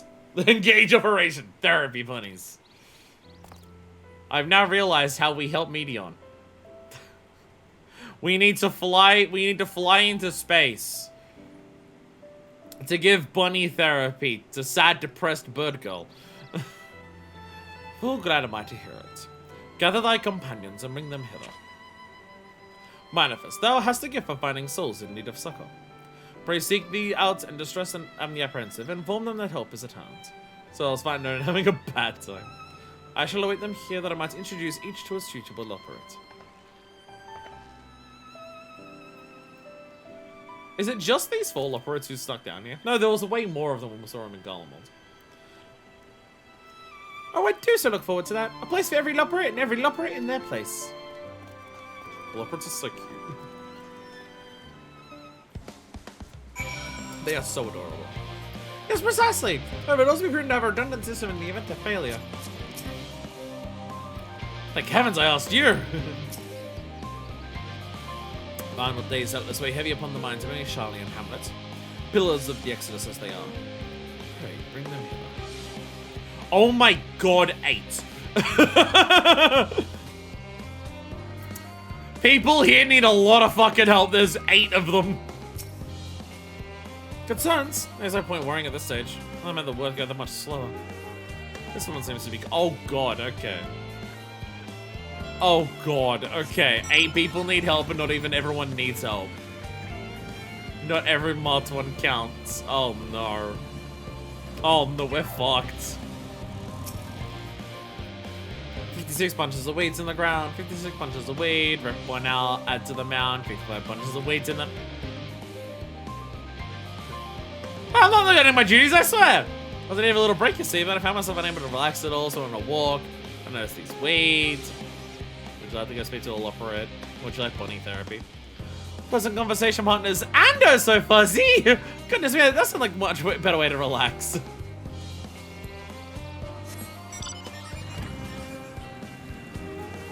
Quick, hop on my sick fucking bike to go and help researchers not be depressed. Hyperventilating engineer. I wonder if you need some help or an asthma puffer. By the gods, my chest is tight. Am I dying? This is what dying feels like. Bunnies will stop you having a heart attack. What's pardon me? I didn't see you there. There's no cause of concern, I assure you. You were complaining about chest tightness, my guy. No cause of concern. I know we may sit apart any moment, and if the hollow design block is under the strain, the entire vessel may explode on launch, claiming countless lives and dooming all mankind, but that is highly unlikely. Yes, highly unlikely. Highly. Would you like to go speak to a bunny rabbit? Oh, this is gonna help me triple check for structural flaws, you say? But that'd be wonderful. More easily already.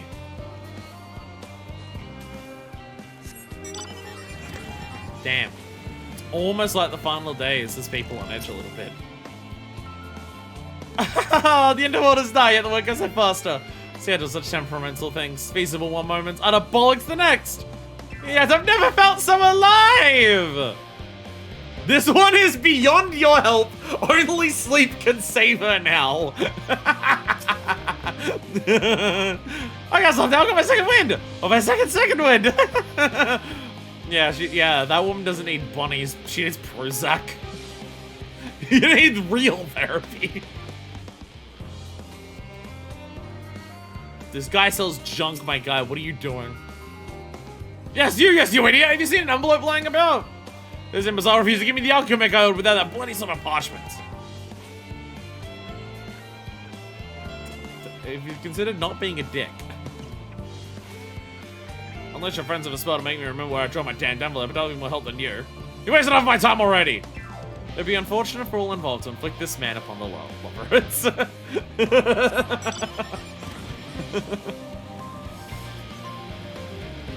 Alright, is there anyone up here that needs help?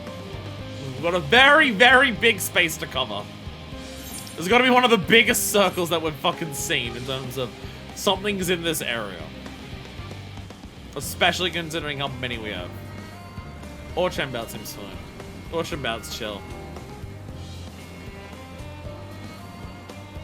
Does anyone need Space Bunny therapy help? This guy probably could use a chill pill. The collateral damage would be catastrophic. Everyone else would need several more chill pills. Plus an assistance. Where they've gone off to at a time like this. They're getting Space Bunny therapy. Would you like bunny therapy? Beg pardon, but I have not time for idle chit-chat. And to reconfirm that 8th levels are consistent with the vessel's machinery. Seems I shall have to do so single-handedly. I swear when I find the assistance of mine. Over the people who yell at minimum wage employees. Loperates are willing to help. Why don't you say so? At least they won't run about how they checked 2 dozen times already and hadn't slept in weeks. Lazy sods. You just work at your workers. Not workers of other industries, so, you know. Go get therapy. Anyone around here needing some therapy? Free therapy! Just running through the town, ringing the town crier bell. 3 bunny therapy for all those who require. Bunny therapy for all. We have bunnies that will help you chill the fuck out at the incoming apocalypse. How might I help you? You want bunny therapy? Oh, what a lovely idea! As soon as people becoming rather tense, so I rushed out to pluck some fresh and fragrant tea leaves. I tried down 100 or so cups. Don't you worry, I can manage. Hope your plan cheer up everyone goes well. This woman's doing better than you are!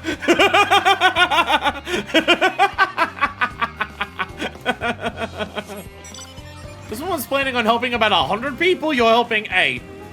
Don't bother her, you're wasting... Things are worse off the more of her time you're wasting. Stop it.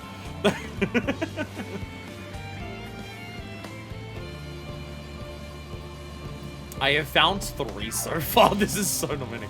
This is the only person you met today who has their shit together. Worries. I believe I'm fine, thank you. and confiding my colleagues and helped a lot. I don't recommend it enough. This researcher already has the support she needs.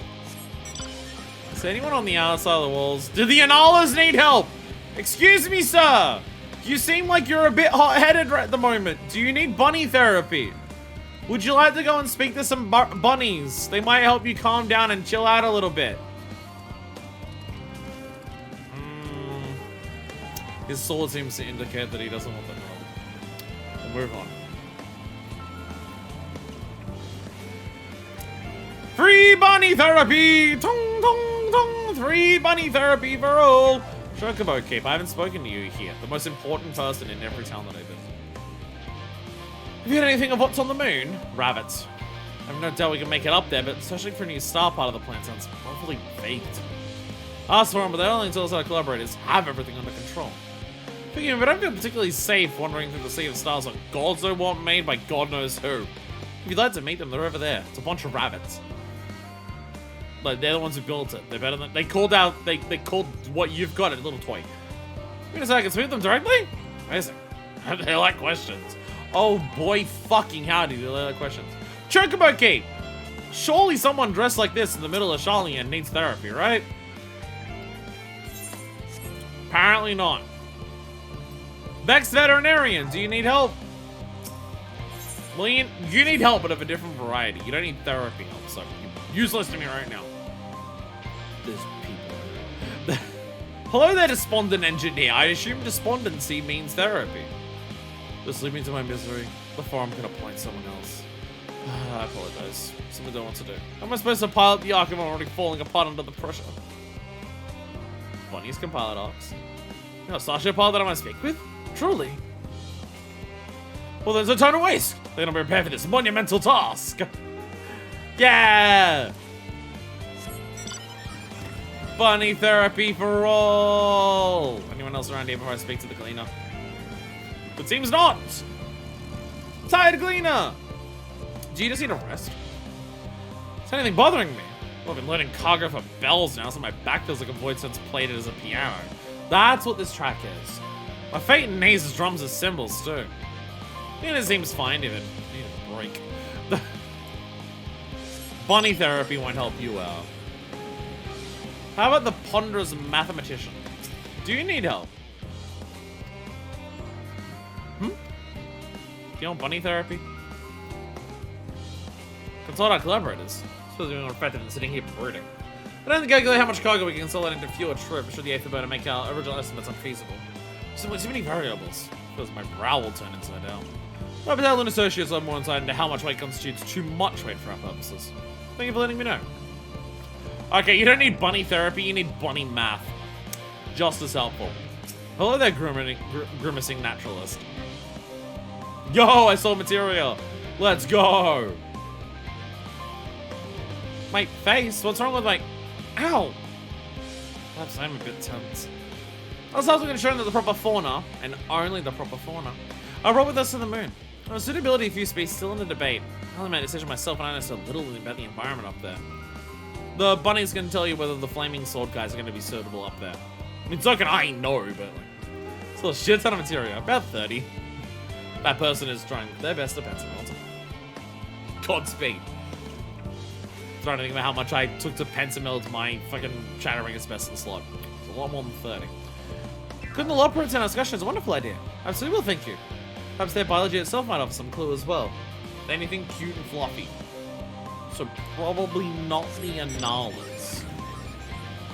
But you can try. Hello there, anxious engineer. What am I thinking about? Medical facilities on the ship, of course. I designed them with the assistance of our sages and chirurgeons, but to imagine every illness or injury that one might face in that great expanse is beyond any of us. To say nothing, the effects that living out there definitely might have on the body. The crew from the moon? Why not think of that? Bunny therapy! We have maxed out our bunny therapy, let's go! I've seen Trimmer's take way longer on this, so it's gone relatively smooth. I was just like going around like each of the quadrants. What we can do is keep at it. Yeah, just going around all the quadrants, that seemed to work. There might have been some people who also wanted therapy who I didn't get to speak to for unique dialogue, so there's that. Maybe some people with funny lines that I missed out on, but look, everyone's here! In long run, however, most of you won't die. Well, so much does not cause respiratory problems. That seems accurate to me. Yeah, moon dust gives you, like, space cancer. So he's screaming about lemons. Oh god, that's what happened to Cooking Way. Oh god, Cooking Way's on that moon dust. That's why they're talking about lemons so much. Cooking Way, you're not planning on making the lemons explode, are you? Manifest! You said it was glad we spoke. And he thanked me. It was worth it after all, wasn't it? Even the mistakes we made. Because now we can tell them what not to do. See? It's all good. Behold, Manifest. Through thine efforts word hath spread throughout the labyrinthos. Barely to a far greater number than we anticipated. Living Way doth gather more loporits as we speak. I shall assign each in accordance with their skills, that new bonds of friendship might be forged. Should greater matters require not thine attentions, what should them might prove? Stare at the bunnies! Stare at the bunnies!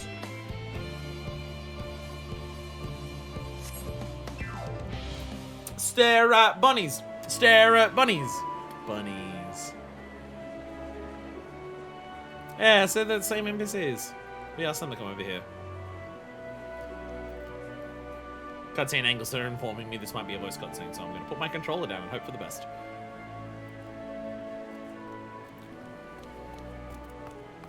Phew!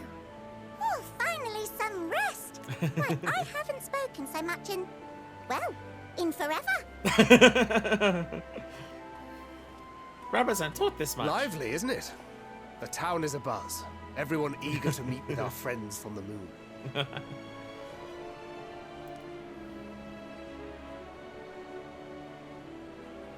'Twould behoove you to consult with Sleeping Way. As our moon's pilot, his advice should be most pertinent. Don't fall asleep while piloting the ship. I'm impressed. Truth be told, I struggle to tell one from another. No offense intended, of course. Thancred Rabbit racist! Not taken. Cancelling. After you and your friends left Mare Elementorum, we spent no small amount of time with your Urianger. Oh, the conversations we had. He told us all about Atheris, answered our every question, no matter how trifling or trivial. Urianger spent like the last 2 weeks just talking to rabbits the entire Every time. page filled to the margins with knowledge. Hey, the book! When I first arrived, I was struck by how little I knew. It was daunting. But then I realized that were it not for Urianger and his teachings, we'd still be stuck on the moon, gazing at your world and wondering what we've been missing.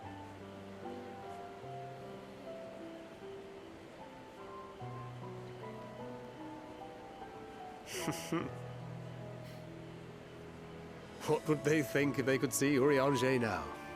I dare say they'd be more than a bit surprised. And impressed, no doubt.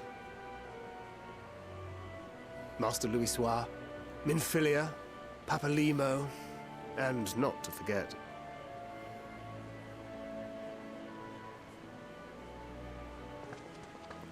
Oh, I already know who this is. Oh there. Heard there was a visiting expert who we might bother with a few questions. I take it you'd be the one. I already know who this is going to be.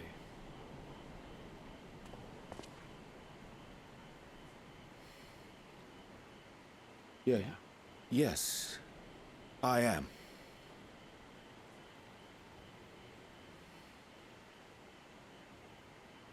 Wilson and Blovida, Sharlayan's foremost researchers in the field of teleportation magic, and Moonbreeder's parents.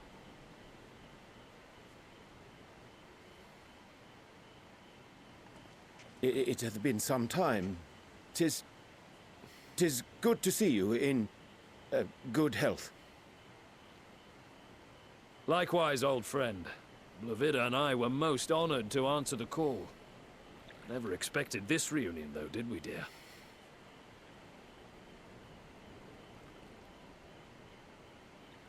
I'll say, the nerve. Sending that letter, then running off to the gods know where.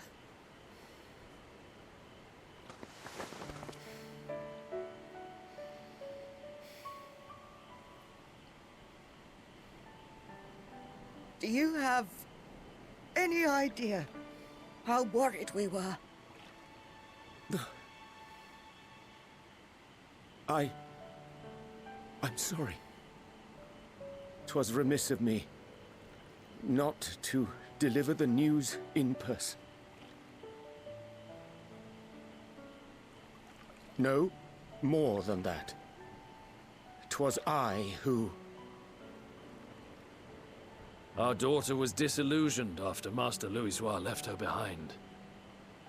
The day the Scions called upon her was the happiest I'd seen her in years. She made her every choice of her own free will. No one could have ever forced her to do otherwise. Don't blame yourself for her death. Celebrate her life. You know that's what she'd want. If there is one thing we resent you for, it was that we could not be there to mourn her with you. Reading the words you penned in that shaky hand, we must have cried as much for you as we did for her.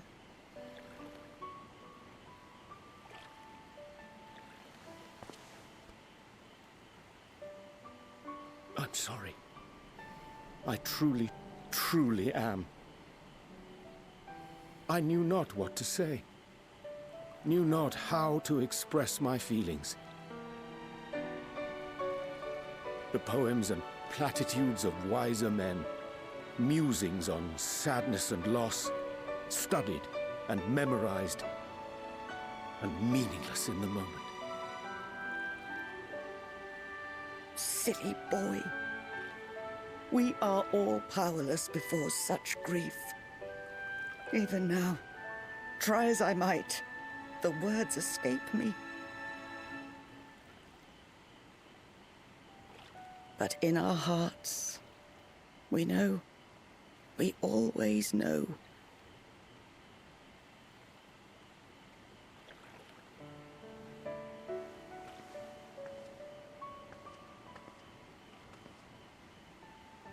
I remember when you were young, how the lads teased you for choosing the company of books over others. Our moon didn't take kindly to that. Be nice to Urianger, she'd shout, and give them a walloping. No matter how many times we scolded her. So we offered a suggestion. Rather than starting fights, why don't you be the bridge between Urianger and the others? She had to mull it over for a while, arms crossed, brow furrowed in intense thought.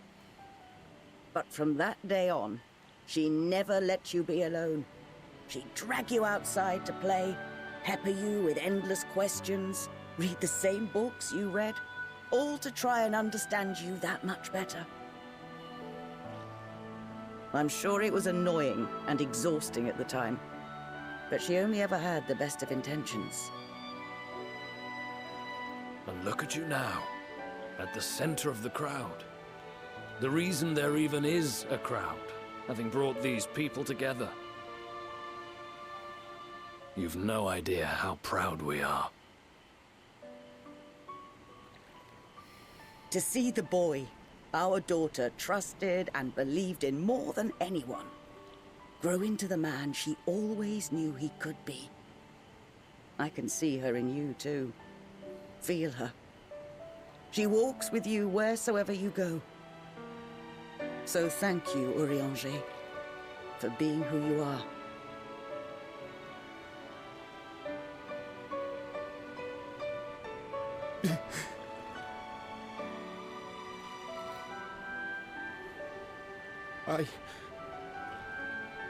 I think I can feel her too.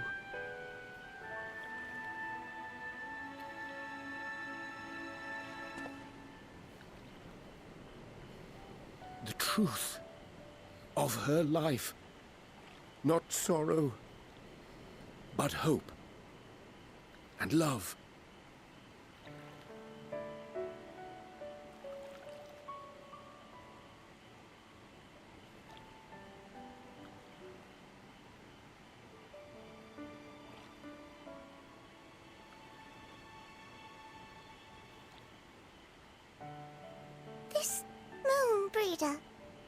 She was important to him, wasn't she?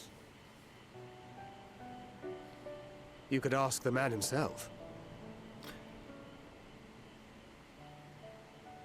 Oh, no. But watching this exchange reminds me how much I've yet to learn about your world. And its people. You can live here your entire life and hardly learn a thing. And that's why it's too soon for this to end.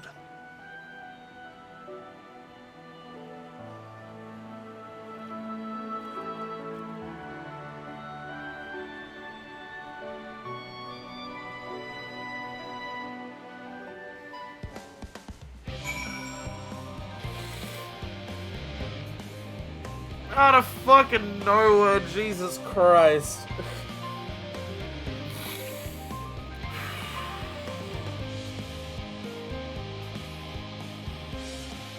Oh.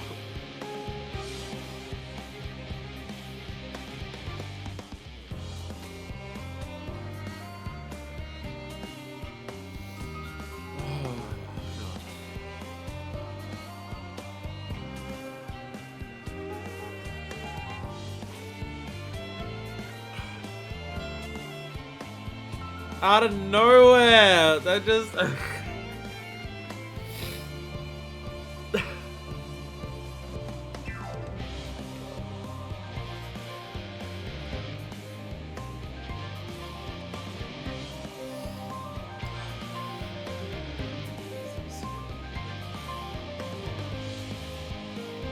Personal head cancer and Joe was basically always pretty hands off at things, but after this he just like gives out big ass hugs.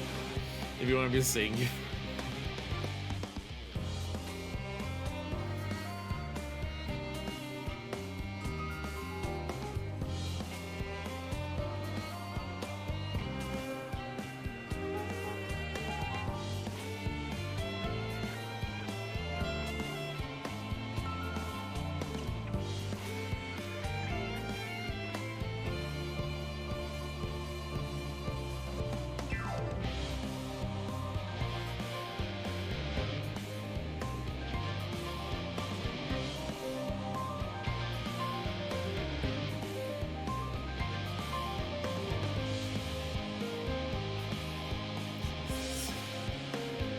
Oh god.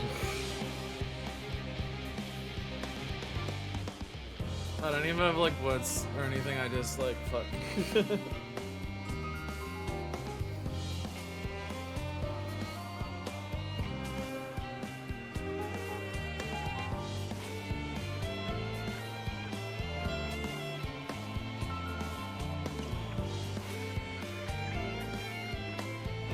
Well, we've had multiple moments of like Urianger out of all the Silence is the one who's like had a hand in like a lot of the things that like where bad things have happened as a result. Not in like a negative way, but in terms of a, you know, he's the one who had to like lie to do the bringing together thing and like have Minfilia sent to the first. He's the one who had to like lie for Graha and stuff like that. And we've had him reconcile with a lot of that. But he's never really had a moment to reconcile with, like, losing Membrita. Like, losing Membrita is the start of, like, Urianger, like, putting himself into positions where he ends up losing people. And he's been able to have moments where he reconciles with that for everything except for Membrita. So finally giving him the chance to have that help, like, is a lot. Scene doesn't make up for Membrita's mishandling back in AR or anything, but I do think it's the best possible scene they could have made of it. Absolutely.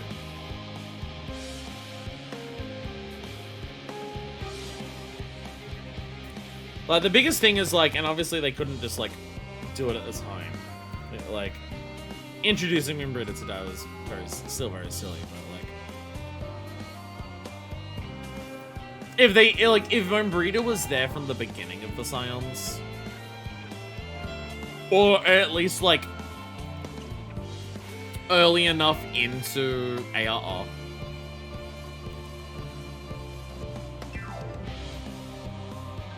Like, just, like, when you meet the Scions at some point, and just be like, oh, and, like, we've contacted Membrita for help at some point during this.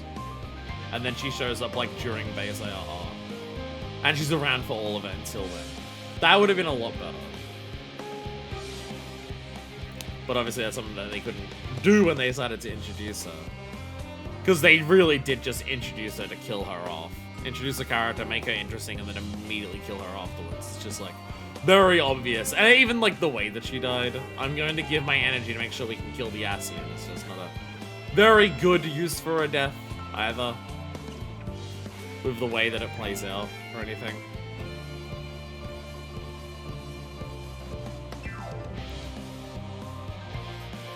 Yeah, like the amount of, like, because like Moonbreed is sacrificing herself to protect others, like, they explain how much she looked up to Louis Soir and everything like that. So that being, like, what she ends up doing makes sense and stuff like that. And it ties into A Realm Reborn going into Heavensward in terms of, like, losing Moonbreeder is, like, the first of the Scions that you lose before you lose all of them going into Heavensward. Which, in of itself, is also mishandled because Heavensward resolves that entire losing all the Scions moment very poorly. But for where they've gone with Urianger's character since then, giving him the chance to finally have this moment for the first person that we lost on this journey, like, who wasn't Louis Soir, is very good.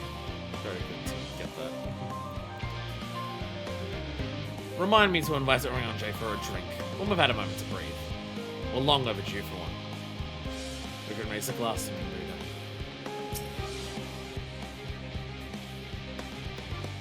It's also, like, this is also just part of the reason why I think, like, Urianger and Thancred, I think, make sense as a couple. Even outside of just, like, you know, yaoi glasses or anything like that. Urianger and Thancred are both people who, like, a lot of what defines their character arcs is the loss of the people around them and their perceived failures. But I feel like the way they both handle it, their strengths in how they handle that and how they've moved on, they're two that would complement each other very well.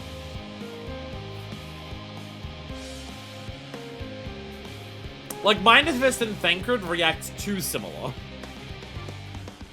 Minifest and Thancred have reacted to, like, the people that they've lost or feel like they've failed too similar. So it's harder for, like, outside of, like, solidarity of understanding similar feelings, it's hard for Thancred or Minifest to really, like, cover for the other one's weakness. They just have solidarity in terms of they both understand what each other's feeling, but they both don't handle it in a way where they can, like, help the other person in a way that they don't help themselves. Whereas I feel like Thancred and Urianger would complement each other a lot with that, which is why I think, like, as a couple, they do make sense.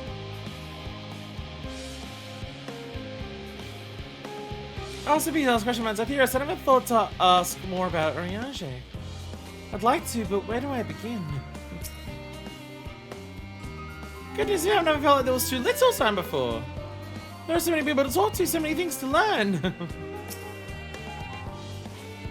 I assure you, my fellow... Everyone's singing. I assure you, my fellow leopards, are excited to have this opportunity. They were humming the whole way here.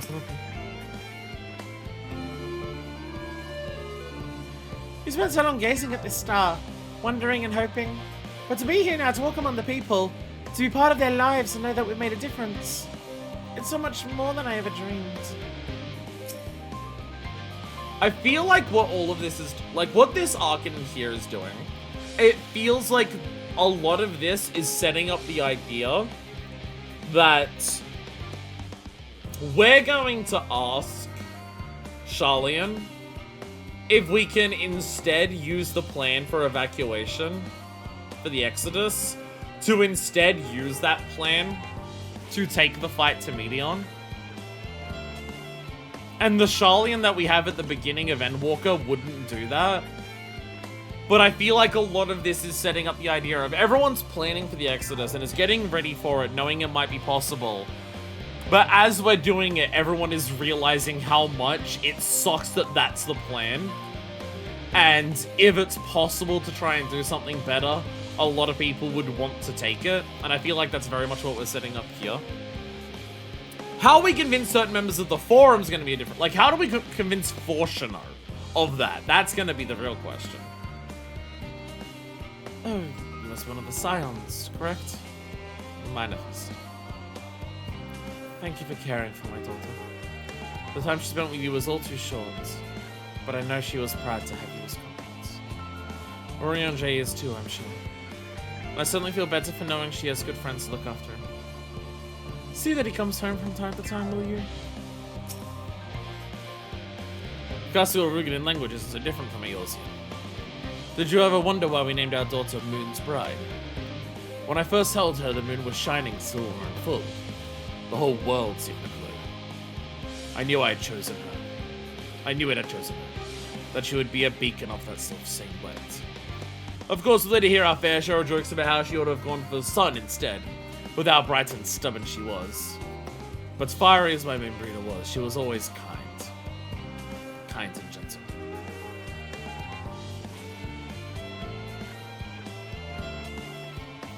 We're literally having a Rogadin talk about, hey, you know how Rogadin names are like based on words?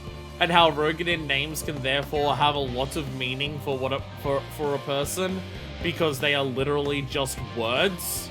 Hey, I wonder if that's relevant to my fucking Warrior of Light named Lovefist.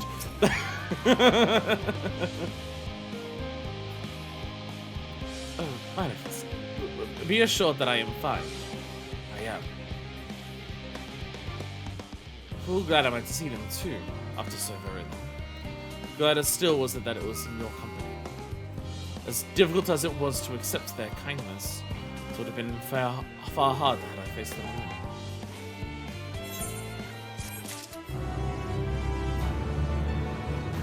I also think, like, you didn't get... It's also a shame that you didn't get to, like...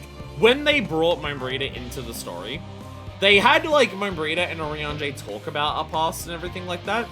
But there was very few moments that we actually got to see Oriange and Mombrita interact with each other.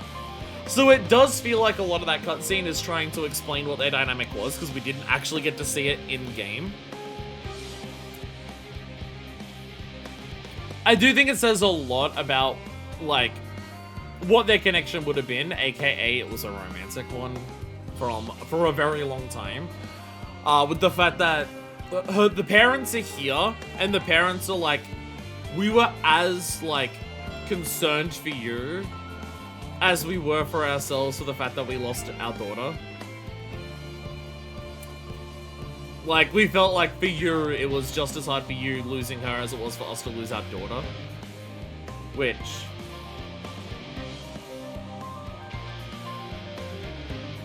yeah, like... very much feels like a case of just being like...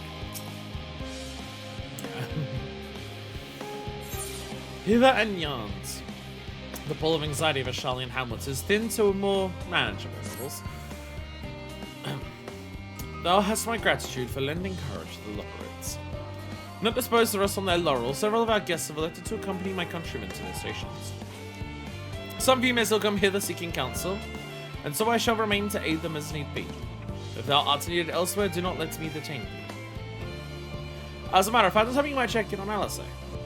Last I saw she was trying to carry an enormous pile of boxes at the west gate.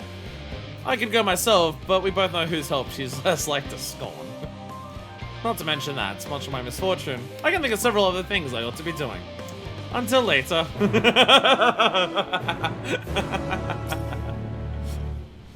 Praises, Mr. Alice. You have taken up to a great spurt, like us not. Living away and I shall attend to matters here. She has a crush on you, she's a lesbian, she doesn't have a crush on me. She'll accept your help, she's not gonna accept mine. Oh wow, so am I seriously, is this, wait, can I go up there? Oh no, I can go from here, I can. She was hardly busy about offering to help than me offering to help. If you offer to help, her crush is offering to help and she'll say yes. If I offer to help, it's like her dad offering help. We've seen how that relationship with her and her dad goes. I can go this way. I thought I had to actually go all the way around. I can go this way, though. I did see this door as we were looking for the people to help. The central circuits. It's amazing, like, this place does seem to be one giant rounds thing. And then this area, like, all of this area down here, very segmented, very round, completes a full circle and everything like that. And then the upper layer is just, yeah, whatever shape it is. The part down here is much more contained and reasonable. And structurally designed, where the upper area is much more wild and everything like that, which probably is meant to account for the differences in terms of the creatures they have.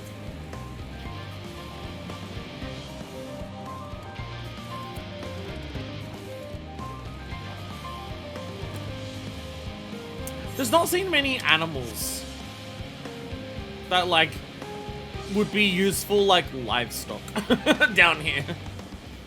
Well, I'm not seeing any cows or sheep, but actually there might have been sheep up the higher level, but still. Logisticum Beta! This place is so big. Alice! Why are they... Alice, why are the boxes squealing? Also, Alice, I do apologize, but look at you, you're not lifting all of those, especially at once. Manifest, what's you doing out here? I ran out of stuff to do. Figured you might need help. No, I don't mind if you help with the boxes, but it's far from the most exciting of tasks. Are you sure? Well, I appreciate the assistance. We need to get this to Aporia. Hey, with the aether it is. Time is short, of course, but they're full of organic specimens and samples, so try not to be too rough with them. Avalanche should be waiting for us when we arrive. I'll see you there. Can't you have the feeling that there are more of these than when we started? Let's pick up additional crates somewhere. Perfect time to do this section of the game. Perfect time to immediately after 7.3 do this section with following and also how much transport? Advert with box. How much transporting actually exists in Endwalker MSQ? Because I feel like it's not a lot of it. Certain dudes grow transporting of items to a destination. Current tasks, you can transport them. Attacks will sap your strength. Use the transport status of the Federation spies to change areas. You may return to something area and begin new. Oh, no, thought we had to check it out into someplace with flight or better long distance view, but they add an option to increase the distance at which enemies are visible. It's crazy to be able to see enemies as little moving dots on when they arise, especially when they're brightly glowing enemies like those guys. Even on console? You'll have 210 seconds to complete it. At least they actually tell you the actual amount of time. On PS5 too, wow. Does it affect performance? Because if it doesn't, I can't imagine why it's just not on by default. There's not as many performance changing things on console. I mean, with the graphics update there is, because you can like lock FPS and shit now. I didn't notice it at least. Damn, nice. Again, very funny that we do we do this after 7.3 with like, here's how carrying boxes work. You're over leveled, so none of the enemies are going to attack you here.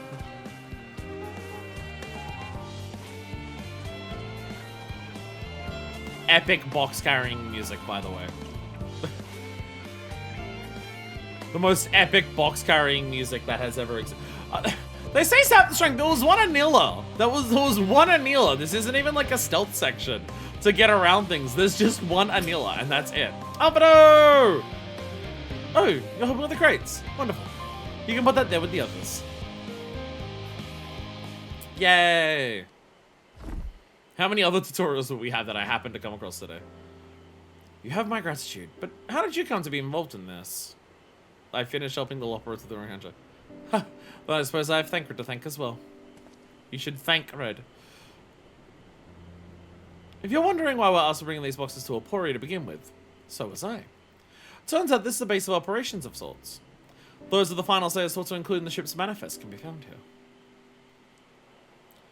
Father included, I suspect.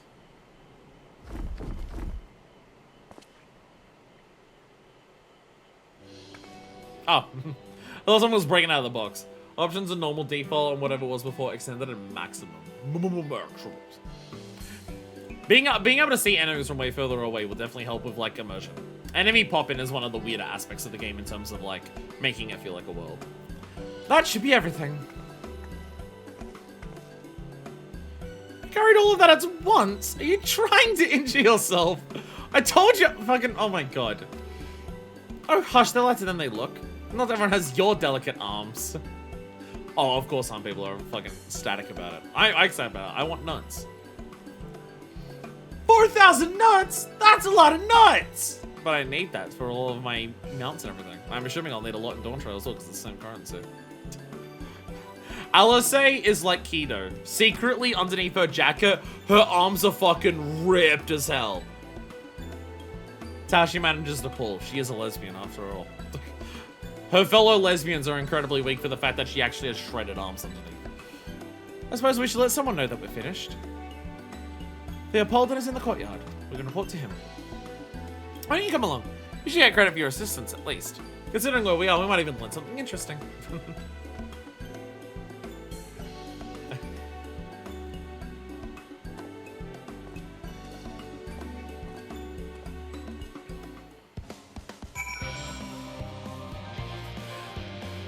One thing, I haven't brought it up in a while, but it's also like compared to last week because of our glam stuff that we did last week.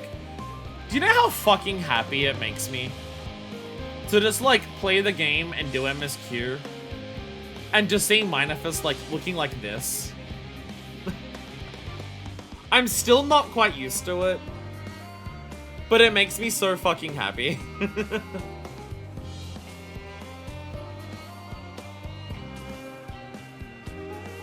It's so, like, 5.3, forever iconic. 5.3, forever iconic. And Minefist is now this since.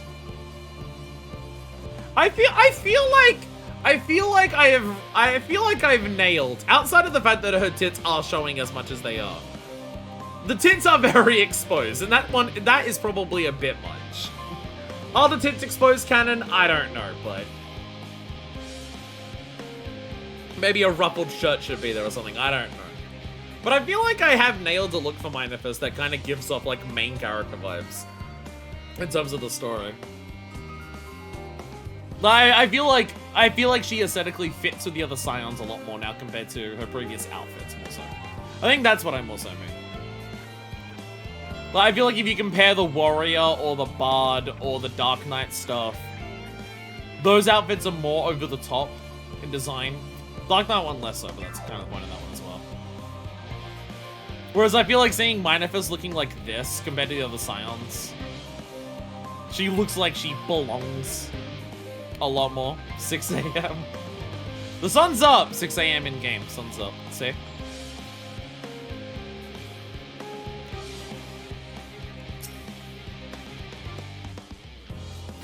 There we go. Chocobo borders. Most important thing to unlock everywhere. Aetherites! Tuning to this as well. It also helps that she has a giant fucking sword in her back. Also, seeing the blades resolve is also awesome. A weapon that does truly feel like her, especially with how much effort it required to get because it was the last stage of a relic. And also the story of the relic and the timing of it. So much of this game has worked out so well for my warrior blind, I swear to God. Keep thinking that we've seen him elsewhere. I can't for life of me remember where. Theopoldin does kind of sound familiar, isn't he? This must be Theopoldin. God, it never ends, does it? What can I do for... Could just be a Sharlayan name, they all sound similar to me. Who wrote Sharlayan's, samples from Sharlayan Hamlet? Series 110? Created by the entrance. Thank you. It's for one of my colleagues, but we are dreadfully short-handed. Just a moment. You are fortunate children, are you not? Alpha and others at your service. You're well acquainted with father, I take it? Quite. I've been friends with your parents since the days at the studio. I remember when you were yay high, waddling hither and thither.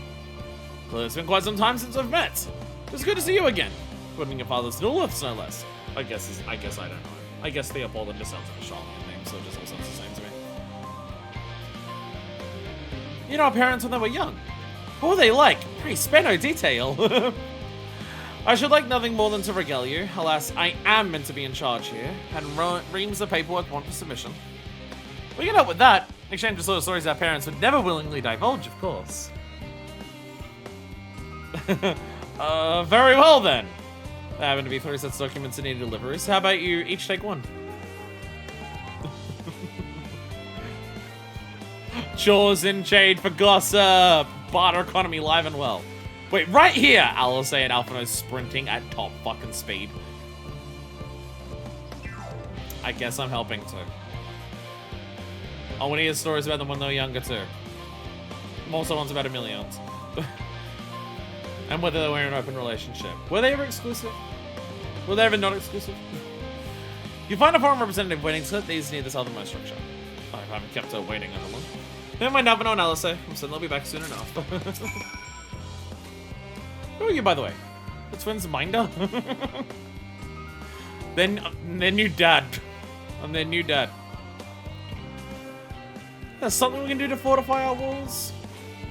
Who cares about the walls? We're leaving this place soon. Hello there, reserve representative. Are you not one of the Scions of the 7th Dawn? I think you're meant to be working on the Aether burner. The nature of this paperwork is not particularly well-guarded secret, but due to how dull it is to read, will nevertheless remain largely unknown. The eponymous paperwork. If you're going to worry you'd misplaced his quill. Appreciate your help in these documents to my hands at least. As for your other task. Pray keep this between us, but I sincerely hope you silence succeed. The Exodus is without a doubt the most monumental undertaking in the history of the Forum. And so we must be circumspect in all respects. Risk is a privilege we cannot afford ourselves. At its heart, however, Charlene has ever been a nation of the curious. It would be a tragedy indeed if we wanted to stymie your pursuit of the truth. Oh. See that? She's representing the more positive side of the Charlene mindset. Whereas Fortuno's like... Again, the comparisons between Elpis and Charlene are not subtle. There's probably a very specific reason that you do Elpis and then Charlene immediately afterwards. The comparisons are not subtle at all. Quick and efficient. There's even talent for this work. So the papers need to only be delivered to elsewhere in the facility, so I should be returning at any moment.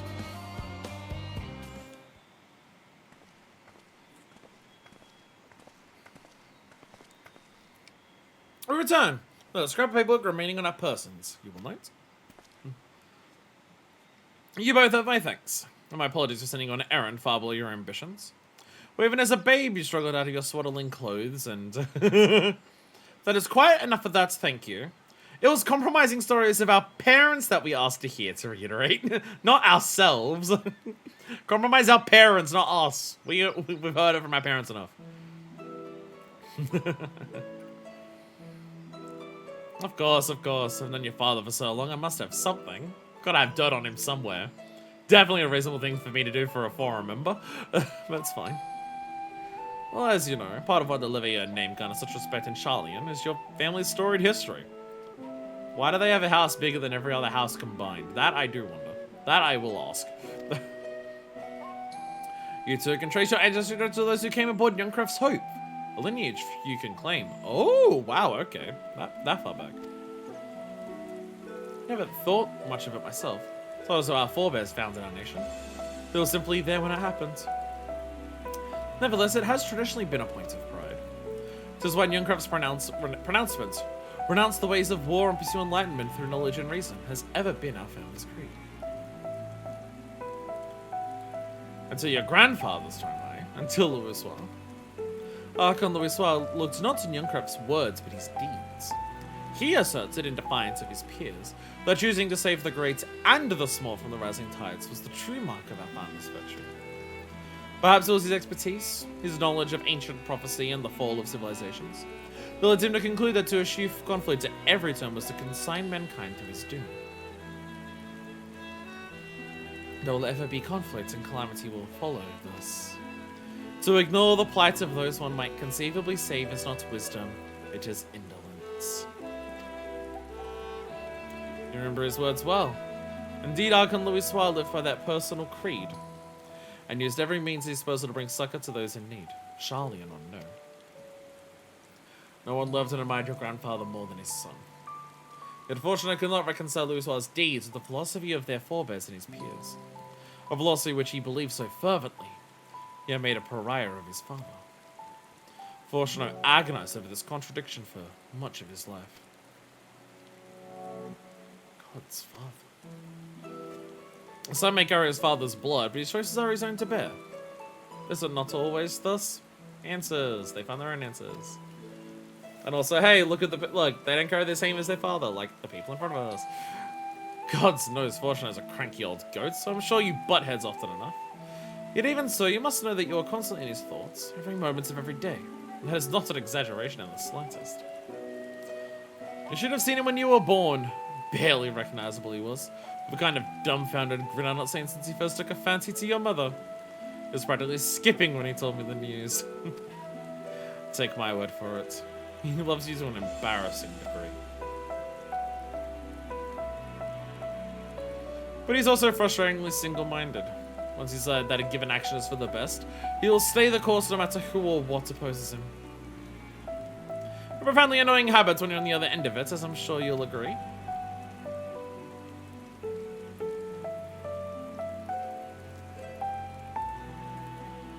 I'll say. Thank you for your insights. When next we meet our parents, I shall mention that we spoke. Try not to get me into too much trouble now. I need the forum on my side. Speaking of which, how do we get back to work? I have to make sure those specimens you brought make it to their proper places, or the cranky old goats will have my hide. We can speak again later. We got gas! We got the dirt! Let's go! Hail you three! Hey, Graha! Graha! Surely Coco hasn't driven you out of the forge already. For better or worse, no. However, you sent me a task that requires more than my single pair of hands, and here you are. I could use at least one of you, but I won't object to more. Unfortunately, Alice and I have prior commitments, as we have delayed too long as it is. What about you, Manifest? Can you spare the time? I got nothing else to do. Boyfriend, let's go. Perfect. This shouldn't take long. Please be Aaronville. We've come back to Charlian, and there's been no Aaronville. And I need more Aaronville in my life. Much like the press Theopold for more revealing tidbits, we should be getting back to our tasks. It's a strange your father spoken of in such a way. I suppose you would find your view of me no less odd. Once forged, an unspecified task awaits you. In the event that I'll, and I quote, promise heap of adamantite falls right out of the bloody sky and into my lab, Master Coco wishes to be ready to put the proverbial hammer to anvil at a moment's notice. To fabricate these parts, however, he needs the flames in Coco's forge to burn hotter. He's aiming to increase the amount of aether being funneled into his furnaces. The flow of fire spitted aether in Labyrinthos is regulated by an elemental reactor sample here, to which I've borrowed the key. Which will require 2 to carry out safely, but I'll explain the process when we arrive. This is where we part then. We'll see you in Charlian Hamlet once the adamantite arrives, if not before. This way then. Actually working on the aether burner, let's go! Hell yeah! Because we're completing the circle, alright. We've gone the other direction and now we're just completing the circle. Let's go! And we are on our way to our next one, which was over here. Look, the circle! We just gotta get to that middle section, which I would assume would be our last thing that we do. Southeast, that is the direction I'm heading, so it should be somewhere down here.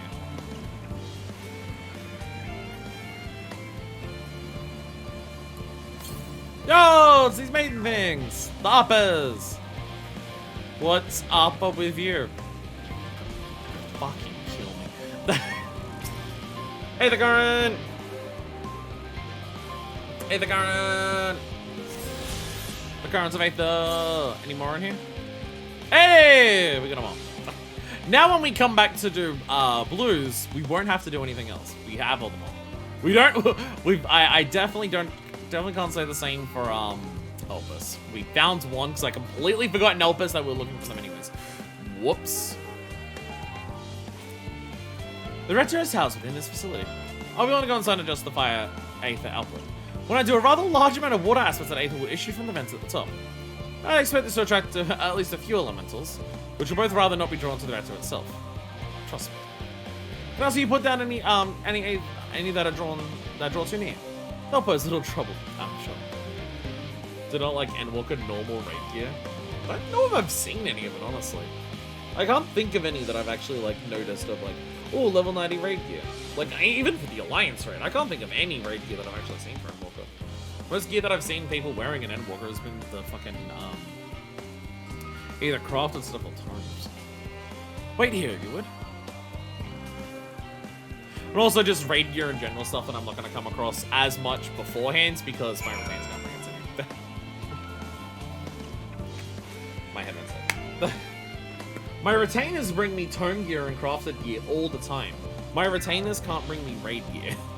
It's why I don't have any raid gear for, why I'm not as familiar with the raid gear looks for, oh my god, it's stuck in, chat, it's stuck in my ear. Chat, it's actually stuck in my ear. There we go. I got it.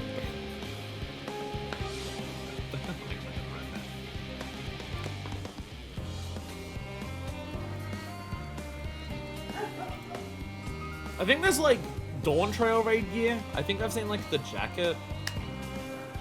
I saw people running around in the jacket. It was like level 100 below, but it wasn't called Neo Kingdom. I can't remember what it was called now. But I've seen a couple of people wear like really long jackets for raid gear from Dawn Trail. I assume raid gear because it's level 100 and it's blue.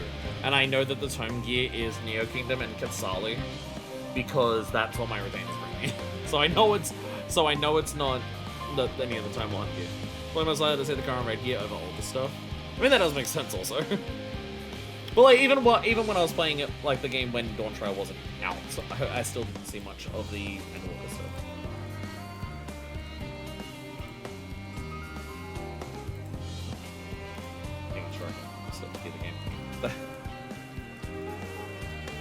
Anyways, get ready to survey an area and kill a lot of things when they appear.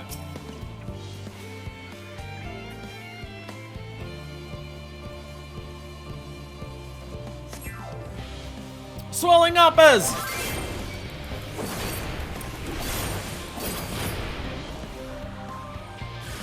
Oh, swelling sprites!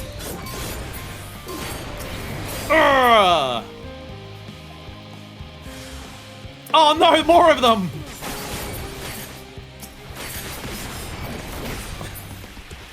Slightly overleveled. And also overgeared. Speaking of, actually, I'm at a... I have enough eye level. I'm at 6 this is completely unrelated to anything. But because of my retainers bringing me Dawn Trail tome gear already, my eye level for Gunbreaker is 690, which, by the way, is high enough for me to start doing Unreals. It's literally 690 that you need. So, in post Endwalker, if you are bothered, I think trying Unreals might be a thing we can do. Because I have 690 enough for this, which is what I've got. Because see, I've got Neo Kingdom, I got Credendum, which this is Endwalker, it's level 90. But Neo Kingdom, Quetzali, Neo Kingdom, Quetzali, some Luna, some Neo Kingdom, more Quetzali, so... I'm kitted out in a good amount of level 100 tome gear because of my retainers. Like, none of it's crafted up, bro. It's all just so cute for my retainers. It's worked out pretty well. Oh, I gotta check this.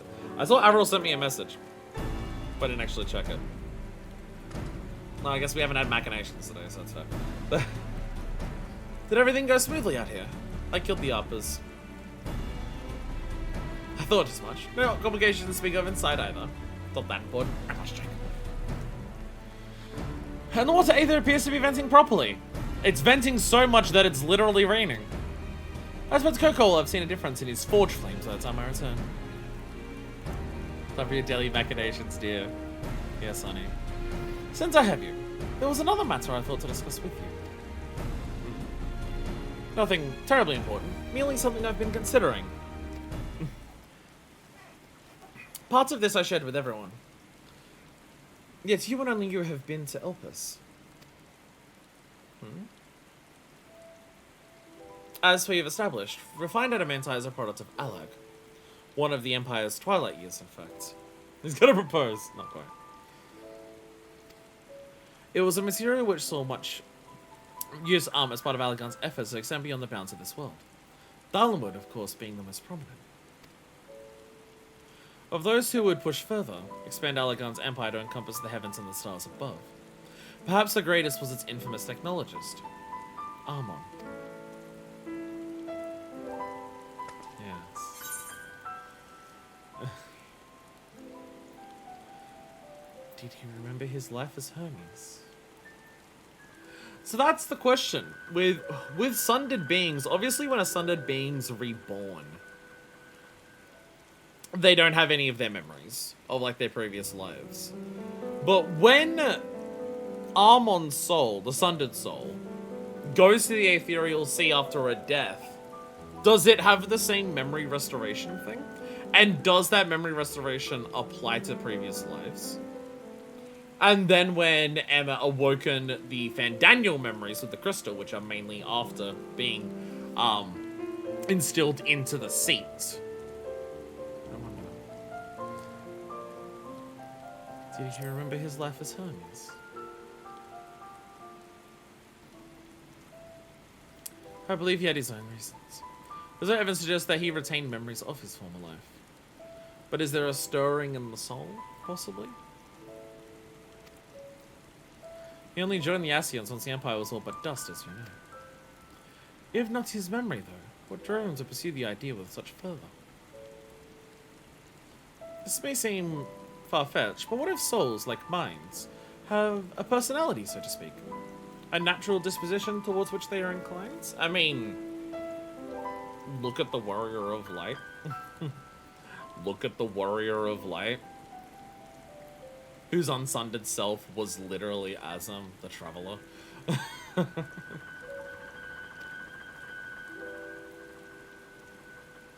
Do we think he made eugenics helpers by accident? We know with relative certainty that it was the gross decadence and inexorable decline of Alog that moved Amon to resurrect Emperor Xande, as we learned during that fight. The Empire's people spoke lightly of death and destruction, experimenting on those they deemed beneath them to fill the emptiness in their hearts. Facilitating Xande's return, Amon provided these languid souls with the means to free themselves from the mire of their own indolence. Or would have, had not Xande been convinced by his own death that life itself was meaningless. Amon's desire for his countrymen to conquer the heavens could only be a means to the same end. To instill the people with new purpose. I mean, what Fandaniel was telling us, Fandaniel was not happy with the people of Alag being who they were by his time. When Fandaniel told us about that, he was not talking about them positively. He kind of hated them for it, so... Like Hermes before him, Amon was appalled by how those around him lived. He could never bring himself to believe that those lives were devoid of meaning. And both of them sought that meaning, that hope, in the distant stars. Neither Hermes or Amon ever found the self-determination, I guess, to find that answer within themselves. Though that's the big difference between Hermes and Vanar. Because both Hermes and Vanar can see the imperfection of ancient society. But Vanar finds that answer within herself, with her connection to the world. Whereas Hermes can't find a part of himself to connect with the world. So he can't find that answer within himself. So he looks to something else for the answer, which is inherently in of itself the wrong direction to look.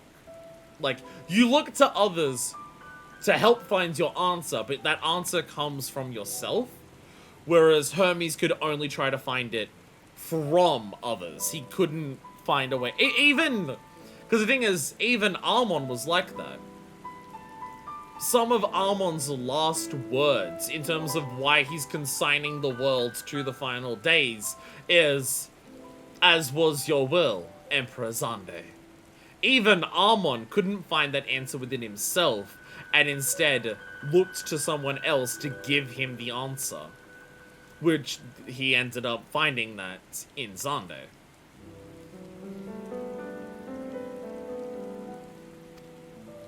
I mean, that's literally like the entire point of Meteon.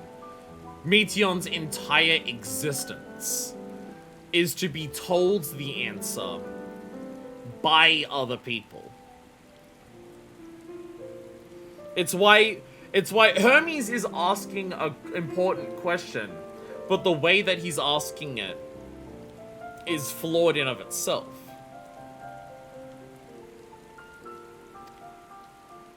Ultimately, it is the consequences of their actions which matter. Their motives are of no moment, and yet... To reach those stars on wings of adamantite, to travel to the end of creation and beyond, the promise of hope everlasting. That much I do understand. But enough musing for now. Why don't we see how Kirkall's getting on?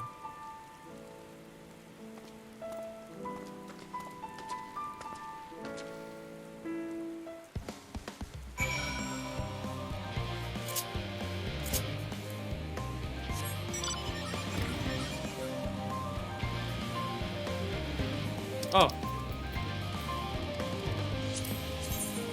Fucking Christ.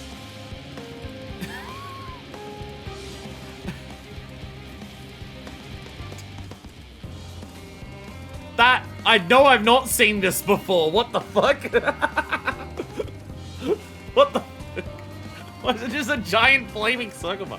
No, I've not seen that before. Try not to read the name in case it tells me anything about the raid series. But I say you've seen this before, surely. No, I'm not. I'm not saying what the fuck. Logisticon Gamma. Oh, hi Averil. You're trying to bring back the cartoon hammer bonking sound with the mount. I see. Hey, I've got the entire circle. If there's one aspect that I do like, it rules, but it's not a piece that fits with anything outside of its own set. One thing I do like about like this game and Resurrection and everything like that, the idea that like souls have a personality. So when you're born and you get a soul that's like part of a sundered soul and from everything, it can influence your direction. They don't use that to negate the idea of self-determination. It is consistently reinforced that, like, just because you have a soul from a certain unsundered person doesn't make you the same person as that, and that there are differences. You are constantly reassured of this, over and over and over again. They just have it so it's like, your sundered soul and who your soul was before you are now. Even like the previous sundered people it was, but also the unsundered being that it was in the distant past. They're just parts of the puzzle. You could almost say that your previous lives of your soul are those who walked before. And so they're parts of like what influences you, but also the people you share your life with now. And everything like that. Manifest had an inclination to enjoy venturing and helping others, with the rigorous dialogue choice you get in the game lets you decide why you enjoy that. I mean, that answer has changed for Manifest over time.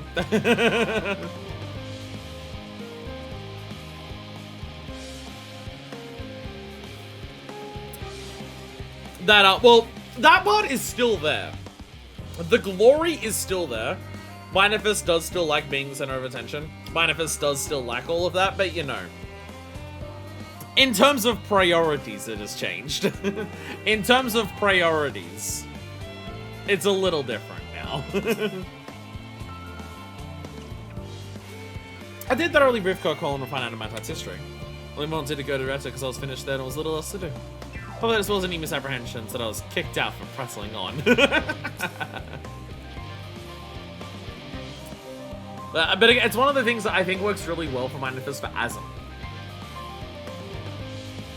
Like, why in patch 5.3, why does learning about Manifest's unsundered soul and who her soul was beforehand. And also learning their name that they ended up not using. Why is that part of what convinces Manifest of who she is?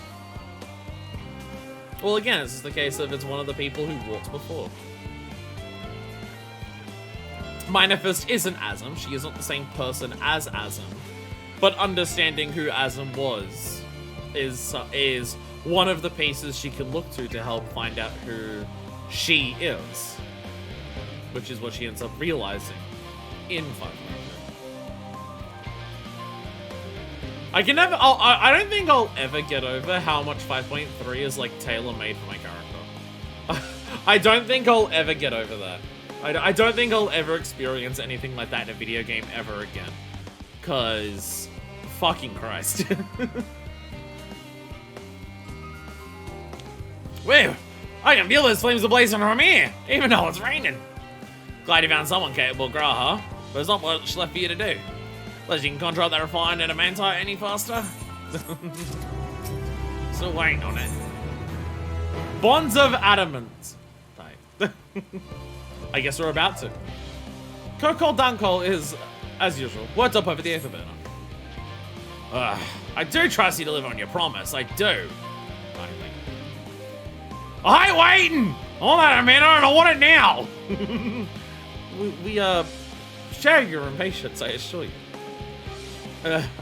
I did a collection fade and now I can't leave. So surely nothing else we can assist with in the meantime. I wish. The citabout's unbearable. Maybe the forum frowns on recreational explosions. Well, as long as they can't prove it was premeditated, get you going on mistakes to make.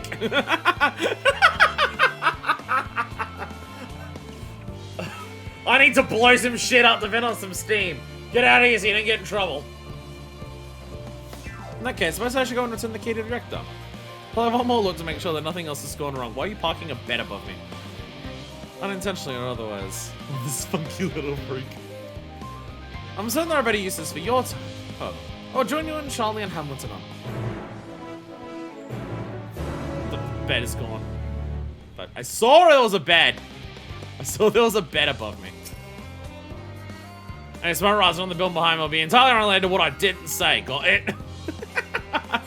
Really is just about to blow shit up to let off some steam. Which, you know what? Fucking mood. As a gunbreaker, I get it. As a gunbreaker, I super fucking get it. The amount of times I will rock up to my house or an FC house and just be like, I see a training dummy over there. I'm gonna do my rotation because I want to see explosions. Is very, very frequent. I'm kind of known for it. I'm kind of known for just attacking the fucking dummy so I can see explosions. If you wait here, your pains are bound to turn up sooner or later.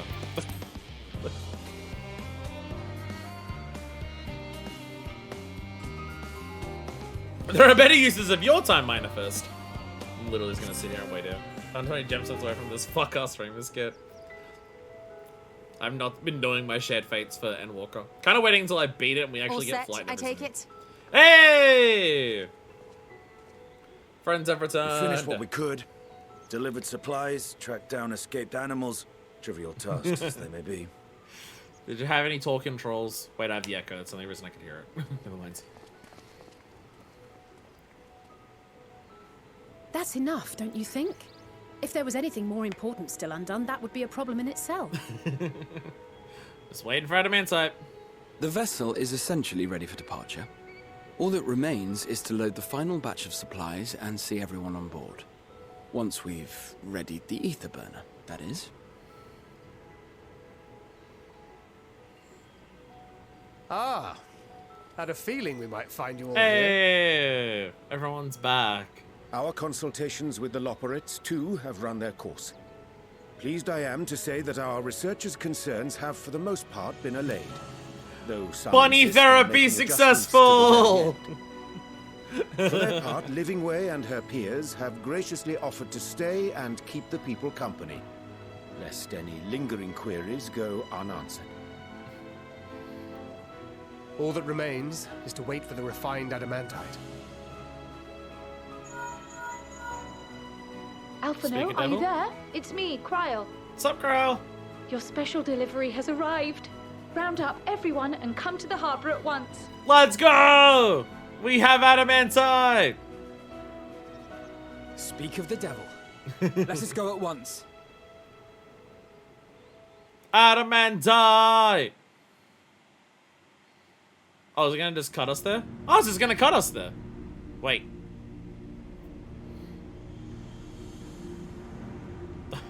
We're in somewhere that Forgive the intrusion, Master Fortuner. I bring urgent news. A great commotion has broken out in Scholar's Harbor. Your presence is requested with all speed.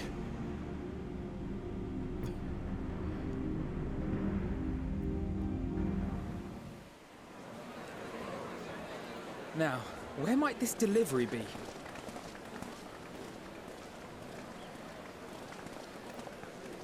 Oh. Yo, that's a fucking lot of shit! My god!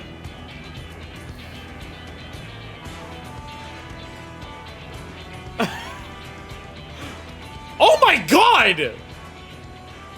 Evilist! Very important, but we cannot accept these without the proper permits. Am I not sick of that? That was the evilist ship! These can't all be. The Prima Donna, or whatever it's called. Prima Vista! Oh my god! Yo, Leopold! Yeah, get set! Sky Pirates, let's go! Bleeding hellfire. They're bringing them by sea and by air. All these folks. Is it just everyone? Everyone was using back the contingent, but it's now? And more on the way. Got your adamantite right here. A bigger haul than any of these sorry bastards brought. Sick on! Jesus. Yes, because you were charged with seeing the shipments from Gridania and Uldar here, along with your own. Give credit where credit is due.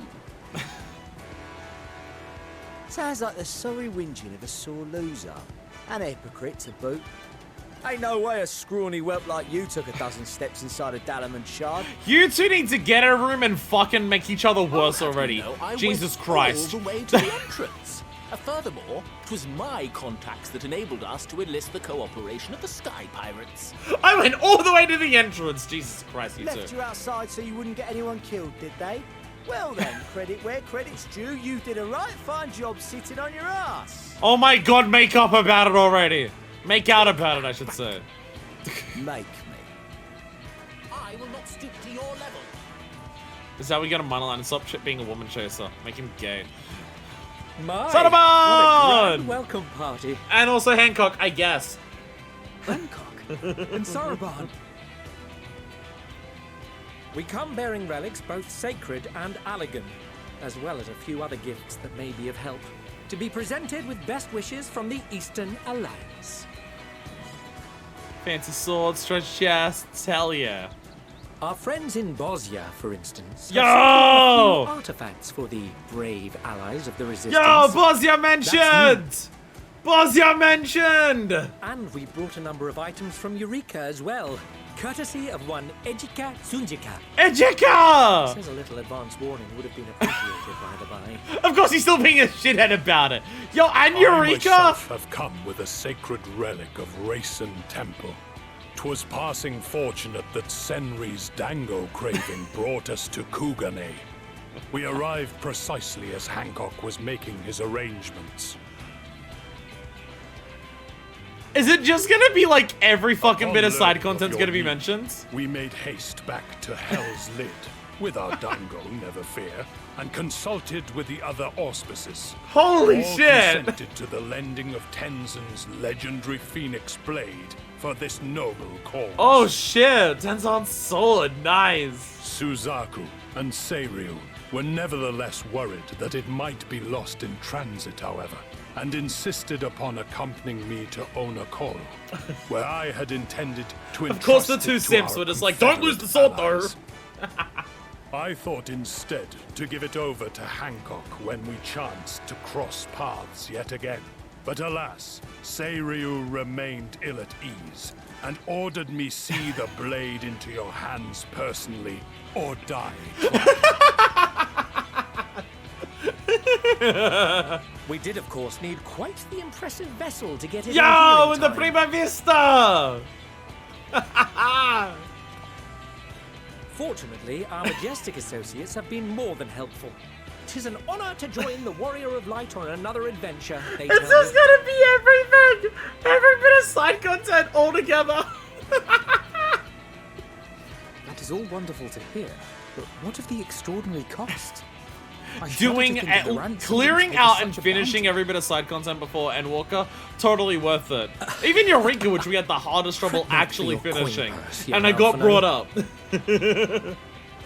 Lord Lolorito looks ever towards the profits of the future, and thus the East Aldenard Trading Company went to some lengths to reduce the financial liability.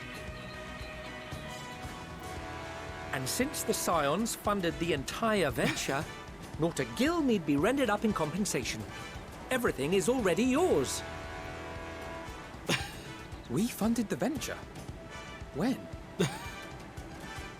Don't Totaro! let me fool. This coin keeper knows a thing or two about spending.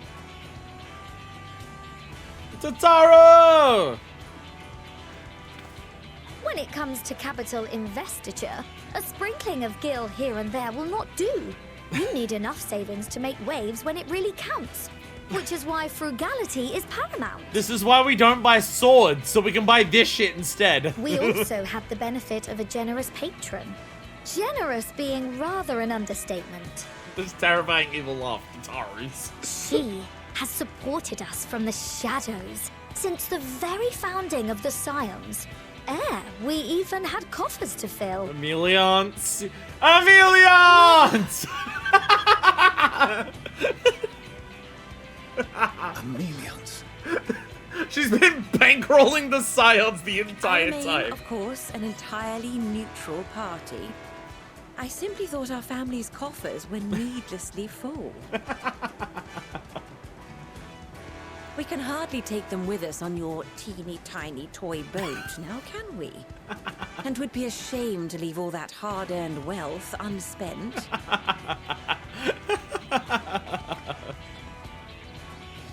This is why you never got pocket money.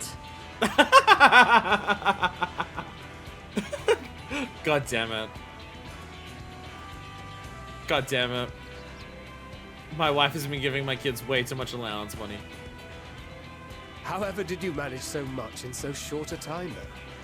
We expected word to reach only a fraction of our allies. Not literally every fucking character ever. Did I not tell you I have my ways? Girl! Erenville! Erenville? You Erenville, let's go! I received a letter from Cryo after we parted ways in Labyrinthos. He's back! She explained what the Scions were trying to accomplish, and why you might soon require the services of the Gleaners, spread across the world as we are. Ah, we just got all the Gleaners stolen from Charlian. I pray you do not interpret this as a betrayal of Charlian. I accept that the Forum's aim in pushing us to our limits was to preserve what knowledge we have, and I bear you no ill will for it.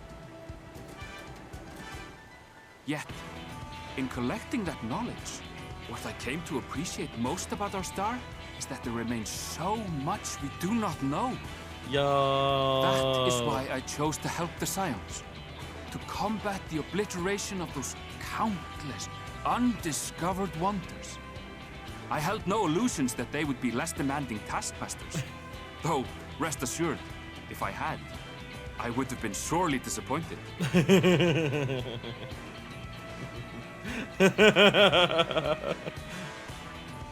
Gleaners everywhere helping. The whole of the guild ship cooperated to ensure your call was heard far and wide.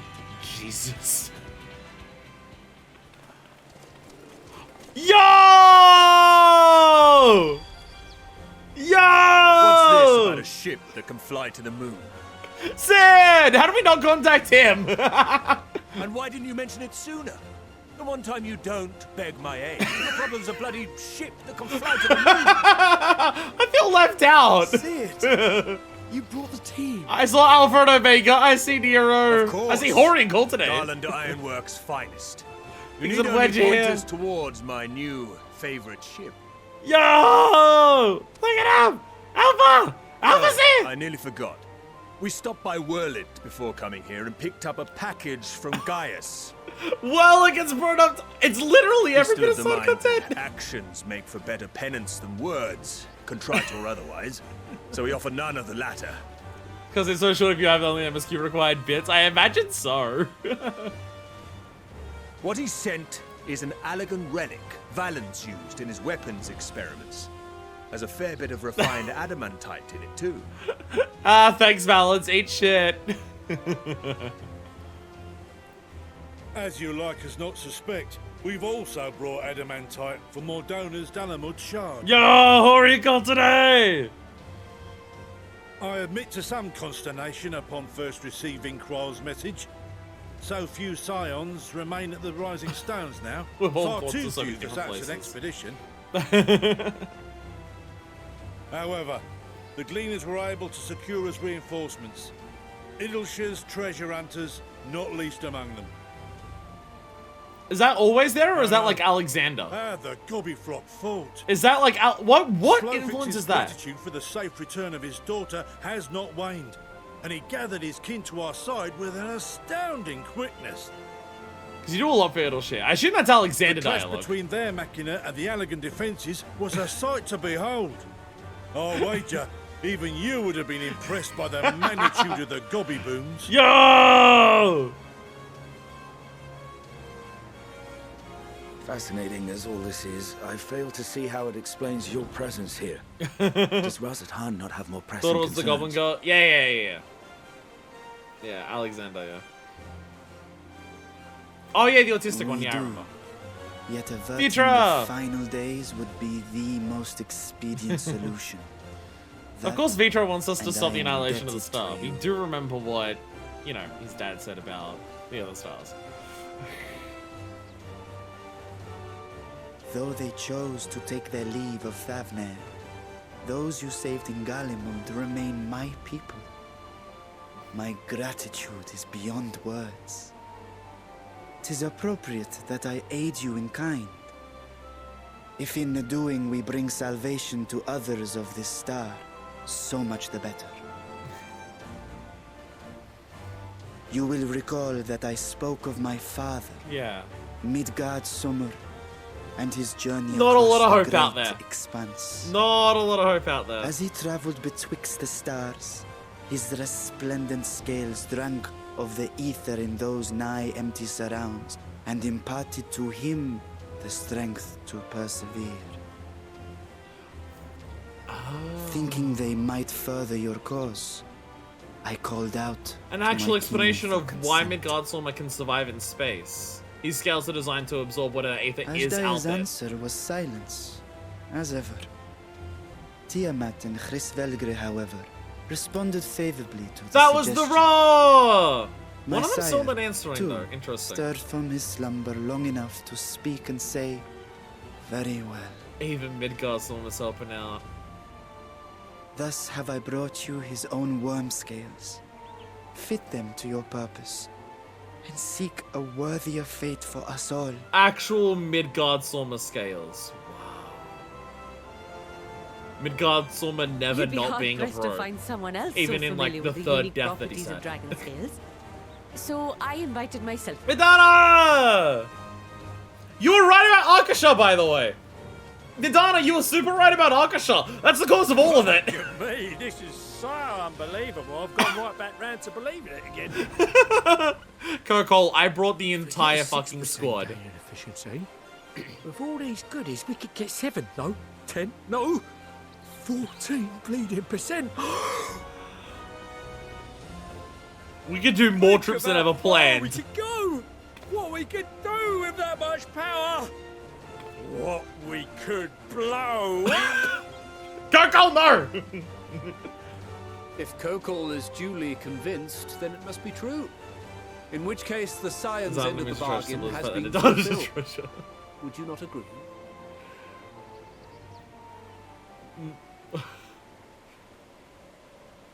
A whole Final Fantasy 14 amount of %. Come on, Fortuner. Come on, Fortuner. We did good. Come on, an iota of praise. Come on. Come on. I know not what you seek of Hydaelyn, nor for what purpose you would take command of our ship. Yet this much is certain. To do so will be to dictate the fate of this star and the lives upon it. Yeah, it's not the exactly lives of each and every creature, in their magnitude it's and a their lot. fragility. It's a lot, we're aware. Do you understand? And are you prepared? We have seen and we have felt how much each life shapes this world. And so we are determined to abandon none.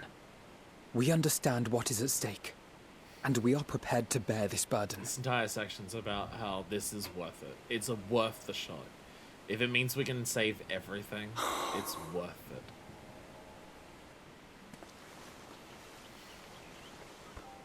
Then I will bear it with you. I beg you, share your struggles with me. As family.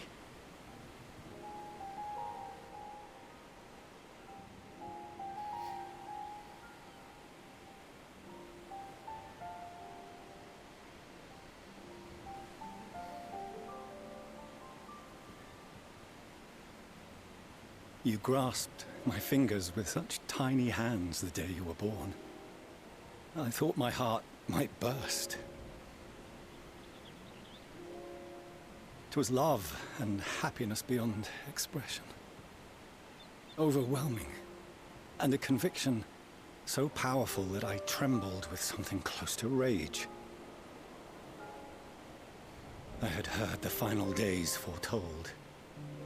I swore to myself then and there that I would not let them steal your futures.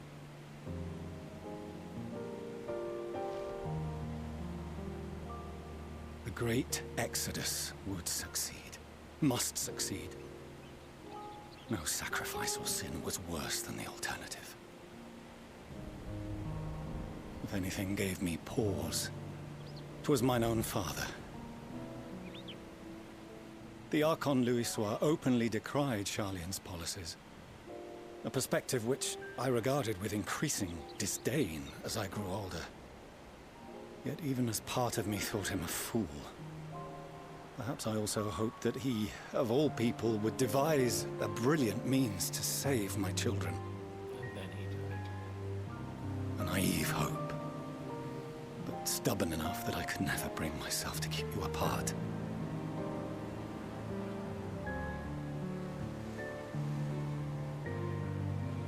No, that was his doing, when he perished at Carteneau. As we pulled that twisted slab of Dalamud from the sea, I remembered the warmth of your newborn touch.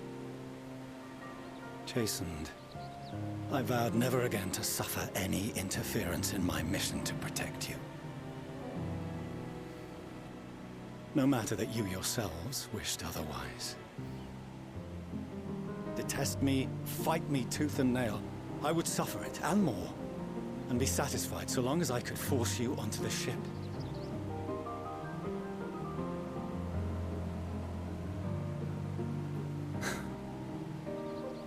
I was wrong.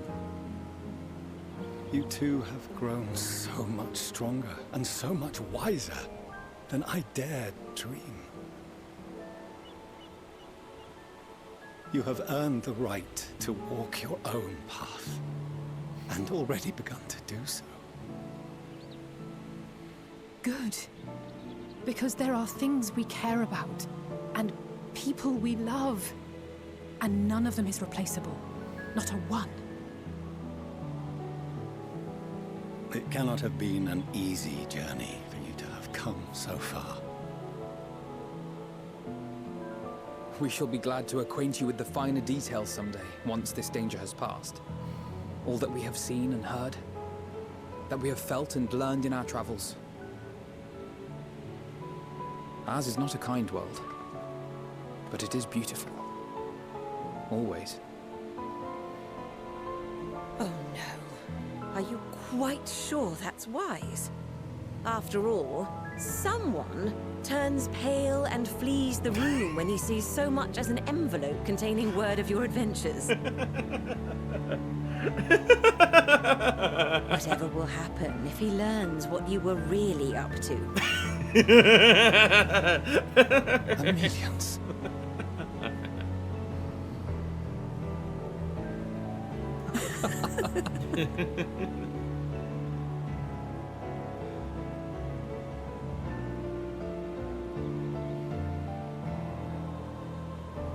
Though I have wronged my children most gravely, I owe you an apology as well.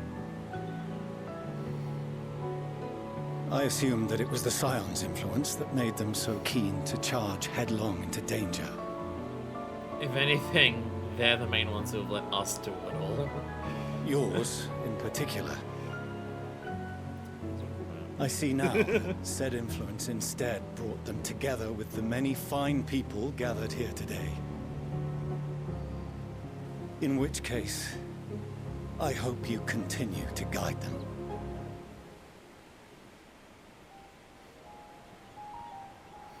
If we've finished loitering about the harbor, might I suggest we put our plans into motion?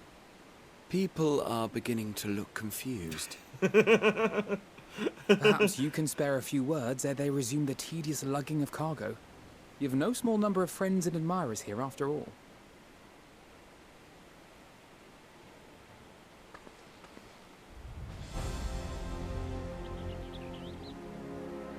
Yeah, make us ruin! Yeah, make us ruin, let's go!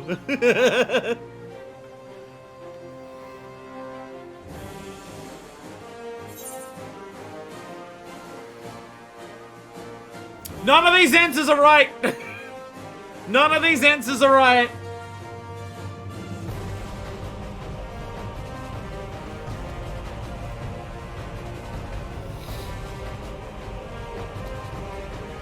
None of these answers are right. This is Minifest we're talking about. There's one single rallying cry that we've always had for Minifest when it comes to inspiring a group of people. And I'm honestly shocked they don't have the option B here, especially given the song that's playing. There's only ever one correct answer for something like this.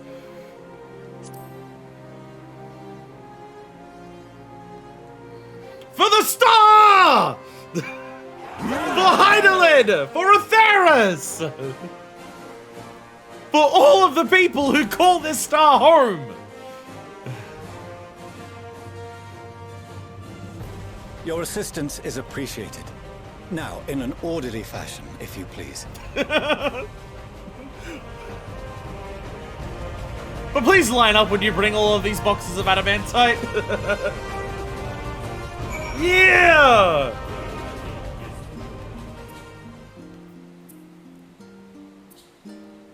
Hey, so remember how I was talking about how what we're doing here? And what this section of the MSQ is another step up from, like, all of the people building the Talos to get us to Mount Gorg, and how we're doing another step of that, where it's the entire star coming together for the spaceship. I was super right, and it was a super amazing payoff, and holy shit, so much major side content. So much major side content got brought up. Like, in terms of major side content, if you go on through the expansions, Crystal Tower is literally required, so it doesn't get brought up. Binding Coils didn't get brought up now, but it did get brought up when we were down in Labyrinthos. Alistair did mention Binding Coils.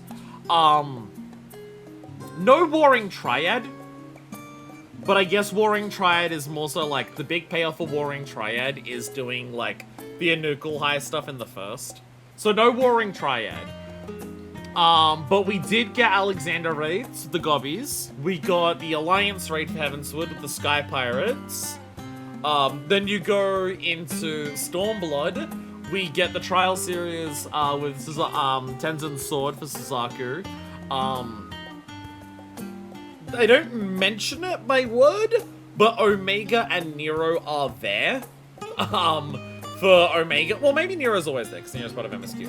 But Omega and Alpha are there, they are sitting there for Omega. If you do that. The Raid series, the Prima Vista, brought a lot of the shit there. You even get the relics with Eureka, with Ajika sending some stuff. And then in Shadowbringers, you do get Whirlit, and you do get Bosnia as well. The Raid series is on the first, so that doesn't come up, and the Alliance series is not canon, so that doesn't come up.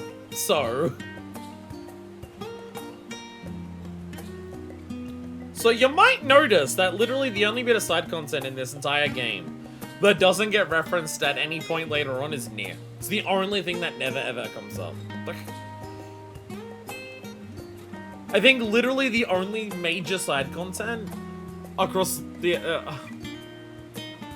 the Mughals. Oh, well, I'm like societies and stuff like that. Yeah, like they're important, but in terms of like major side content is like the big combat focused stuff. So normal raids, alliance raids, trial series, and relic content for at least Stormblood and Shadowbringers. I'm the shit talking the Mughals. Like, at some point during Endwalker, literally every piece of side content has been brought up. Except for the war... Actually, that Warring Triad hasn't gotten brought up during Endwalker. Warring Triad's payoff is, with Anukel, High, and Silver in the first. That's the only time that Warring Triad gets a payoff, but does get a payoff there. And the Raid series from Shadowbringers, I think you mentioned it, about fixing the empty. Do Reen when you go back to the first. So at this point, the only thing that hasn't had some level of, like, payoff for doing it is the Nier Alliance series. Because it's basically not fucking canon. And I see some people just feel like, it is canon, you have to accept that it's canon.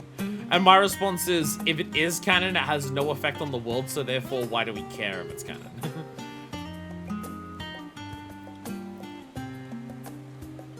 Time has come to claim our prize. Be prepared. Lee sent a letter on the Gridanians' contribution. Seems to travel there in aid to Adamantite recovery. Evidently, journeying to Gridania was quite the trial, as was getting into the Element Shard, as was reaching its depths. Especially a few kind words said about the Elegons when next we meet. Also because it's bad. Yeah, what? Yeah, bring the tank mounts here. Make all the societies come here too. Unaided, we Scions could never have gathered such a bounty. Refined adamantite relics, sacred and ancient alike. I find myself quite overcome. To be fair, Scions, you didn't have a hand in half of that shit that has happened. That was me. If I never see another crate again, it'll be too soon. Can't wait to see what our friends from the Ironworks do with the ship. I had no idea how massive a weight it was until he lifted it off my shoulders.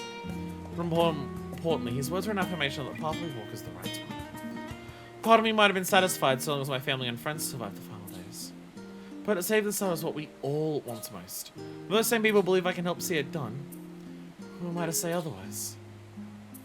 Come what may, I'll fight for this world of ours until the very end. I apologize for not informing you earlier of Aaron Bill's involvement. He was something of a contingency plan. Thank goodness we had him and his fellow gleaners at hand, though. Would have been wondrously difficult to locate Sid and transport the Hunnish delegation here otherwise. I like how indignant Sid is. The one time you don't call me is something that is literally my fucking job. The one time you don't say, Sid, you asked me to fucking mint you an NFT, like, recently, and that was fine. Oh, you're gonna ask me to help mint an NFT. Sure, I guess I can work out how the blockchain works. Okay. But when it comes to building a ship, you don't contact me? Come on! Whether it hurts from directing so many people to live in Phos, but only proves to get our money's worth. I like that Emilion has been bankrolling the Scions the entire time. Why do I have so much money? Oh, literally, they've been bankrolled by Emilions. That's why their house is so big. And hey! The unshittening of Fortuno! Fortuno coming around. Do NFTs still exist even? They probably do, in much smaller numbers. That's gonna be the thing that's annoying. When AI finally dies and the bubble finally pops, it doesn't mean it's gonna stop existing. There'll just be significantly less people still using it, but them using it is still going to have the harm that it does. Same with NFTs. Well, that's sweetie, you need a bit of money for your private military complex. Sure thing, honey.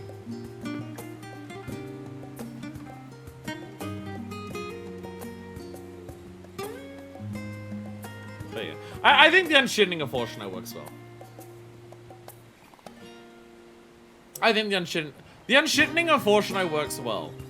Because it makes sense that, like, Fortuno's actions are still defined by love. That does make sense when you just look at the family. You look at who Alphino and Alice are, you look at who Louisoix was. It makes sense that Fortuno's actions, as horrible as they have been up to this point, were still defined by love. It's just you combine that love with the almost ruthless utilitarianism of Charlian, and it gets twisted into what it was. And he accepted that he was wrong. He straight up said, I was wrong. I have wronged my children. What I did, like, he didn't try to justify it. He explained, this is what I've done, and I was a fucking idiot about it. I saw someone on Twitter the other day moaning that crypto is so good, but all the scams gave it a bad name, and I'm like, so if you literally easy to scam people with it, then no, it's not good. So unfortunately, it's like, the one unfortunate thing for crypto, well, not for crypto, in terms of, like, the one unfortunate thing for the rest of the world and the state of, the rest of the world, is that, like, because crypto is decentralized, if credit card payment processors keep their puritanical regime expanding on the world and not allowing people to buy the things that they fucking want to if they're, like, gay or queer or, like, sexual, then, like, crypto might become the only way to buy that stuff because crypto is actually decentralized. Not that it, like, means that crypto is good, or that the cost, like, the environmental part, like, problems with it aren't still there because it's, like, ludicrously inefficient and everything like that, but, like, the people who talk about one of the things about crypto is that it is decentralized. While overall, they still, like, so many people talk about wanting crypto decentralized, still want it centralized. They want the benefits that come from it being centralized without having to actually be centralized, for crypto. But, like, that is one of the advantages of crypto being decentralized the way that it is. Not that it means that crypto's good or anything, but with the way that credit card payment processors are acting, I mean, like, because there's already, like, a number of sex workers that you can find, whereas there's, like, that, like, the payment they accept is crypto, and it's just like, it's not good. I don't like crypto, but if I use other forms of payment, then, like, my bank accounts get locked for sex workers. So there is unfortunately that. I'll still throw him into the harbor, however. Well, look, here's my stance on it. Here is my stance on Fortuno. I'm still gonna try and fuck his wife, but it's only because I find his wife hot, and not because I want to personally piss him off anymore.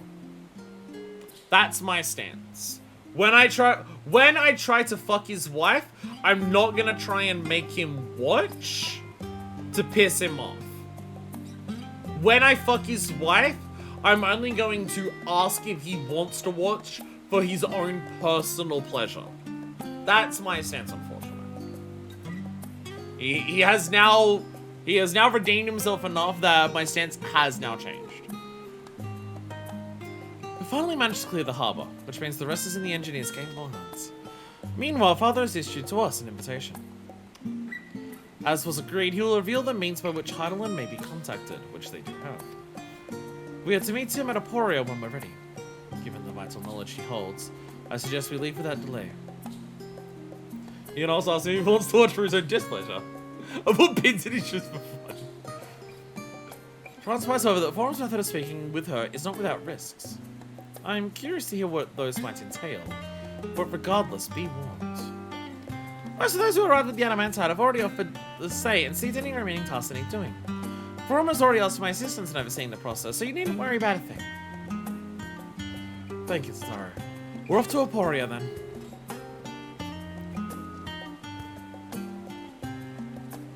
Oh, Krell's come with us. So used to Taro and Krell Stigma. I don't want any of you getting hurt, but I do hope you'll bring as much information out Heidel as you can. For all we know, this is the one and only opportunity we'll get. Alrighty, to Aporia. That miscellaneous tab is becoming longer. That tab that before was only Mordona and my fucking house. Until I started Endwalker, this tab was only Mordona and my house. And now look at how much shit is on here. Hell yeah, locations that have been traveling in Endwalker have been awesome. Hey, Fortuno. Manifest. I've already shown the others inside. You want to speak with Clara Lee.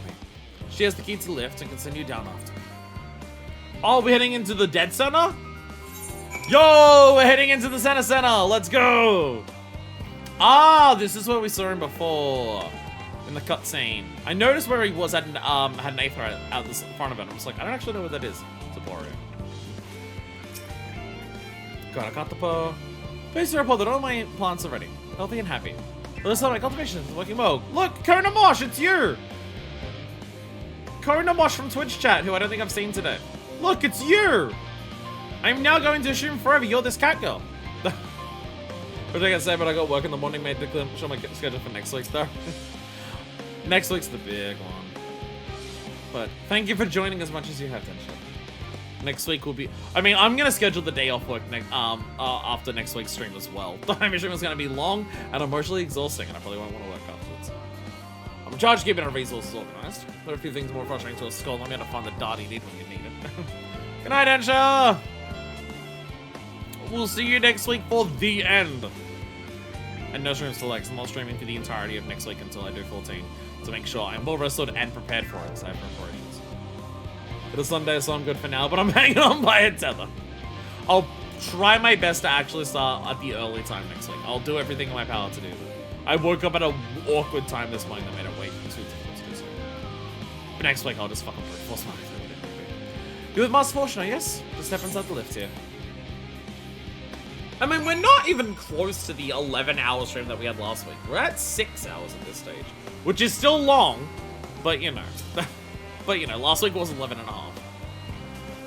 From here, we proceed to the heart of Labyrinthos, and its most closely guarded secret, Fountain.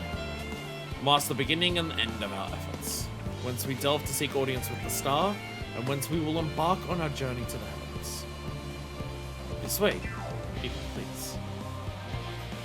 So the spaceships also do. Starships. Well, one side of my head went out. Eh, it doesn't. Jesus Christ, that was huge. I never went to here. Hi, Dragon. I never went to this one part. The reason I haven't unmapped this entire thing yet.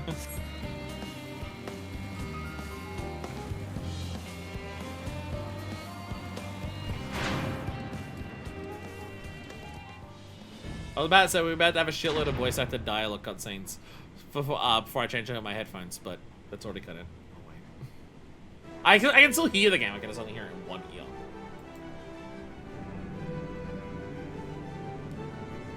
Is this our starship? Is this our starship? It looks cool. It looks cool. Holy shit. Badass as hell. You can see it flying, the game yanks it to the ground. I bid you welcome to Thermosine. Direct your attention toward its center to behold the arc over which we have long labored. I'll be honest, I was expecting the arc to be bigger. As you can see, it was designed as a medium-sized craft to better reduce fuel consumption. Ah, that's why, okay. So I was thinking, if you're arcing it to the moon, surely it's gonna be fucking massive. But it's not fucking massive. But I guess the idea is that it's meant to make trips back and forth really fucking quickly. Which is probably why the Aether Burner going so quick is so important. Because this is going to take a shitload of trips to do. Miniaturizing magics have been applied to its interior to ensure that the thrust-to-weight ratio does not place too great a limitation on its freight capacity. Oh, so okay, so it's bigger on the inside. Well, it's not bigger on the inside, but you're smaller on the inside? So once you go inside, you're smaller so it can fit more, I guess? The Aether Burner, as you know, has been removed for further modification, but we shall reattach it soon enough. I have received word that Kokol and several of your allies are working on it with an intense fervor. They are sure to see it done. 'Twas by their expertise that many a prior disaster was averted. If anything, I fear they will not afford us much time for speaking with Heidelin ere they finish. Point taken. Let us move on. I must warn you again, however, that even with the benefits of our device, to treat with her is not a simple feat.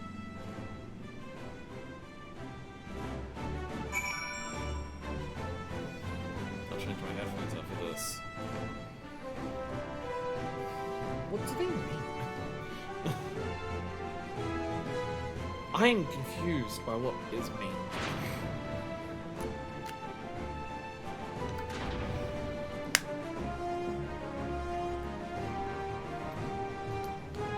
Why is trading with it up? Look behind on real quick.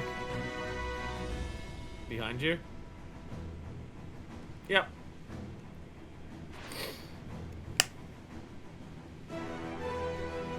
L2!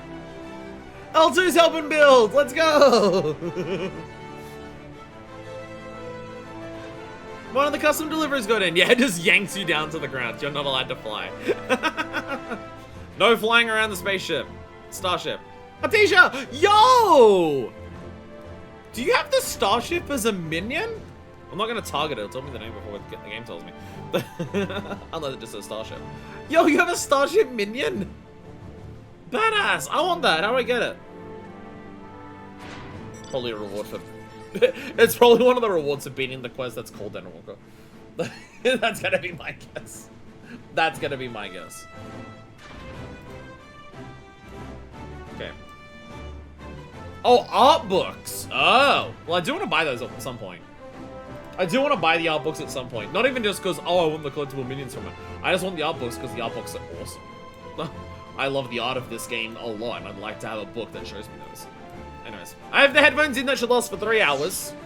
So hopefully with my headphones that should last for 3 hours, they'll last for, hopefully, the rest of the stream. Hopefully. We might be pushing on that regard. But I can well imagine the zeal with which they're working on the Aether Burner.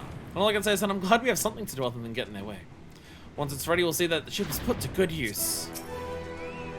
We are really, like, getting in there this way. Think how many generations labored for this ends. And that's we aim higher still. We must spend our preparation. And that means speaking with Heidelin no matter the cost. If meeting Heidelin proves difficult even for the forum, then perhaps I... Oh, it is an uninformed idea at this phase, I'm afraid. I'll inform you if anything comes of it. I doubt that's what Arenville meant when he said that there remains much we do not know, but I still can't believe everything that was hidden underneath the city this entire time. It was the Allegans who first combined the mechanical and ethereal sciences into a revolutionary discipline. Given that the ship is nothing short of a technological marvel in that precise vein, Allegan salvage should suit it well. Must learn of Heidelin's greater plan. We can only hope that she also knows the current location of Meteor. And we can do neither if we do not focus on whatever trial awaits us within. Twould seem enchantments most advanced have been woven into the ship's very bones. Wolfson and Blowbeater were doubtless called upon for their expertise in teleportation magics. Yeah, it doesn't look that big, but you can fit a lot inside. You feel it too, don't you? The ship is impressive, but it pales in comparison to the vast primordial power beneath our feet.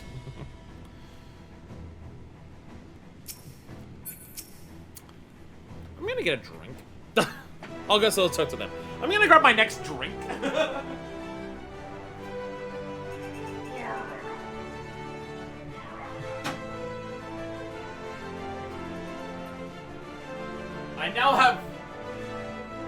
Tropical guava.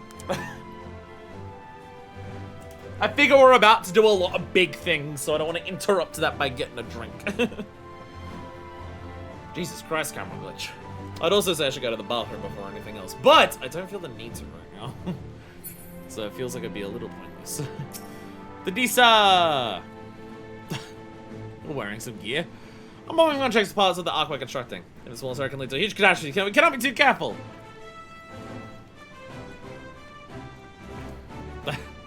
Everyone look at the Disa. Oh, Jesus. We're fucking getting in there at this point. Oh my god. Oh my god. I've done what I can to impress upon you the gravity of what lies ahead. To an NPC reference. Are you prepared? Hey, Thakaran! We have unlocked flying in the area where you're not allowed to fly. That's one hell of a fucking quest name. Her children, one and all. Fortuna is ready to lead you to Heidelin at last. We make for the lift at the center of this chamber. Come.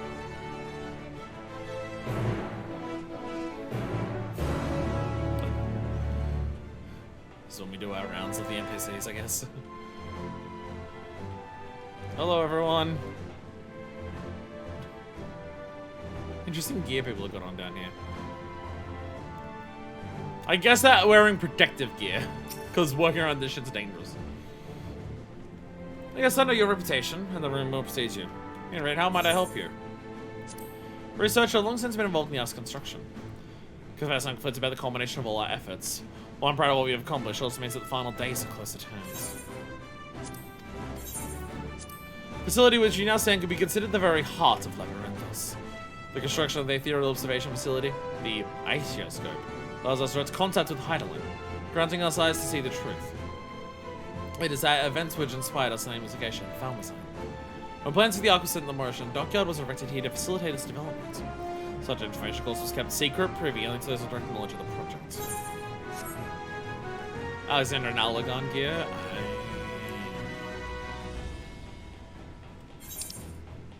Alright. What's up, Cuthbert? We're really getting there, aren't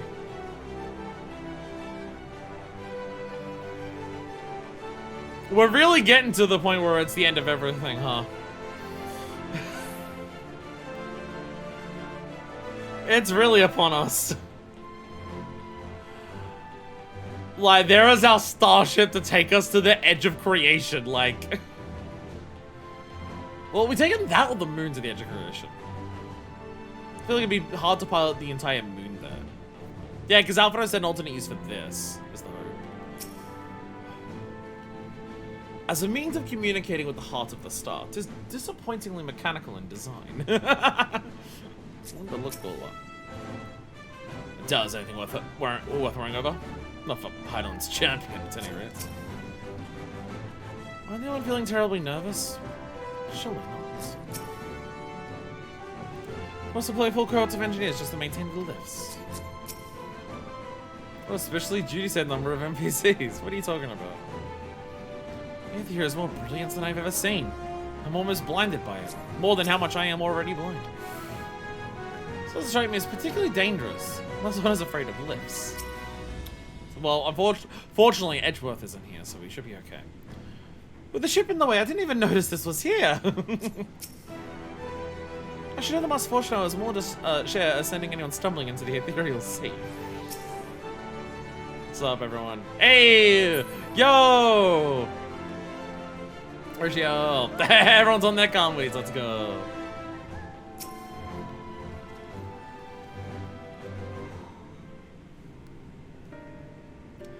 As you all know, alongside our physical world exists an ethereal plane, what we refer to as the ethereal sea.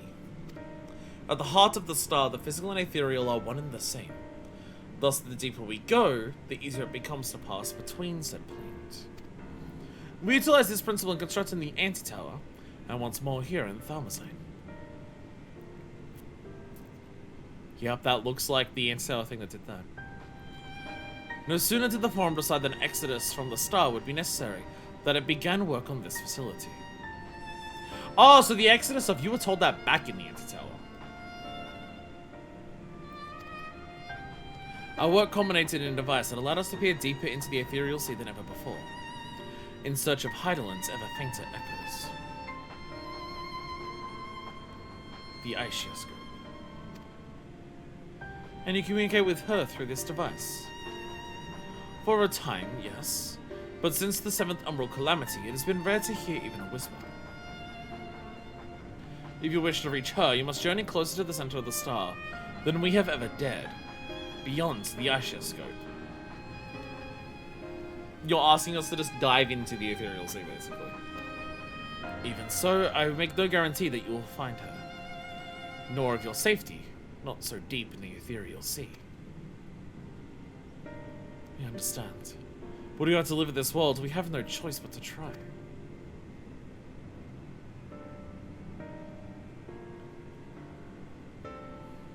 I know. I only wish we could do more than observe your progress from afar. The Aishioscope's ocular lens, by which we may peer into the ethereal sea without placing ourselves at hazard, lies above us. Through it, we can watch and guide you. In those swirling depths, there are pockets of aether so dense and turbulent that they can unravel one's soul. If we determine you are at risk of coming into contact with such a pocket, we will recall you with teleportation magics. To that end, it would be best if one familiar with the composition of your souls remains here to assist in assessing said risk.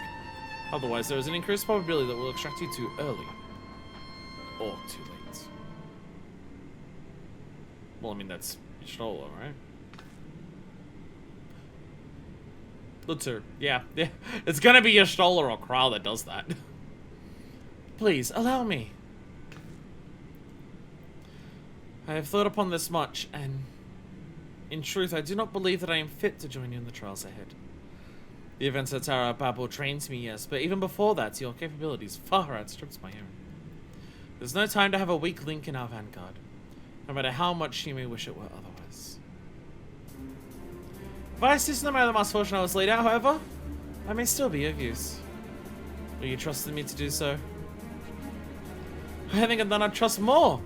Compared to all that effort you put into keeping us alive where our souls were in the first, preventing us from dissolving into aether on a single expedition, or to pose no challenge at all. And even if we did, I expect you would hunt us down and restore us to health somehow. Says the man who tried to run from us several times. You flatter me. Rest sure that I'll be keeping a close eye on all of you. There is one more thing. Those in ages past referred to the ethereal sea as the underworld, our final resting place. In its embrace, is memory washed away, leaving only the purity of one's soul. Or so we believe. I imagine it's the type of thing that takes time. Because, I mean, Hildedeus was talking about having memories restored when you go there. So I imagine it's the type of thing that takes its time. Yet what of these memories? If you think to ask what becomes of them, cast adrift on ethereal tides. Some theorize that they linger for some time, those associated with strong sentiments in particular. In those depths, memories of the departed may even coalesce around you, for hatred or for love. Thus do I caution you to be wary, but also to have faith. Remember those who did gladly extend a hand to you, that they may lift you up one okay, emotional trauma the dungeon, got it. Emotional trauma the dungeon. I understand.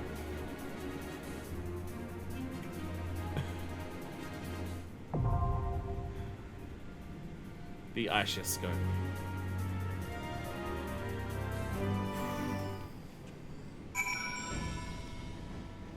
Emotional trauma the dungeon.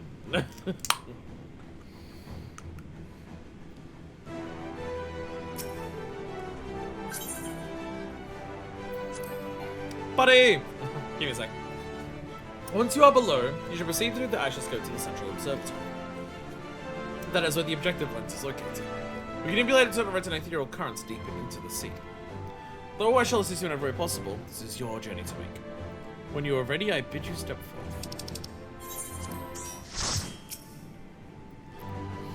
I hope to guide you via link pod while you're inside, but given the density of the Aether, I'm not sure how long the connection will hold. Oh! Don't you think about dying. You're too bloody useful. I don't think the connection will last much. Even if you can't hear me, however, be assured that I am watching over you.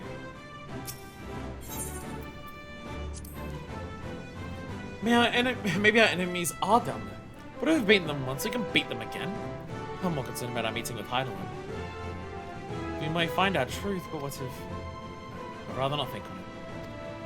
Let us move on. Never mind, it's on a bit less ping-intensive BRB. We've always tried to do the right thing. We've always been kind, or merciful. Don't be surprised if some few harbored resentment for us as they passed on. We must face these truths to meet them as they come. Some part of them remains in the ethereal sea. Do you think... Forgive me. It's not why we're here. No matter what happens, she'll always be with us. With Reed, wisdom. She'd tell us to live for the here and now. To do what must be done.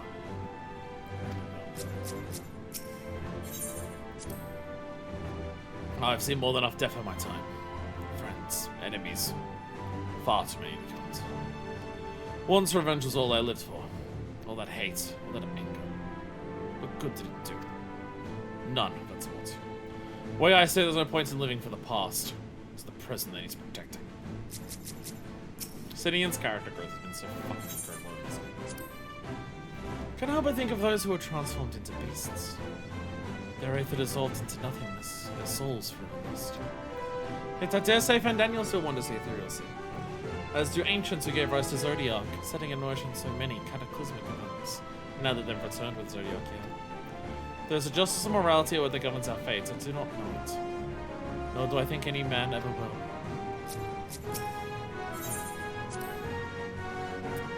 I now understand why these facilities are so heavily guarded. If it fell into the wrong hands, the wisdom of Heidelin could be dangerous, 'tis true. However, that danger is not compared to what would result should the common folk en masse venture into the ethereal sea unprepared, which they most certainly would if they thought it would allow them to speak with the dead. Once that secret got out, no rational argument could dissuade people from wanting to see their loved ones, no matter how ephemeral the meeting.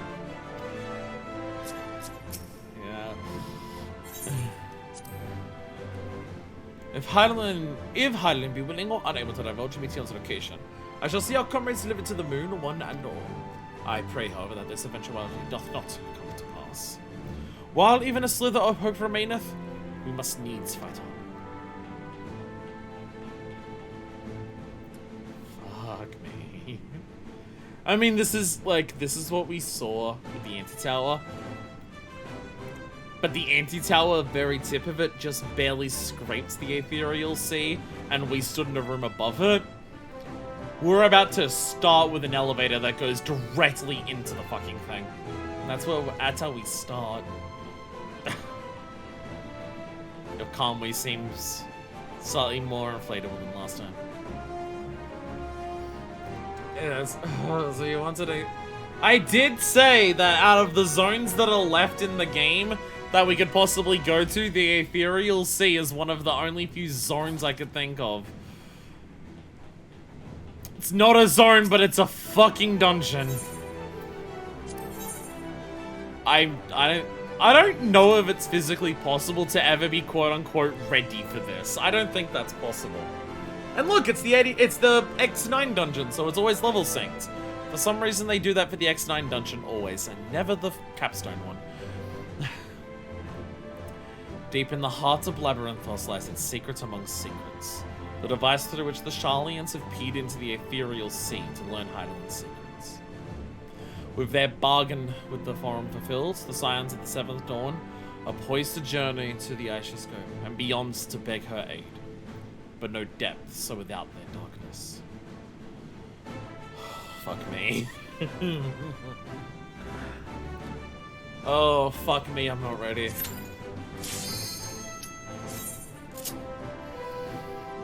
How could I be for this? How could I be for this, of all things? We're about to go into the ethereal fucking sea itself.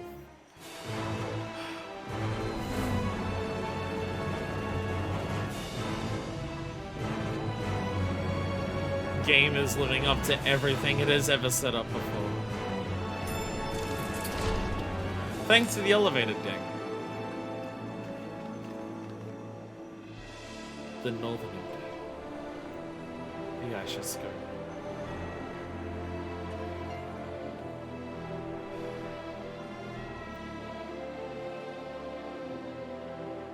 Fuck me.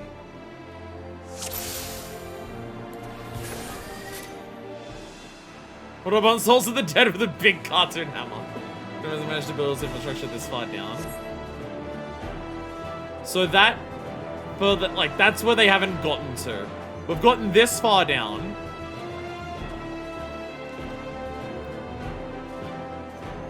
But down there. All seems in order with the lens, and I trust you can hear me.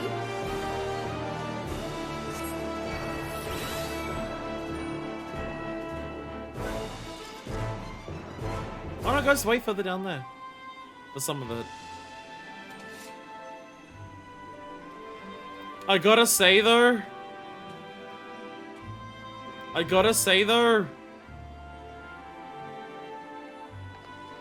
It's fucking beautiful.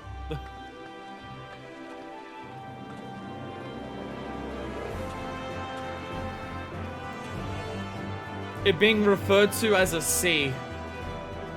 Especially with how much it looks like the sea of stars above us.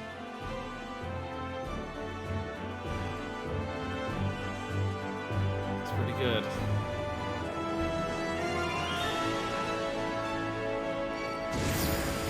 Those things are pure malcontent. The residue of lives unfulfilled. You can see like the things they've built around it. Right, sorry.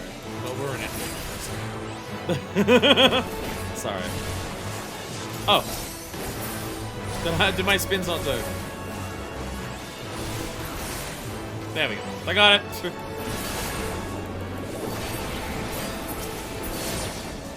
I have a Picto. I need to attack things really quickly. I have a Picto at level 90 with me. I need to attack shit quickly to actually get everything.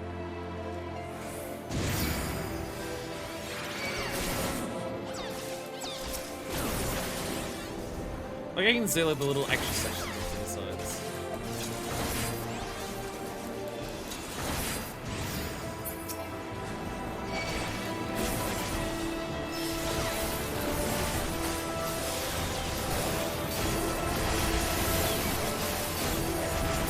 And double down, which I now have. Let's go. I now have double downs. Let's go. Feels good. Feels good to have double down again. Again, first duty that I've actually done with it.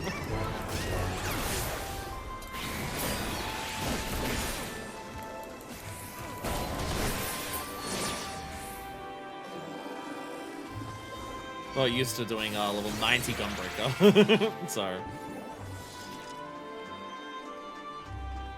Orange Soul.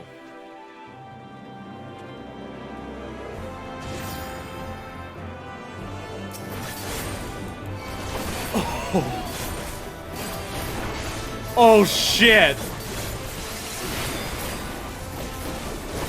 Oh, he's not taking damage. Visceral hate!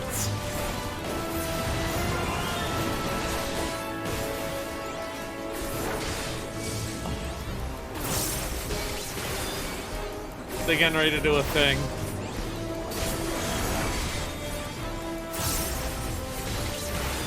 In a rush of familiar wisdom, the Papalimo! Papalimo!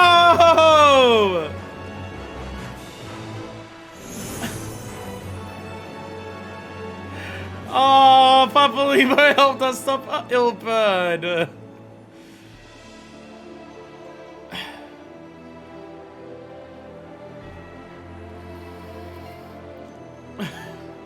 Very fitting.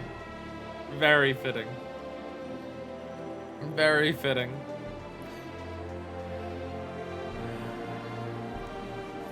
our boss is gonna be.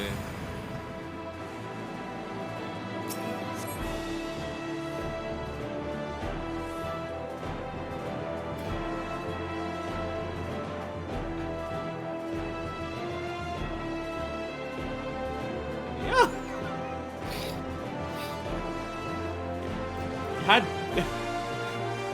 You had Ilbert be like a mob pool fight to give me Livia afterwards. Okay, I'll see what your plan is with this. Okay, sure. Livia.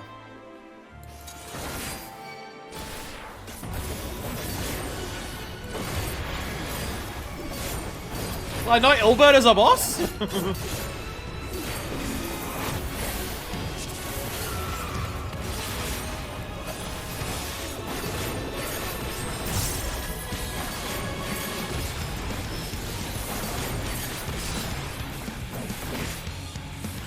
Alright, red, white, tank buster. What else you got?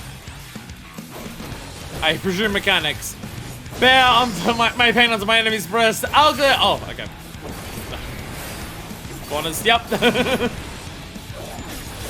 I'll get a climb because it was attack. Yeah, a glare climb. That's a tank buster during the fight in Meridianum.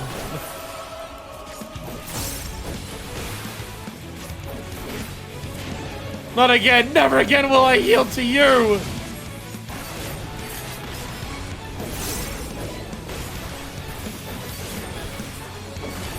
Are they gonna shoot back at me at some point? Yes, they will. It's an angry salamander thing. Like it's in a similar pattern. Or the armor.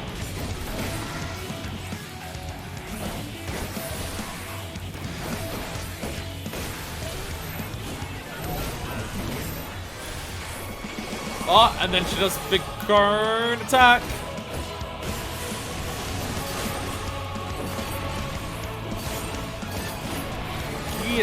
Get her. No frustration. Bam.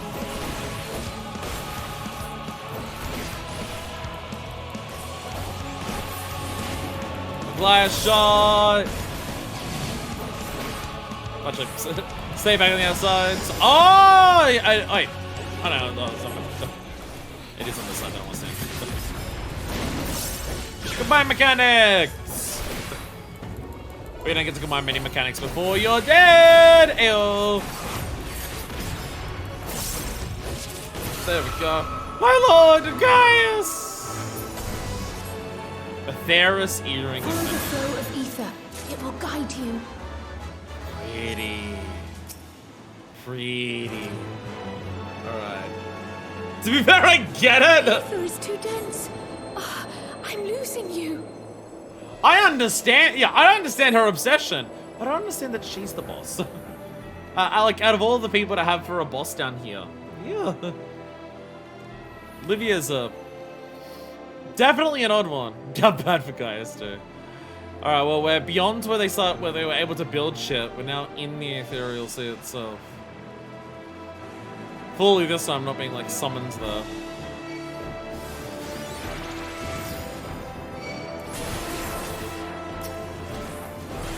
March on! We have another helpful soul over here.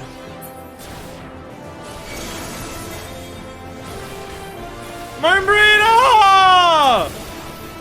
Moonbreeder!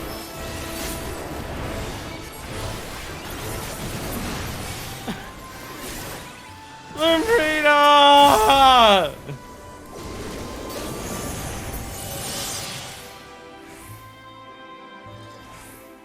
Memory of an Archon used love tap.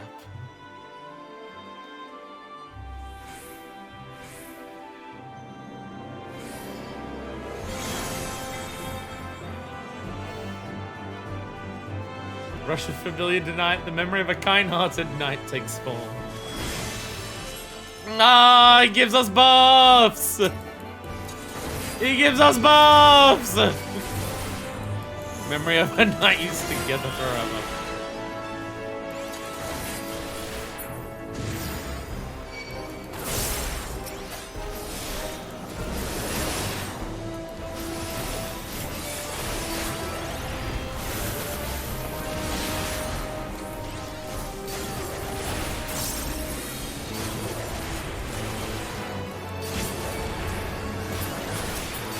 Attack!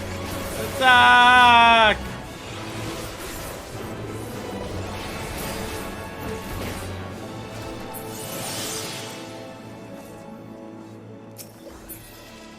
Yeah, no actual gear for this. It's all accessories and everything.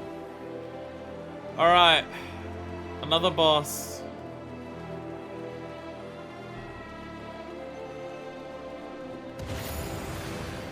Why?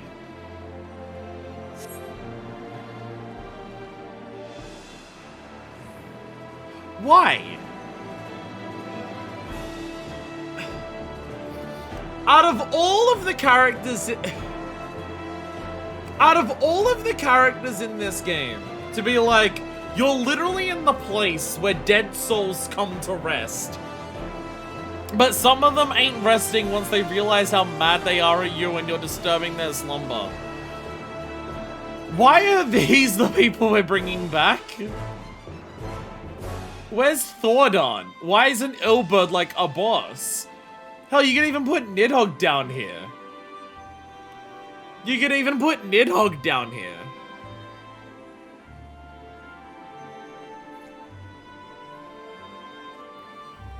Surely the who's who of who the fuck is that? It's a solo instance now, so you don't even get a chance to redo it. Like, of all of the characters who are the angriest at the Warrior, like, the bosses should be the ones who are the angriest at the Warrior of Light in their death. And I would say out of the dead characters we have who fill that bar, that should be Thordon and Ilberd, right? Am I insane for thinking that? These should be the characters who are the most pissed off at our existence. Give me Asahi. Asahi would work, but I don't know how he would be a boss. I mean, he can fight us, he'd be pissed at us, but as a boss, I don't know. But like, especially Ilberd. Ilberd fucking hates us. So Ilberd just being a regular pull is a bit odd, and like the boss, like Livia and Britain, these are odd ones. These are odd ones. Okay.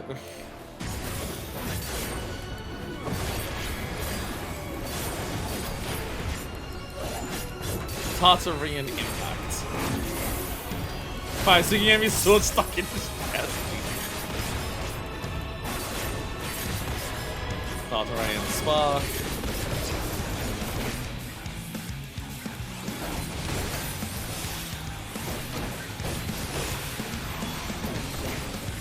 I will fulfill my duty ere I rest.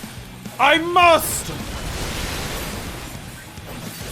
You will fall to the Tartarus!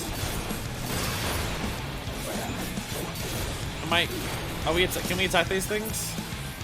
Ah, okay, I see. Oh, I still get by that. I couldn't tell which one was dying faster.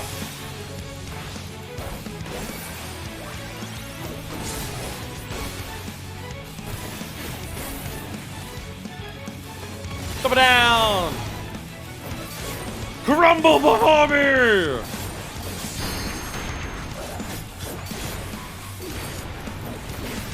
Oh my god, it's the lock-on mechanic from like the first boss of Alamigo. Oh, a lot of them actually! Oh, okay, that's fun. They just all appear at once. It looks odd and then it just goes, actually, fuck you, they're everywhere.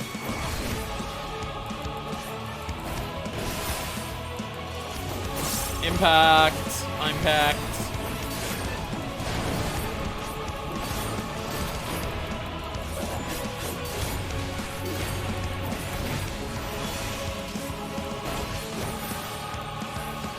Vexillatio. That's what she gives me. She gives me the Vexillatio. I don't know. Oh, now we combine shit. Okay, so that will end really quickly. This one should be fine. But it's gonna be covered. Oh. Okay. Impact. I'm not gonna bother about me getting that. Lord Van Belsa. Okay. Like, if Gaius stayed dead, then I'd say the final boss of this is gonna be Gaius. But Gaius didn't stay dead. Those were two really weird picks. Who's gonna be our last weird pick? Those were really weird picks. We're flying. It's like the animation when we fly around, around the end.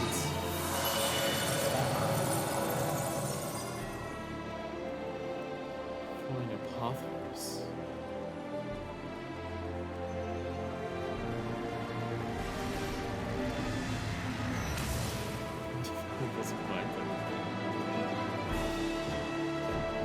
Shit's getting a little chaotic down here as we go down further.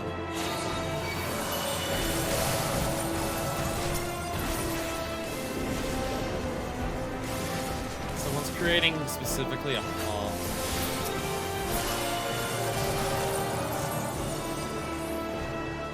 Keep the pool going, keep the pool going.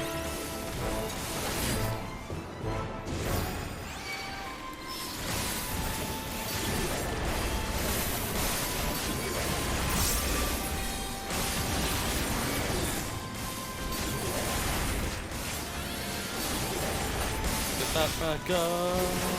And pop's going. Might as well get that going. There we go.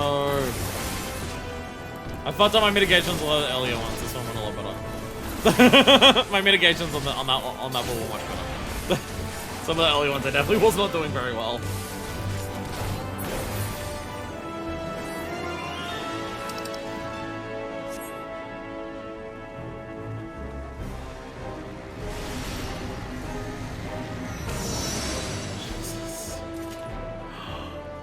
Yeah, of course it's her. Of course it's her.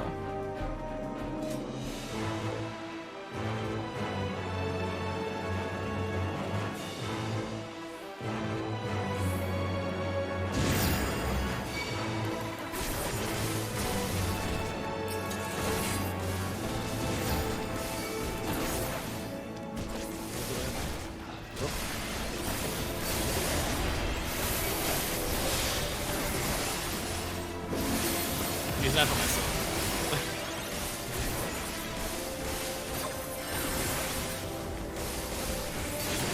I probably should have used Rampart and the other one on the last pull. My bad. I used Rampart and Nebula. The last one. That which was wrong. You know what to do that. So it had to be Nebula for one pull, Rampart for the next.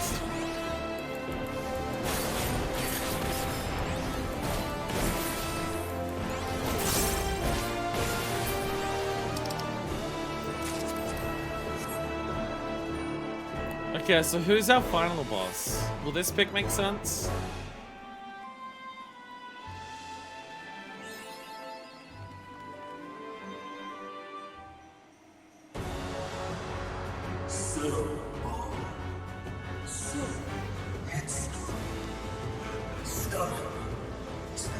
Yeah, of course it's gonna be you! Of course it's gonna be you! How many times do we have to teach you this lesson, old man? As far as you go. Oblivion beckons. Amon! Sundered Soul, Amon the Undying. Yeah, that makes a lot of sense. That should be the final one. What was motherfucker 3 fucking times? No, if there's anyone who's gonna be lost, this makes the most sense. No one else should be lost. Fandaniel, in a lot of ways, did hate us more than anyone else. You could say that Fandaniel is our strongest hater in the entire game. That makes a lot of sense. Okay, and it's also Amon.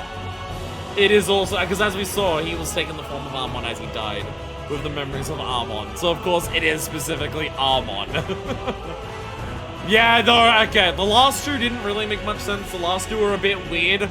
This makes a lot of sense for our final boss. Alright. You want a countdown? You want a countdown? You get a 6-second countdown. 4, 3, 2, 1. Woo! Many faces have I worn, but this is my favorite by far. Oh, Clipbuster. I didn't go off! Oh, whoops. We gotta have 3 cartridges, and I'm like, oh yeah, I've used 2 cartridges. Thundaga Forte. Oh! I could have. Oh, those ones go off first quarters? Yeah! Nice. The visual tell for that. Not immediately, obviously. Strophe. Like, catastrophe. Oh shit. Antistrophe. Knockback? What is that? Oh! Line gone through it. Left Paraga Forte. Boss left. Boss left! Boss relative. Entracte. I say, one of these is gonna be a fucking raid one at some point. Entracte. Let the curtains rise for the main attraction. Cut and call! Cut and call! Racing wind leaps from the pages of memory.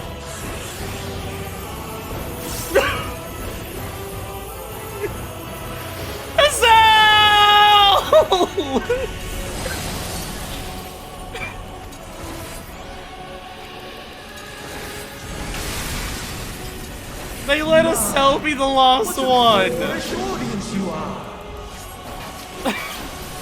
They had Estelle be the last one. Ah!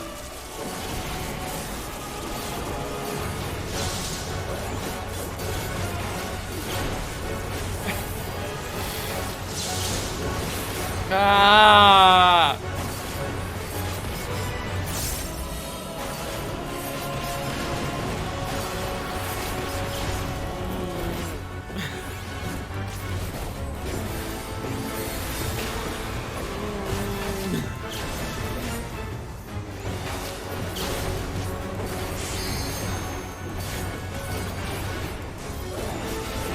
That's cheating, video game.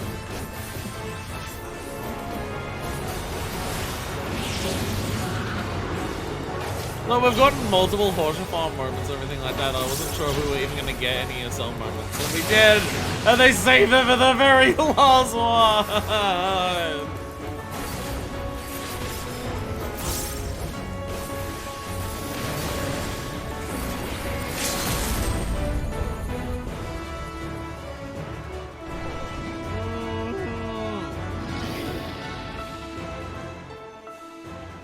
Lies. All lies. Your dreams, your hopes, your futures, delusions and lies. Are you just leaving? You resurrecting? Are you just leaving to resurrect? What are you doing? Get back here, coward! Another reason why that Seeker style glitch one just didn't activate the US is very funny. Of all the fucking characters that have a glitch that makes the instance unclearable without bullshit.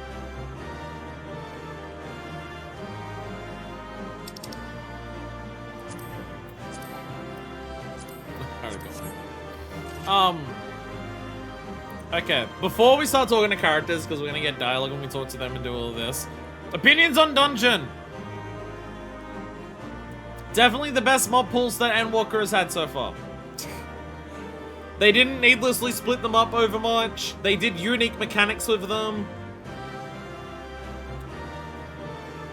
Like, unique stuff for dungeon pulls is what I asked for dungeon pulls. Like, don't give me too many in between areas. 2 between bosses is the most you can do, unless you've got a very specific reason for doing it. But give me more unique mechanics, unique buffs, unique party member, like, Ghosts of Past, like, doing things for us is a great way of doing that. Mechanically not super in depth, but like it's like really cool to do that.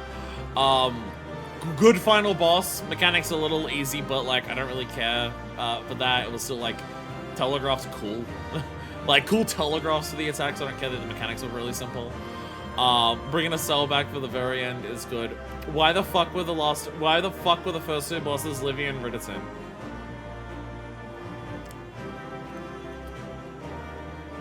Why the fuck were the first two bosses I feel like this dungeon could have had way more of an impact. I feel like this dungeon could have had way more of an impact if the previous two bosses weren't fucking Ridderton and Livia.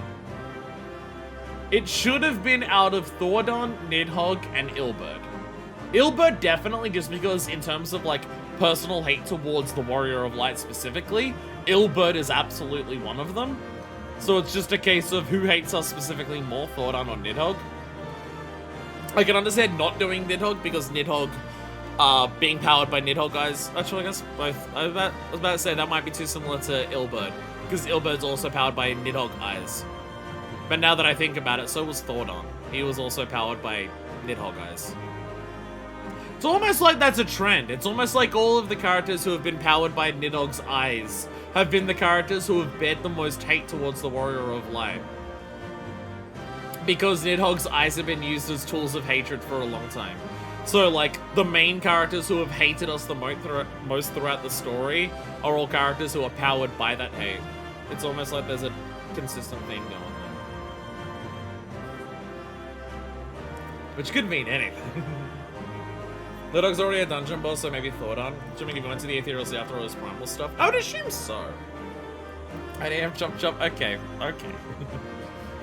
So, such was the strength of her faith in us. Yeah. Bringing back a cell to do mechanically diamond dust to give us the ice to stop that, which is also a call back to Crystal Tower, is a perfect way of ending that. Life is a struggle, but it's worth it, no lie. What was I? He's not gone! It's becoming tiresome. I sense it's a presence. Some things can't be washed away. Becoming tiresome. We have fought this guy so many times.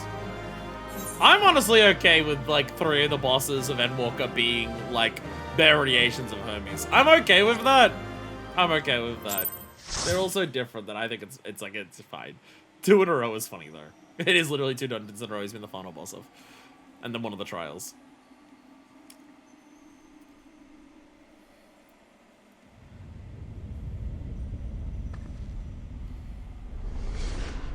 Oh, you tried. He tried to leave. It turns out he couldn't. He tried his best. And there's Armon. My very essence begins to wane. Sweet, sweet agony.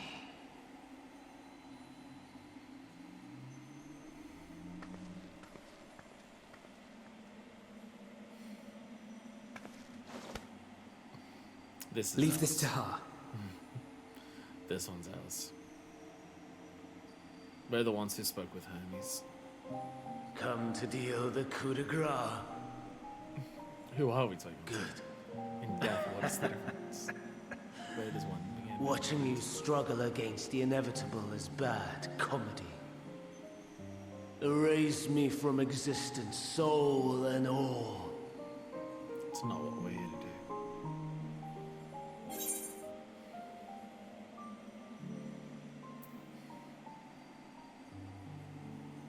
Do you recall your days as Hermes?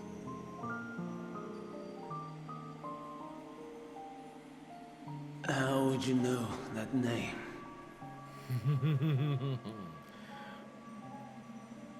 We went into the past and met the one who was you in the past.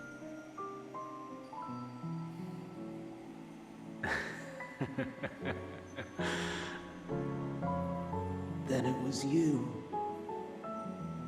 in Elpis. So you did get those With them memories, itself. being in the ethereal sea, even it being a previous life. The from final unsummoned pieces life. fall into place. You remember now. At the end of everything, I was there. In my halcyon days, as the mortal Ammon, I was haunted by a dream. Night after night, the faceless multitude, the voiceless cries, shards of shattered memories. Similar to what Xenos has had. But slowly, the fog began to clear. This was Elpis. And I was Hermes. Recurring though it was, I paid this dream little heed. It was only when I was granted the seat and memories of Fandaniel that I knew these visions to be true. They were the memories of Hermes that he himself erased using the power of Kairos.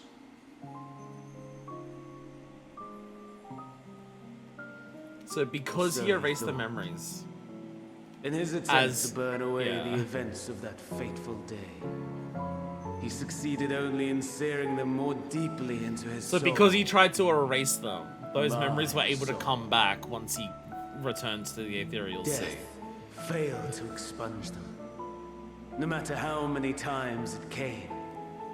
Rebirth after rebirth, from one Fandaniel to the next. I wonder, is Emet adrift somewhere in this ethereal sea?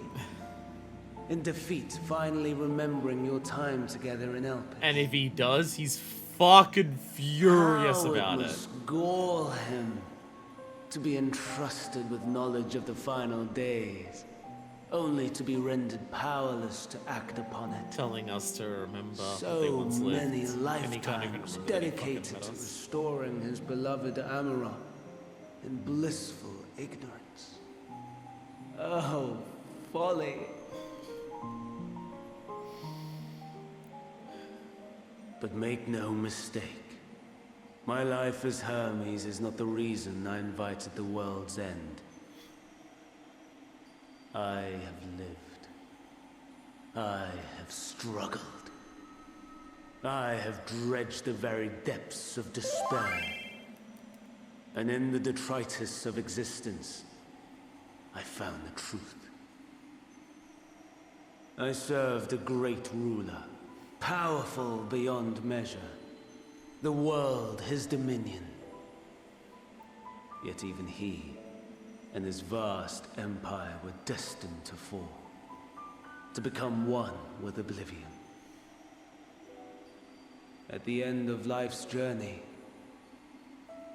lies only death. But what's of the journey?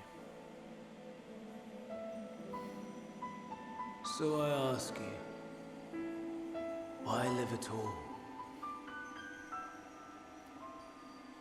For the journey. We betray. We torment. We murder.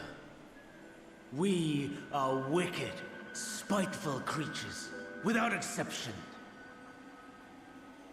If life is so sacred, so precious, why fill it with such misery? Man wallows in a hell of his own making without purpose or meaning. To live is to suffer, and I would end that suffering by my own hand. It matters not if it flies in the face of all believed right and just. Death is the only solution.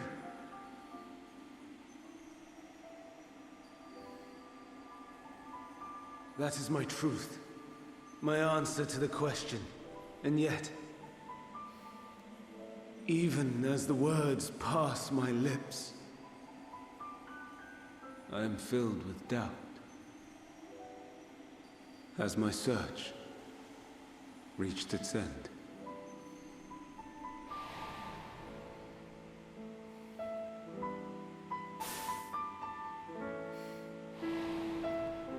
lines are blurred. Was this the only way?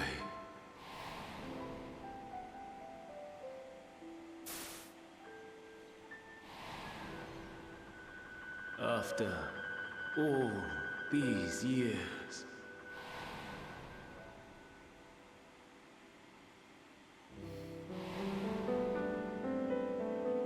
Is this the answer I was hoping for?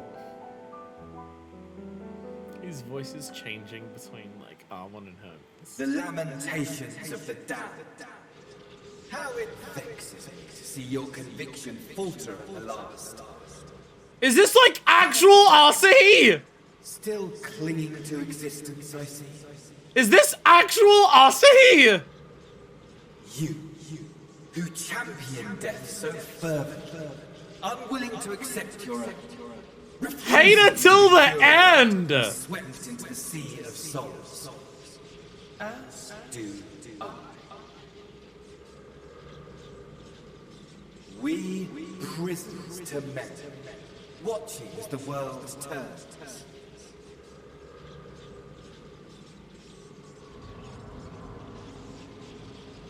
Though unlike me, you will be spared the ignominy of having your corpse made a puppet. Hater until the end and beyond. Oh my god. Is that Asahi? Holy shit. How very astute. But let me be clear. I have not come to consort with the likes of Yes, you. it's me. Fuck off. Nor have I come to bemoan the state of the world following my untimely demise. In fact, I delight in mankind's downfall and the anguish it brings the savior. Props on trying to kill everyone. I'm about that. If I played some small part in the chaos, all the better. You tried to kill everyone. That was any cool. position to resist. But to be made accomplice to the betrayal of Lord Xenos. Not a hater till the end. A fucking simp till the end. To exact my Oh my god.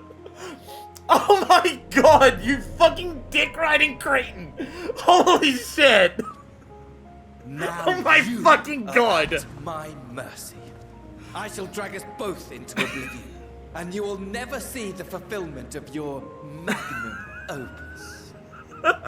Even should you be reborn, your desperate search for answers must start again. I'm forcing you to have your memory wiped. Fuck you.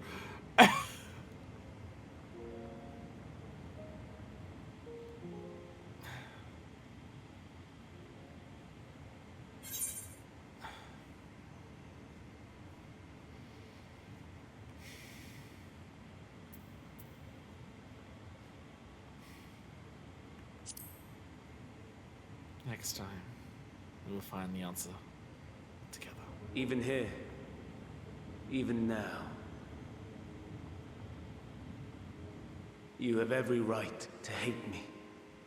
For the fool I was, for the monster I became. But I will not beg forgiveness.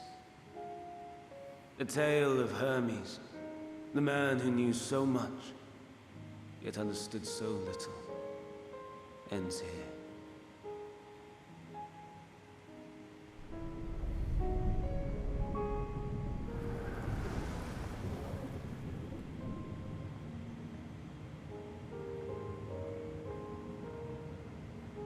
Don't try to follow me.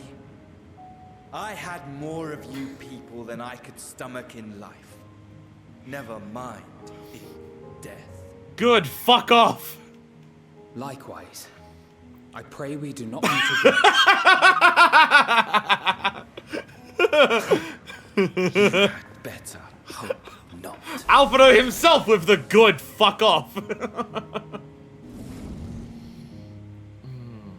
I think that's a really good way of bringing, like, Armon and Hermes around to the ends.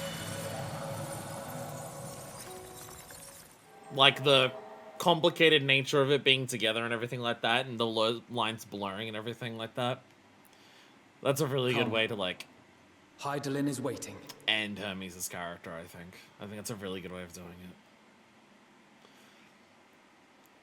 I knows what to be, but we go in the same direction.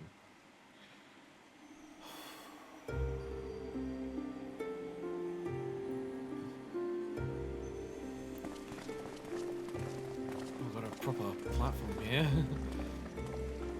I think we've reached her domain.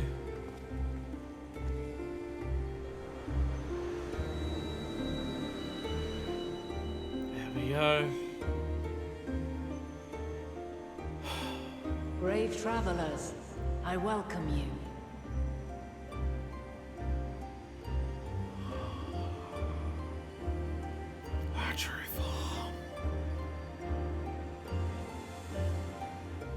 And she remains a she continues to remain a tall, beautiful, grey-haired woman. I win! I win forever! You meet again, Vana.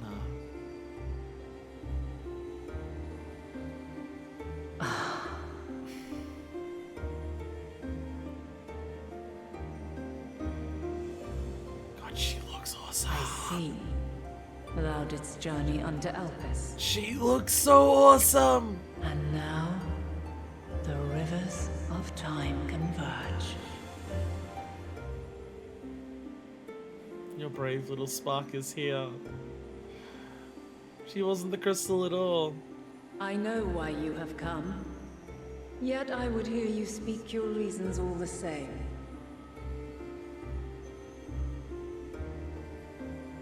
You created the moon to deliver mankind from the final days. But is that really how it has to end? We do not wish to abandon this world. We want to protect the source and all of its shards. To flee is but one of two paths. The other leadeth to Meteon, far beyond the stars, where she doth chant creation's requiem.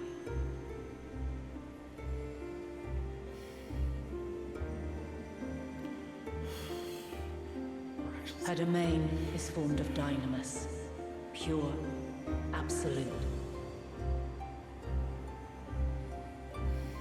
Where emotion and memory govern all, ether will avail you naught.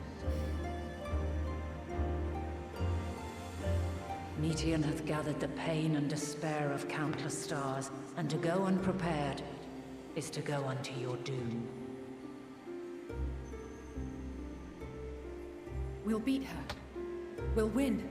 I swear it. Is what I might have said once. After everything I've seen, all the times I've succumbed to my own anger and fear. I can no longer pretend that courage and faith will be enough. But are we truly so powerless? That our only choice is to flee? Far from it, my child.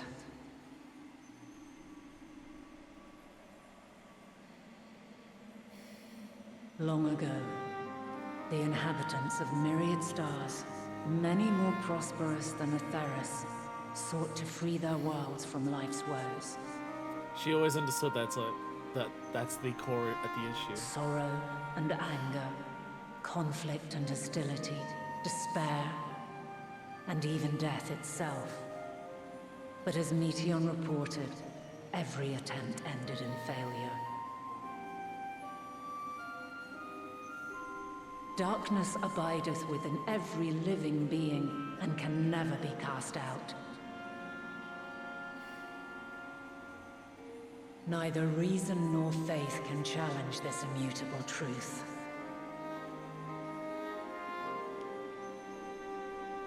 To live is to suffer.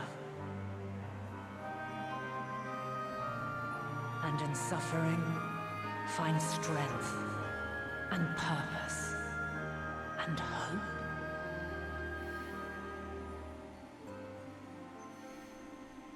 As you have done so many times before.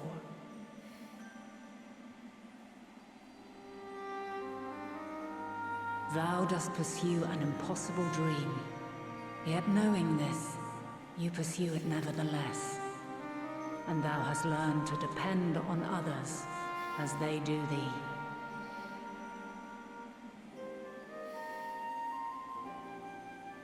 Thy yearning for the power to save the powerless hath ever driven thee to greater heights.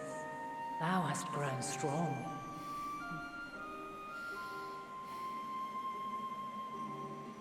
Though those closest to thee no longer walketh by thy side, their love remaineth thy guiding light. For duty's sake, thou hast been bound by truths unutterable time and time again. Yet thy heart hath never wavered, as thy companions will attest. In thy pursuit of mysteries great, all thou believest is brought into question. Undaunted, thy thirst for knowledge remaineth unquenched.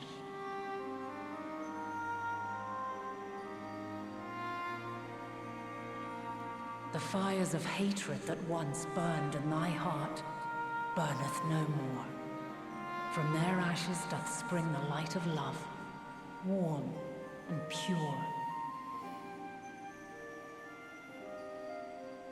As witness to black calamity, thou despaired at man's helplessness. Resolved, thou didst unite a distant world on the brink of collapse.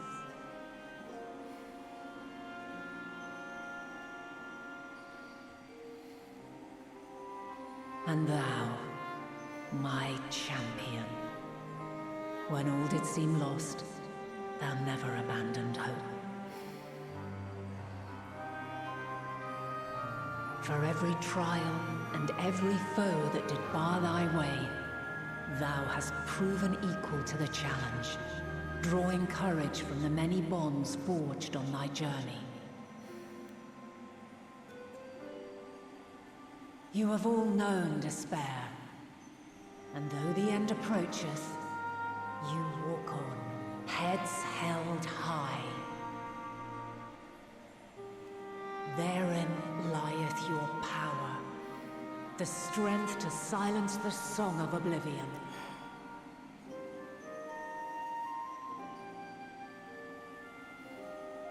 Then there is a means to confront her. Yes, if you should prove yourselves worthy.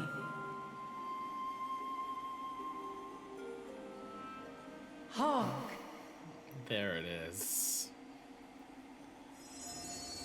There it is.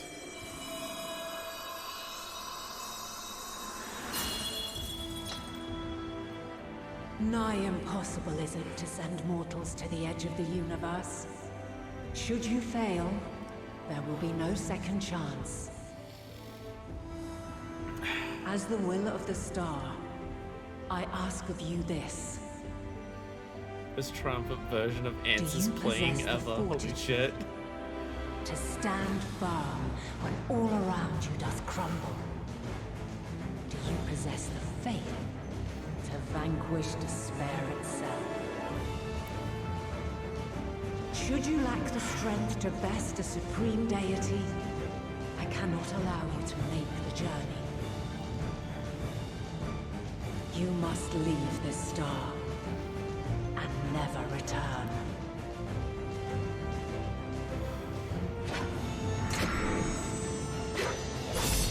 Prepare yourselves. Let's fucking go! Prove ourselves worthy, then. Sounds straightforward enough. Your answer? Oh, that's so fucking perfect. Aye. No room for confusion there. The song for when you no longer are asking it, but the song for when you In know any it. case, we've come too far to back down now. Let's go! I am of the same mind. What power I have, I shall bring to bear. Let's fucking go! The three of you seem to be forgetting who we're up against. It's not every day we battle a divine being of untold power. Well, not quite every day. Do try not to get underfoot. Needless to say, there'll be no margin for error. Let us hold nothing back. For the people of this world and those beyond the rift.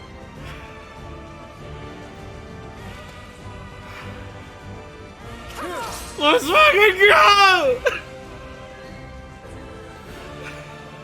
Alas, the question I posed to thee in Elpis hath remained unanswered these long years. I would hear thy response, warrior of light. Shouldst thou emerge victorious? Let's fucking go!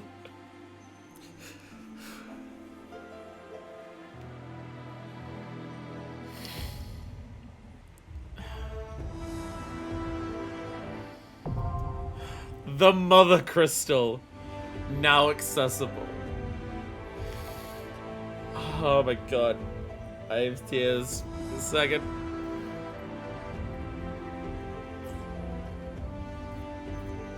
Oh my god. During this quest, when using the duty support system, you have the opportunity to What?! No fucking way! No fucking shot! This is trust! Are you serious? Are you serious? Wait. There's duty support for a trial?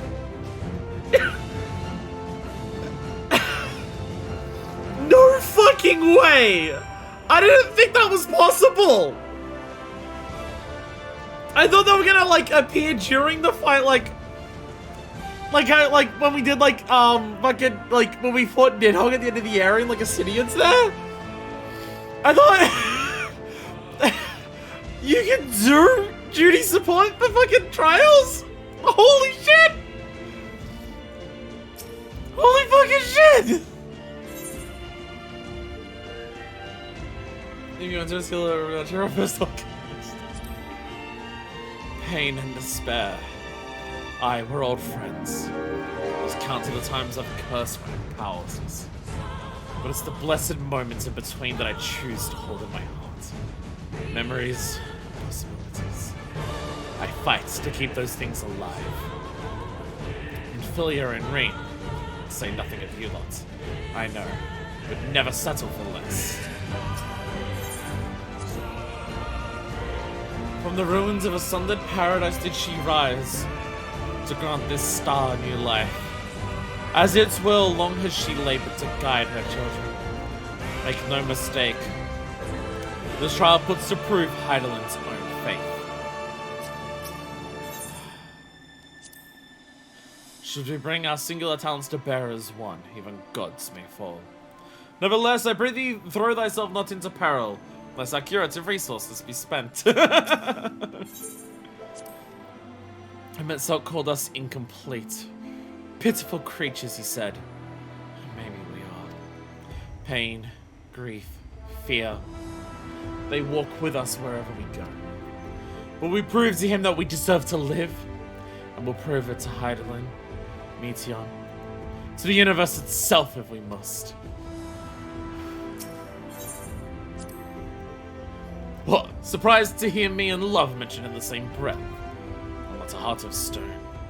Even in my darkest hour, there were people I cared for. Mentors, comrades, that mad woman who gave her life for us. Then you went off when I threw my eyes off a bridge. I've never known peace since. Never, in the past, present, or future, have I found only happiness. To live is to ever be beset by hardships great and small. Yet it is in adversity we find the strength to strive for the next moments of peace. And the next, no matter what trials we face. By their strength have the will of gods been defied and the fortunes of men been forever changed. May it be so again this day. If strength is the courage to confront your failings and accept that you are worthy of another chance.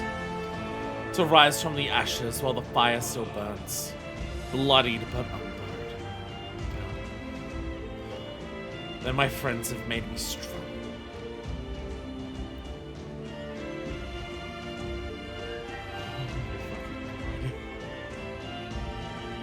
Holy shit, she looks so cool. She has her sword from when she was Vanar. The two long cloaks here, reminiscent of the cloaks that the Warrior of Light had. The wings that she shed when bearing people to paradise. A pretty face, it still looks like Vanar's, and still the hair of Vanar's. Oh, the sharp feet! Remember doing the Eden fight against Rain as Shiva? Rain as Shiva had the sharp feet legs to kick with. Very similar to what Heidelin has. I'm sorry, y'all, but I'm leaving the fucking party. I'm sorry, y'all, but I'm leaving the fucking party. Stomped you to death with them. Wait, I gotta read the. Wait. We gotta read the description. Goddess of light, will of the star, Heidelin. From the far reaches of the ethereal sea has she ever called to you, and at last you meet face to face. Though the Scions would traverse the great expanse in search of Meteon to forestall the final days, you must first rise to meet her challenge and prove yourselves equal to the task. There's no way you don't do this, G-Sport. We're gonna go through the trust dialogue and Ichoscope. Oh, absolutely, because they're all gonna have like references to different characters. You see, the only reason you don't do that the first time through is just because, well, how do you choose which ones? But here, I almost have a feeling that they made sure that there were 7 fighting members of the Scions alongside you for this exact moment. It feels like they very deliberately made sure that there are this many people to fight alongside you, specifically so this could work. That's what it feels like. That's what it feels like. Yeah. I think it was often I was sitting and thankful that itself is a spoiler. Oh, and for me it's like Thancred for Minfilia. And then Alphinaud and Astidian for Assault. Alphinaud, Niranj as healers, Grahar, Astidian as Shola, and Alisei all as DPS. And me and Thancred, Gunbreaker Bros together. Fucking duty support trial, holy fucking shit. Holy fucking shit. Holy fucking shit. I can't. Oh man. The fact that they made it work specifically for this moment. Oh god. Holy shit. I can't believe they fucking did it. I can't believe they actually fucking did it.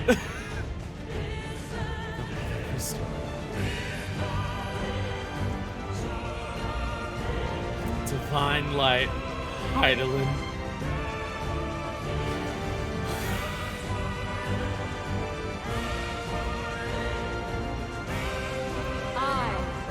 The last of my kind shall test thee. Come, prove thy worth. Let's fucking do this. Let's fucking do this. Holy shit! Oh, we're actually alongside all this. This is so good! This is so good! I have 2 buffs. Burning for battle, sustaining most damage that would normally result in a KO, and will ignite will to live. Oh, okay, so you can't, like, because you don't have healers. Or because you don't have, like, reses. Or, like, because you're, like, on your own. You get some things. I think Endwalker might be the best it's ever been. I think Endwalker might be the best thing ever. Endwalker may be the best thing ever. I see that spear icon. She's absolutely gonna job change to Dancer and White Mage during this. She's absolutely gonna do that. Alright. Alright, my friends. You the strength of will to alter man's fate. The way forward is clear. This test we must overcome, so be it! Here is Radiance. I'm just gonna raid wipe that. I may? A change of arms. May the test continue. If I may? Dawn Mantle.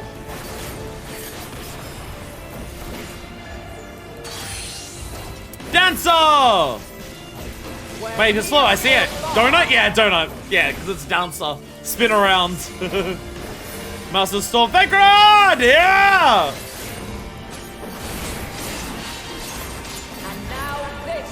Shared Tank Buster, let's go!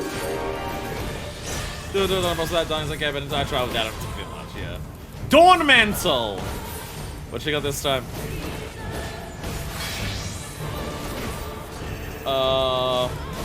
Behind? Oh, that's an it. Okay. Magus's Radiance.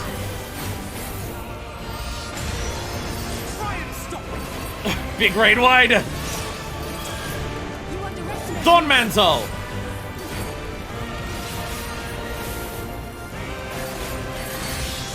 Line. I'm gonna guess a line because it's a sword. By blade. Ah, plus. Okay, I can learn a thing or two from her. You now.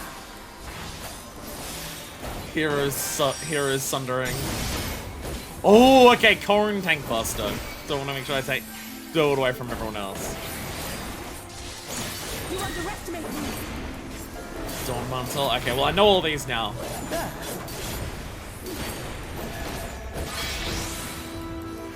That's out. That's an out. Light unyielding. Alice, dodge attacks. Hold still. Magus's Radiance.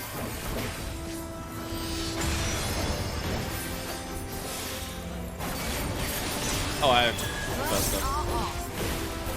Dawn Mantle again.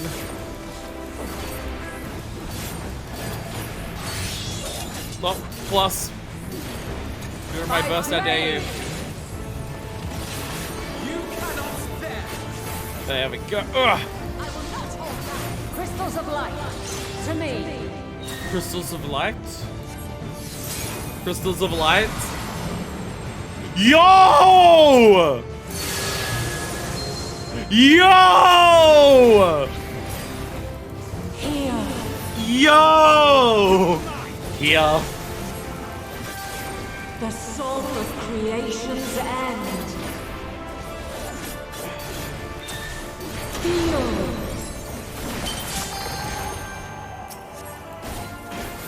The sorrow at hope's demise. Think.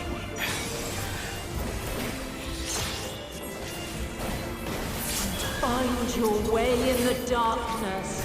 We get like a proper explanation of the phrase now!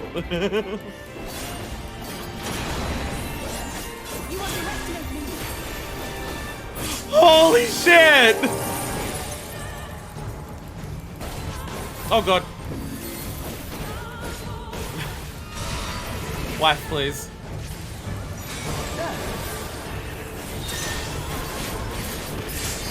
I'm gonna need someone to be able to speed up.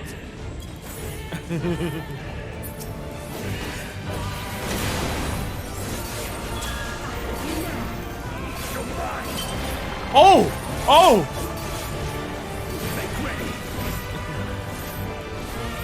I don't think that will actually work. Follow your light. Yo! Fly, my children, and never look back. Yo!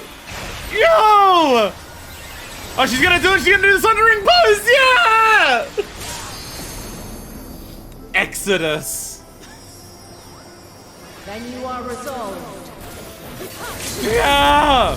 Away with you. This test is far. Alice, damn it. By crystal Crystallize. Lighted crystals empowering Hydrant. There's enough light going on here, Alice. We don't need the flashbacks. Oh, get out of the way. Get out of the way.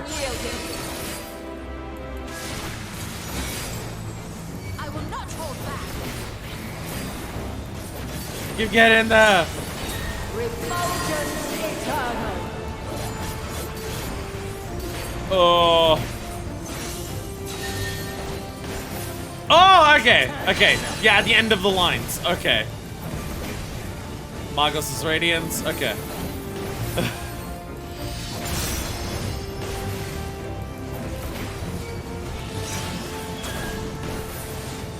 Crystallize. Oh. Light of crystals of powering idling. Door mantle. Please be a donut so I can stand in the middle. Let's go! Let's go! I get to keep first. And then get out of the way. Then get out of the way. Yo! You'll split that time well. Let's go. Awesome storm. The ground! Yeah! Shit, take Buster, let's go! Oh god.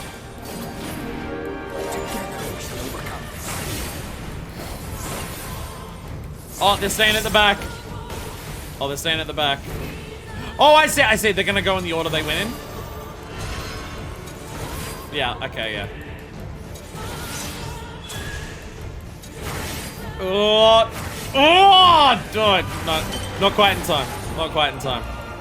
Not the quite right spot for that. Okay.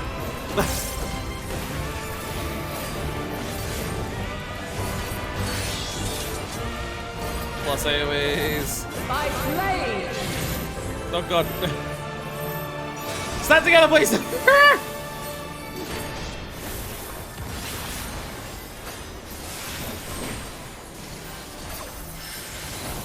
Stand defensive cooldowns.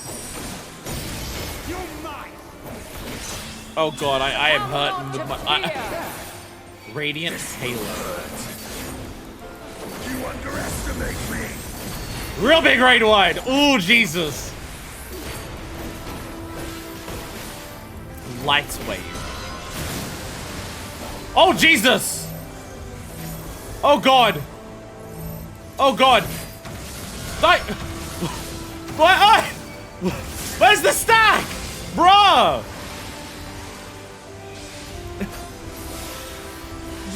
They left me to die! They're standing in mechanics! Oh god, oh god, oh god, oh god, oh god, oh god. Okay, both healers died. Okay. Do we just wipe now? Alice, heal! Do I just wipe now? I don't how did multiple of them just die? They didn't even like share my... I don't understand what happens.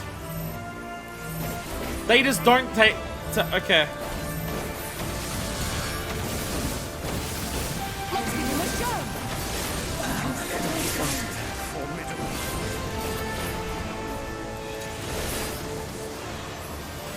Oh, okay, they did, okay.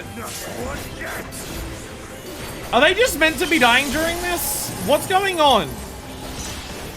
They're all just dying constantly. Hold still. Why? Why do they keep falling? Back to the fray. They are dying constantly. Hold still. Oh, the Dawn Mantle. I was supposed on other mechanics. I got the Dawn Mantle again. I mean, this is 5 orders.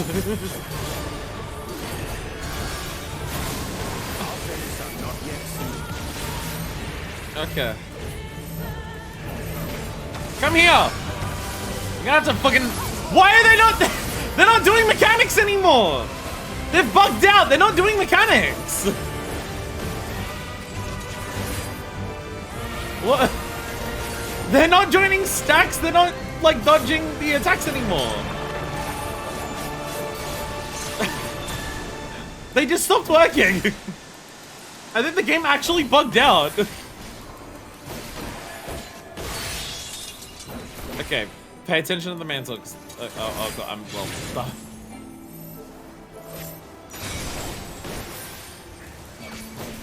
I feel like the game actually just bugged out on me massively there.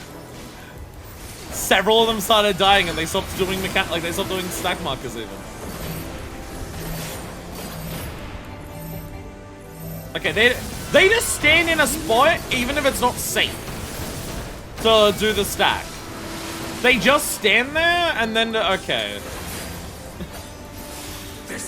They choose the spot that it does that even if it's not safe from like the upcoming of one of these light waves. Away with you. Not light wave, a little over this way. That was really weird. But we're making it! We're making it! We're almost there!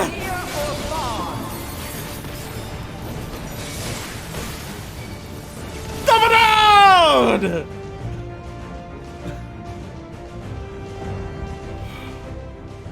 Incredible trial! Incredible trial? I wish it didn't bug out at the end and the party members just started dying. I don't know why it did that. Man has the strength to.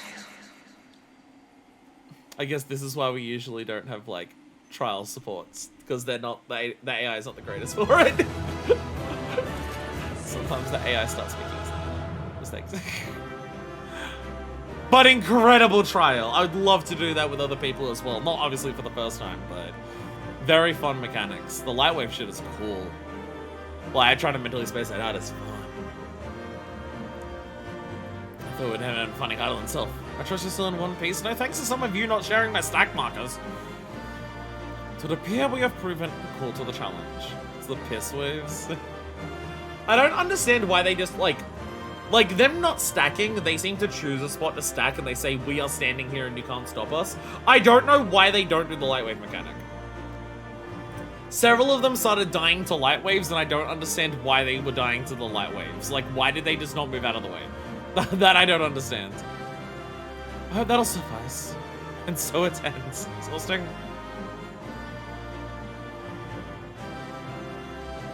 All in a day's work. I mean, LSA does get the comp because Resmage. Battle will go down in history. Were there anyone but us to tell the tale?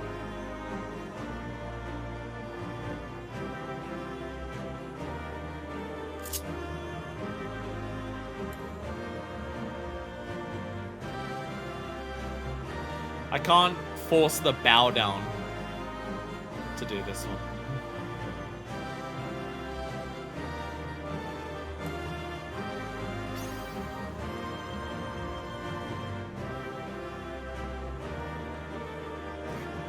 Camera doesn't let me get too close to her. She seems to be hurting. We did beat her up a lot.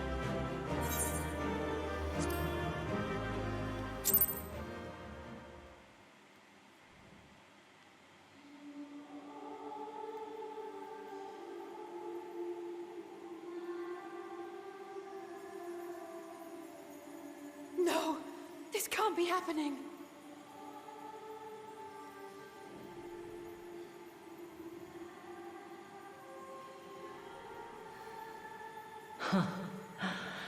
Though my power is in constant flux, I have always kept a reserve for this very moment. Waiting for a moment, she can walk. It was a true test of your prowess. You have done well.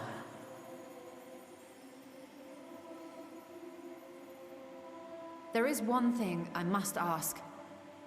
By sundering the world into 14 shards, the ether of all living beings too was divided.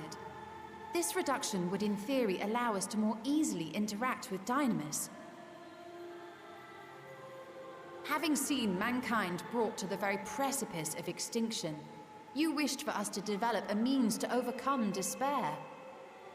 You believed we had the potential, and sundered all creation to see it fulfilled, to deliver us to that swirling maelstrom of Dynamis in which our foe hides, and grant us the power to defeat her once and for all.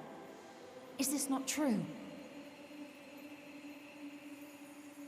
It is as thou sayest. 'Twas the trial to which I subjected mankind, and it hath led to untold bloodshed and suffering. There was no kindness, nor justice in the tragedy I wrought. When confronted with the almighty Zodiac, my only recourse was rend him and the world asunder, that his power be diminished for a time.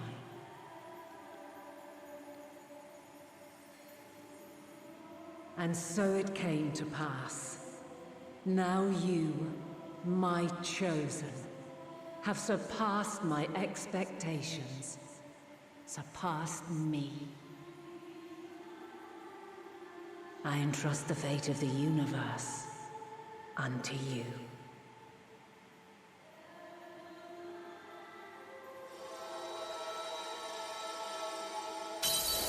This crystal contains the memory of Meteion's passage through the stars.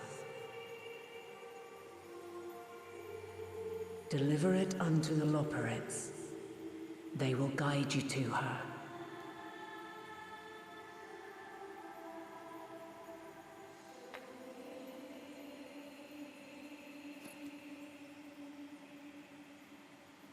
Though they may be capable of crossing great distances, there is a vast difference between traveling to the moon and the furthermost reaches of the great expanse. And unlike Meteion, we cannot simply soar on waves of dynamis to our destination. Indeed. To make such a journey would require an astronomical amount of ether. But a solution lieth close at hand. Oh my god, it's the Mother Crystal. Of course. That's why she has the Mother Yes, Crystal. my child. Oh my fucking god. Ever since I became the will of the star, the ether drawn here had slowly crystallized. Oh my god. They who have answered my call know it well. While I have remained hidden, it hath become the embodiment of the planet's will in my place. A faceless, omnipotent force of nature.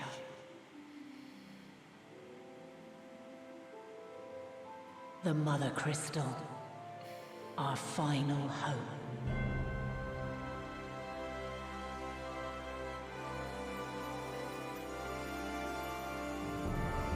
Holy shit. Alas, I can do no more. The fulfillment of this task doth fall to you, my chosen.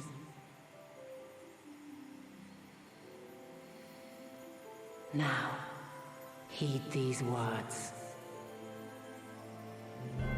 Darkness and light, despair and hope, as goeth one, so goeth the other. Become light, become hope.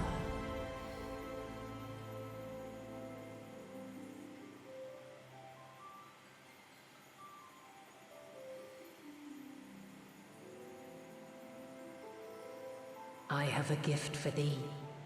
Come closer.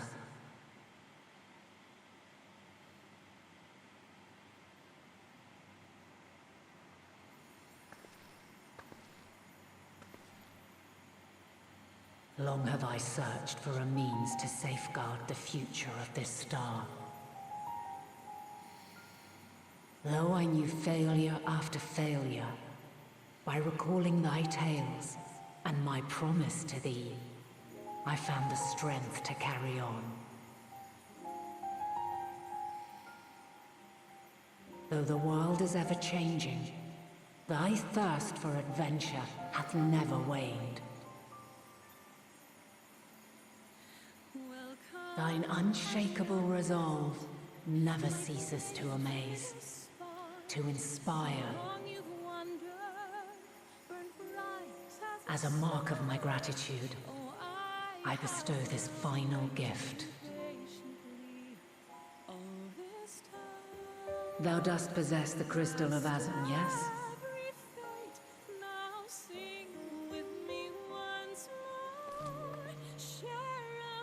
As Heidelin, I reside over the forces of stasis, tranquility, peace. The laws which impart stability to existence itself. I will weave this self-same power into the crystal, granting thee mastery over matter, to give form to the formless. Use it wisely, for it will not last indefinitely. As thou hast seen on thy journey through the ethereal sea, souls are drawn to thee. Mayhap this trait will prove to be a boon rather than a hindrance.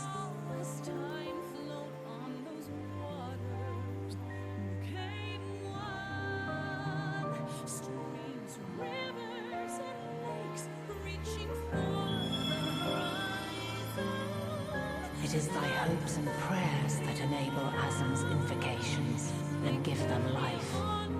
So keep them close. But pray, remember this.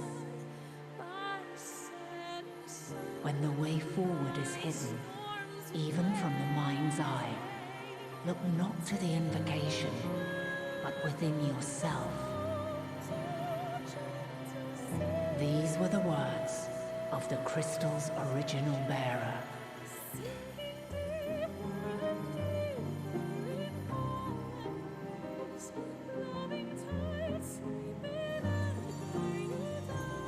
With that, my work is finished. Fulfill our promise. Right the wrongs committed when the world was yet whole. Silence the song of oblivion. Teach her a brighter melody. Show her our journey is far from over.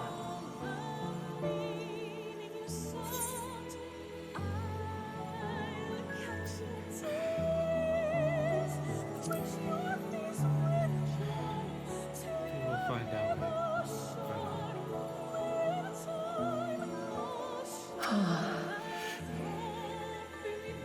Of this, I have no doubt. For yours is a light brilliant beyond measure. Long after I have gone, though not even my soul remaineth, my love will be with you forever, my dearest children.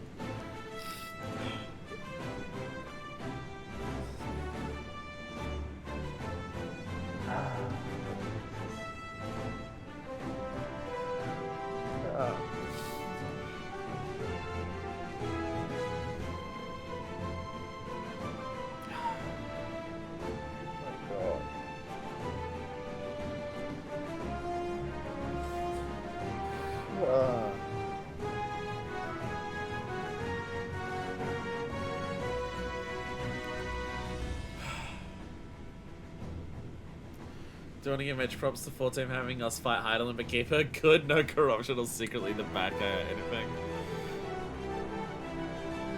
sucked into everyone who was convinced that Hydaelyn was gonna be evil at some point. I never lost faith. I never lost faith. I always believed in her. I never stopped.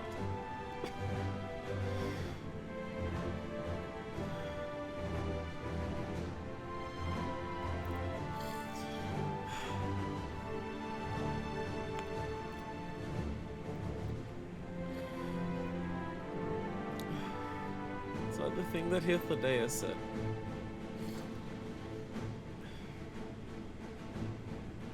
And it's beautiful.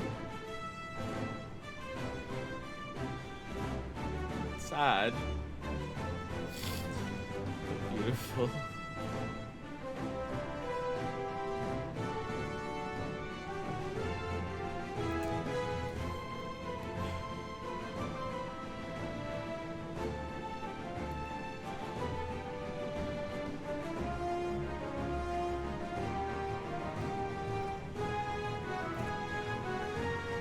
It's just everything for Hydaelyn.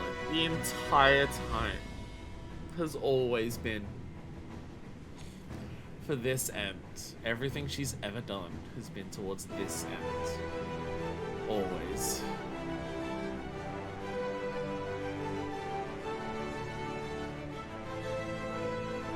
Like, sundering the star itself. Taking the will of it and collecting the crystal, the energy for the mother crystal, like everything. It's always like she's been doing this whole time, always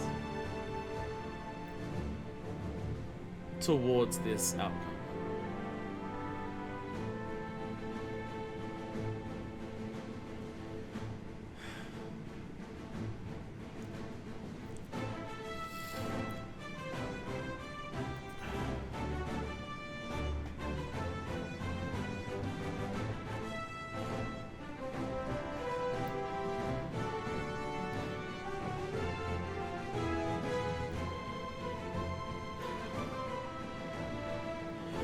Also, having a different vocal theme.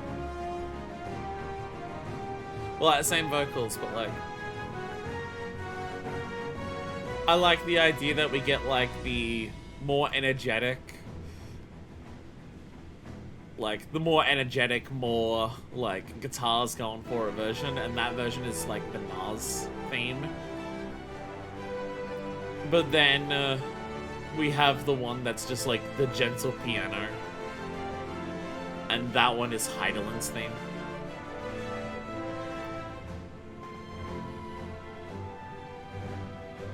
But the lyrics of the song, the meaning of the song, are the same for both.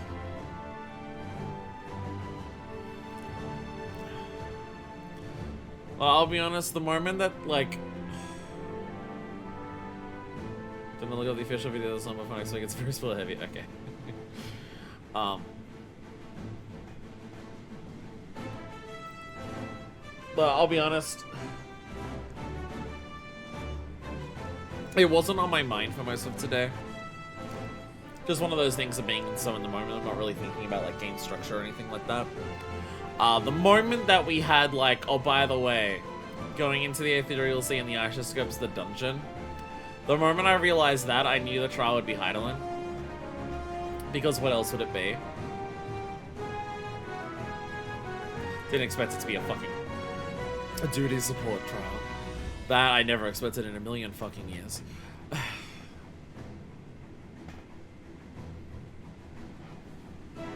It makes sense for Vanar's character. For her to like not make it into this.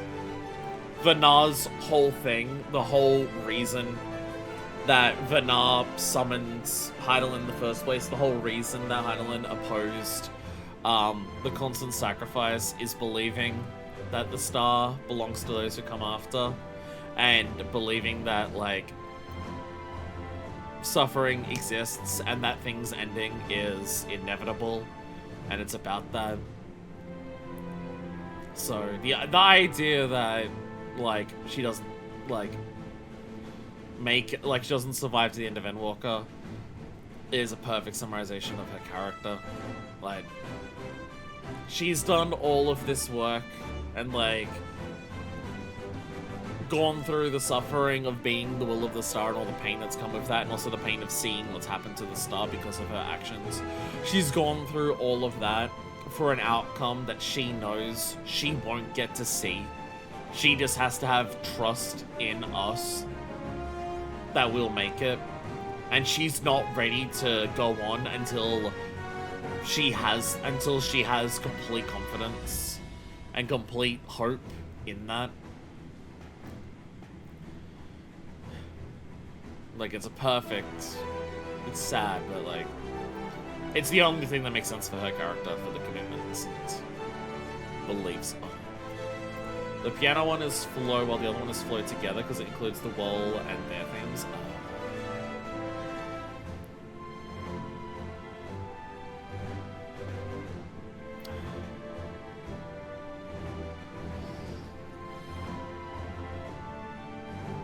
Also,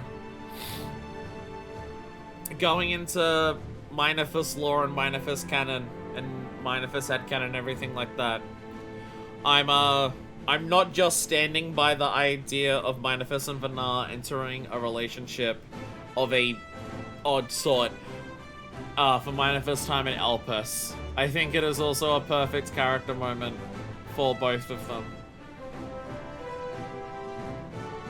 The idea of these two characters across space and time who, like, fall in love with one another despite how little they actually know each other for. And for one of them, they meet once, fall in love, and then have to wait thousands upon thousands of years to meet them again, only for their life comes to an end once they finally get to meet properly face-to-face person once more. And then on the other side of that equation, you have someone who knows this person, or knows them as Hydaelyn. Like, yeah, Minifus knows Vanar as Hydaelyn for such a long period of time, and isn't sure, like, what they are, but, like, has confidence and believes in them and everything like that. And it's only at the second last time that Minifus gets to speak with Vanar to, like, realize that she loves her. For then the next meeting to be when she leaves. Like, I don't know. That's like a really beautiful, like, it's a really beautiful, like, lovers across space and time whose, like, love for each other is only, like, outclassed by the love that both of them have for the entire star and all of the people on it. And it's that strength of that love that is going to save the world. I think that's really beautiful. I think that's really beautiful in a very poetic way. Like,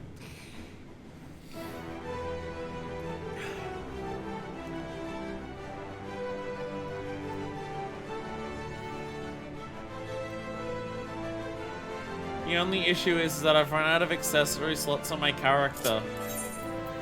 And I already have one for Horshaphant, Sky Pirates, Acel, Vistola, and Graha.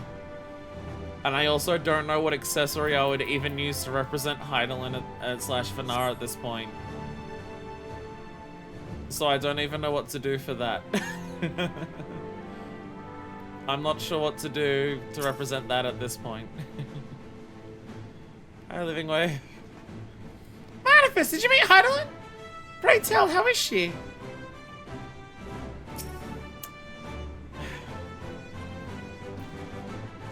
She and Hydaelyn were two of a kind, weren't they? Full of love for the star and its people.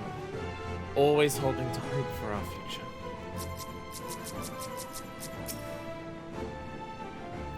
Far be it from me to refute Hydaelyn's own words. Yet even if her actions were neither kind nor just, we can yet give them a nobler meaning. We can make her faith the salvation.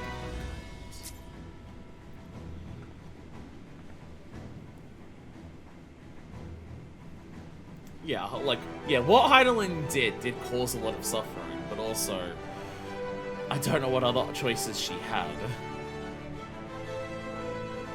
It's almost like comparison to someone else like Fortuna, where, like, we're seeing the actions that, like, love can take and what love can make people do.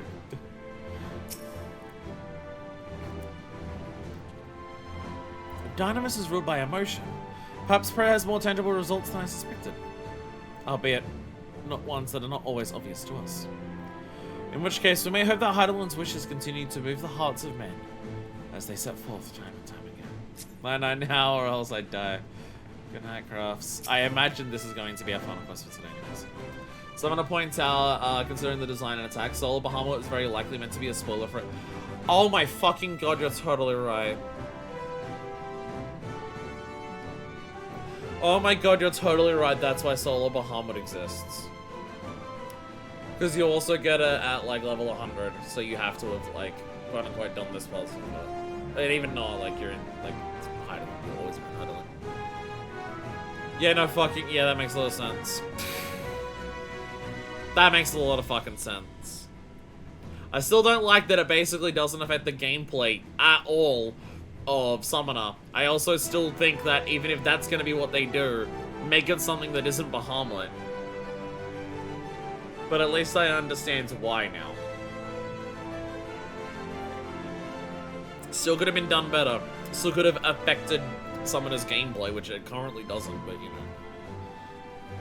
Also, you get one extra attack. It is fortunate that Fortuno hath kept living way apprised of our progress. We require the Loporut's aid more than ever.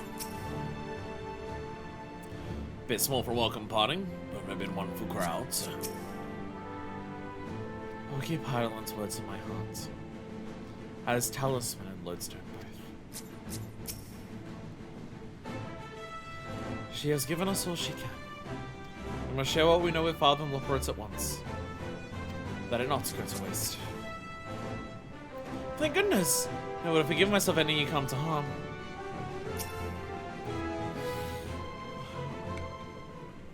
Oh my god, oh my fucking god, oh my fucking god. I'm glad to see you well. Though we could roughly place your soul as deep as you went, we could neither see nor hear you. The fluctuations in your aether near the end gave me quite a fright. What in the world happens?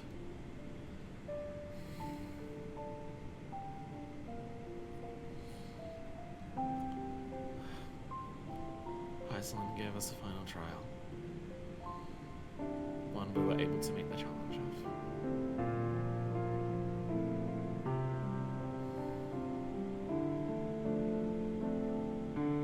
You mean to say Heidelin is... No, there's no time to feel our feelings. We must carry out Heidelin's will without delay. We'll find Meteor, it's the last thing we do. If you wouldn't mind handing over the crystal, that is. I want the navigatory one.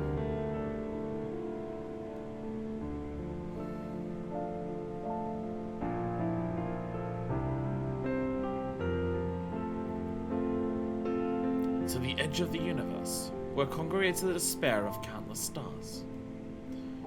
You are determined to see this through. We are. Should words fail us, we will fight. To the bitter end. I know it pains you to accept this, but that I need ask nothing more of you. Yet when you have two means to travel the great expanse, the moon and Sharlayan's arc, I am all too aware that without both of them, there will be no exodus. But I nevertheless beg you to honor the agreements we made.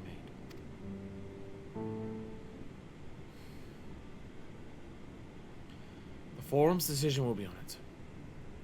You have earned the right to use the ship as you see fit, and I could not rescind it even if I wanted to. Well, I mean, no, the deal was that we offered a solution.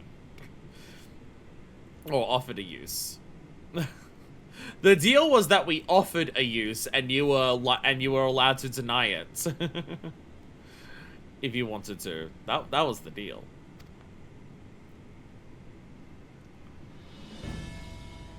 As it happens, I do not. I will do all within my power to aid your cause. With that settled, might I suggest you rest a while? Proving oneself to Highland is never easy, despite our unparalleled genius. We'll need a day to make the necessary calculations. You may as well take advantage of it. You could chart a course through the Sea of Stars in a single day? God, so rest a while, like a week.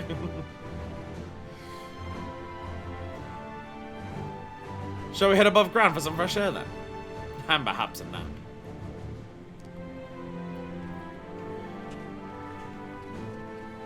Oh my god, we're actually next week's the fucking end. Next week is the fucking end. Oh my fucking god. Oh my god, next week's the fucking end. Next week is actually the fucking end. Oh my fucking god. Oh my fucking god. Oh my fucking god, next week's the end.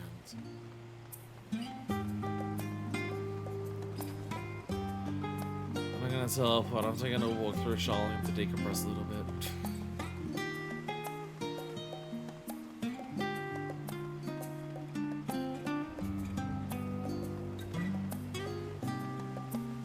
Fuck, this doesn't go down there. Wait, yes it does.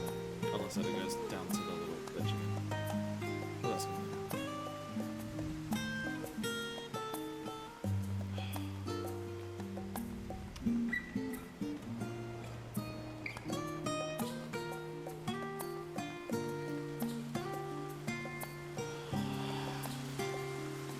Oh, hey Astra.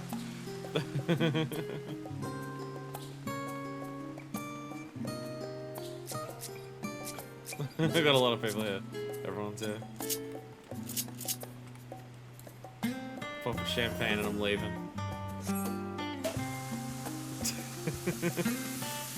I don't know why they're hanging out here of all places. Bye.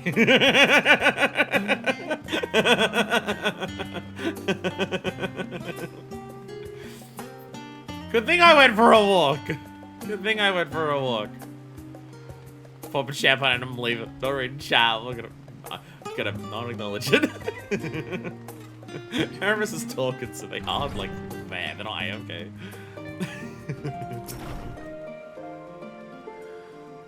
Aha! I've been expecting you. I've heard about your foray into the ethereal sea. Students have ventured far and wide, but never quite so deep as that. Are you experiencing any after effects from your prolonged exposure? Nausea? Dizziness? Hauntings? Well, have a pleasant sleep. If you do experience any unusual phenomena, please let me know. I shall add it to our records. Thanks, Ajika. Thanks, Ajika. I just thought God, and also God died, and also God was my girlfriend, but sure.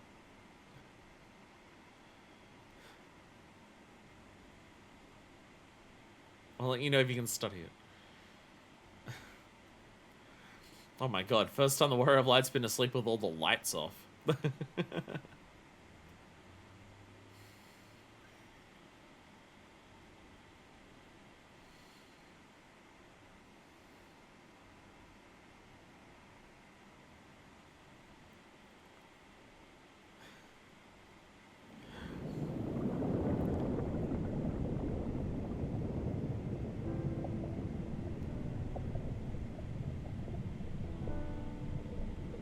There you are.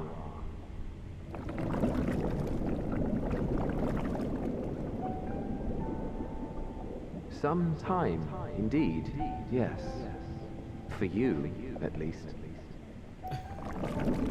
Itho.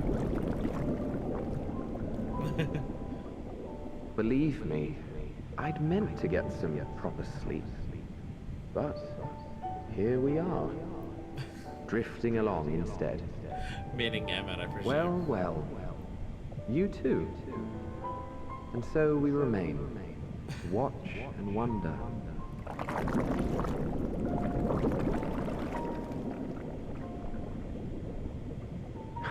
Yes, indeed. To begin, we first must see the end.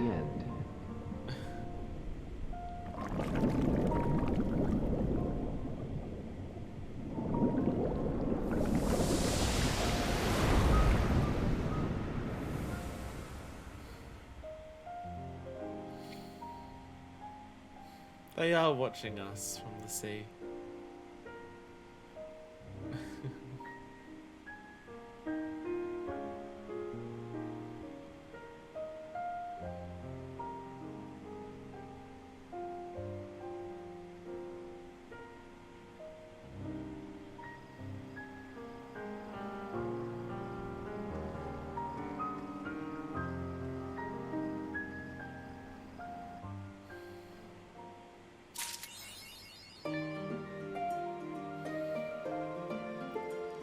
Fast within your arms.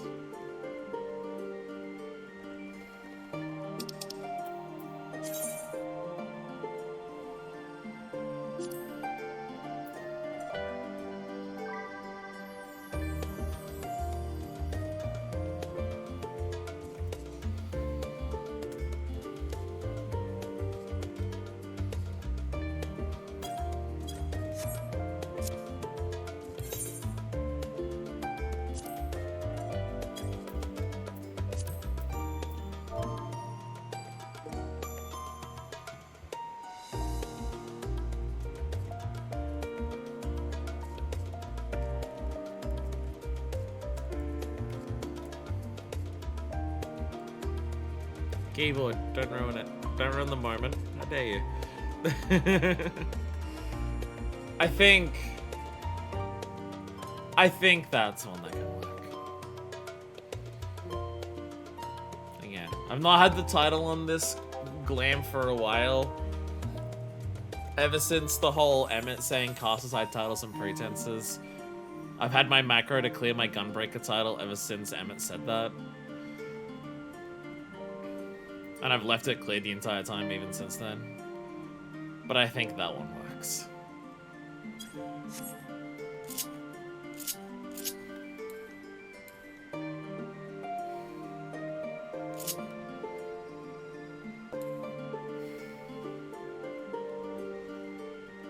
I think that works.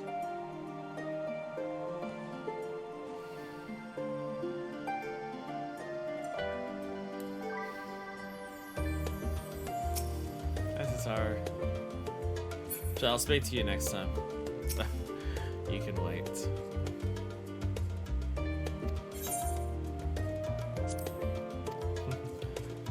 Sorry, I forgot and everything. It was very exhausting. I need to take another nap.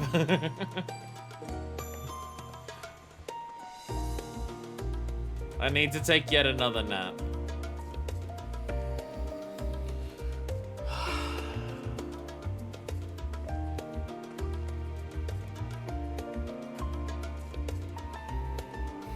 We're truly there, aren't we?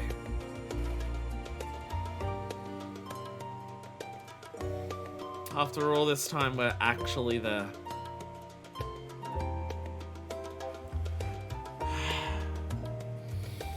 The next stream is the end. The end of everything that has come. Holy shit. I don't have any more thoughts to ruminate on today. I need to decompress for a solid week straight. So I can be ready for next time. With the end.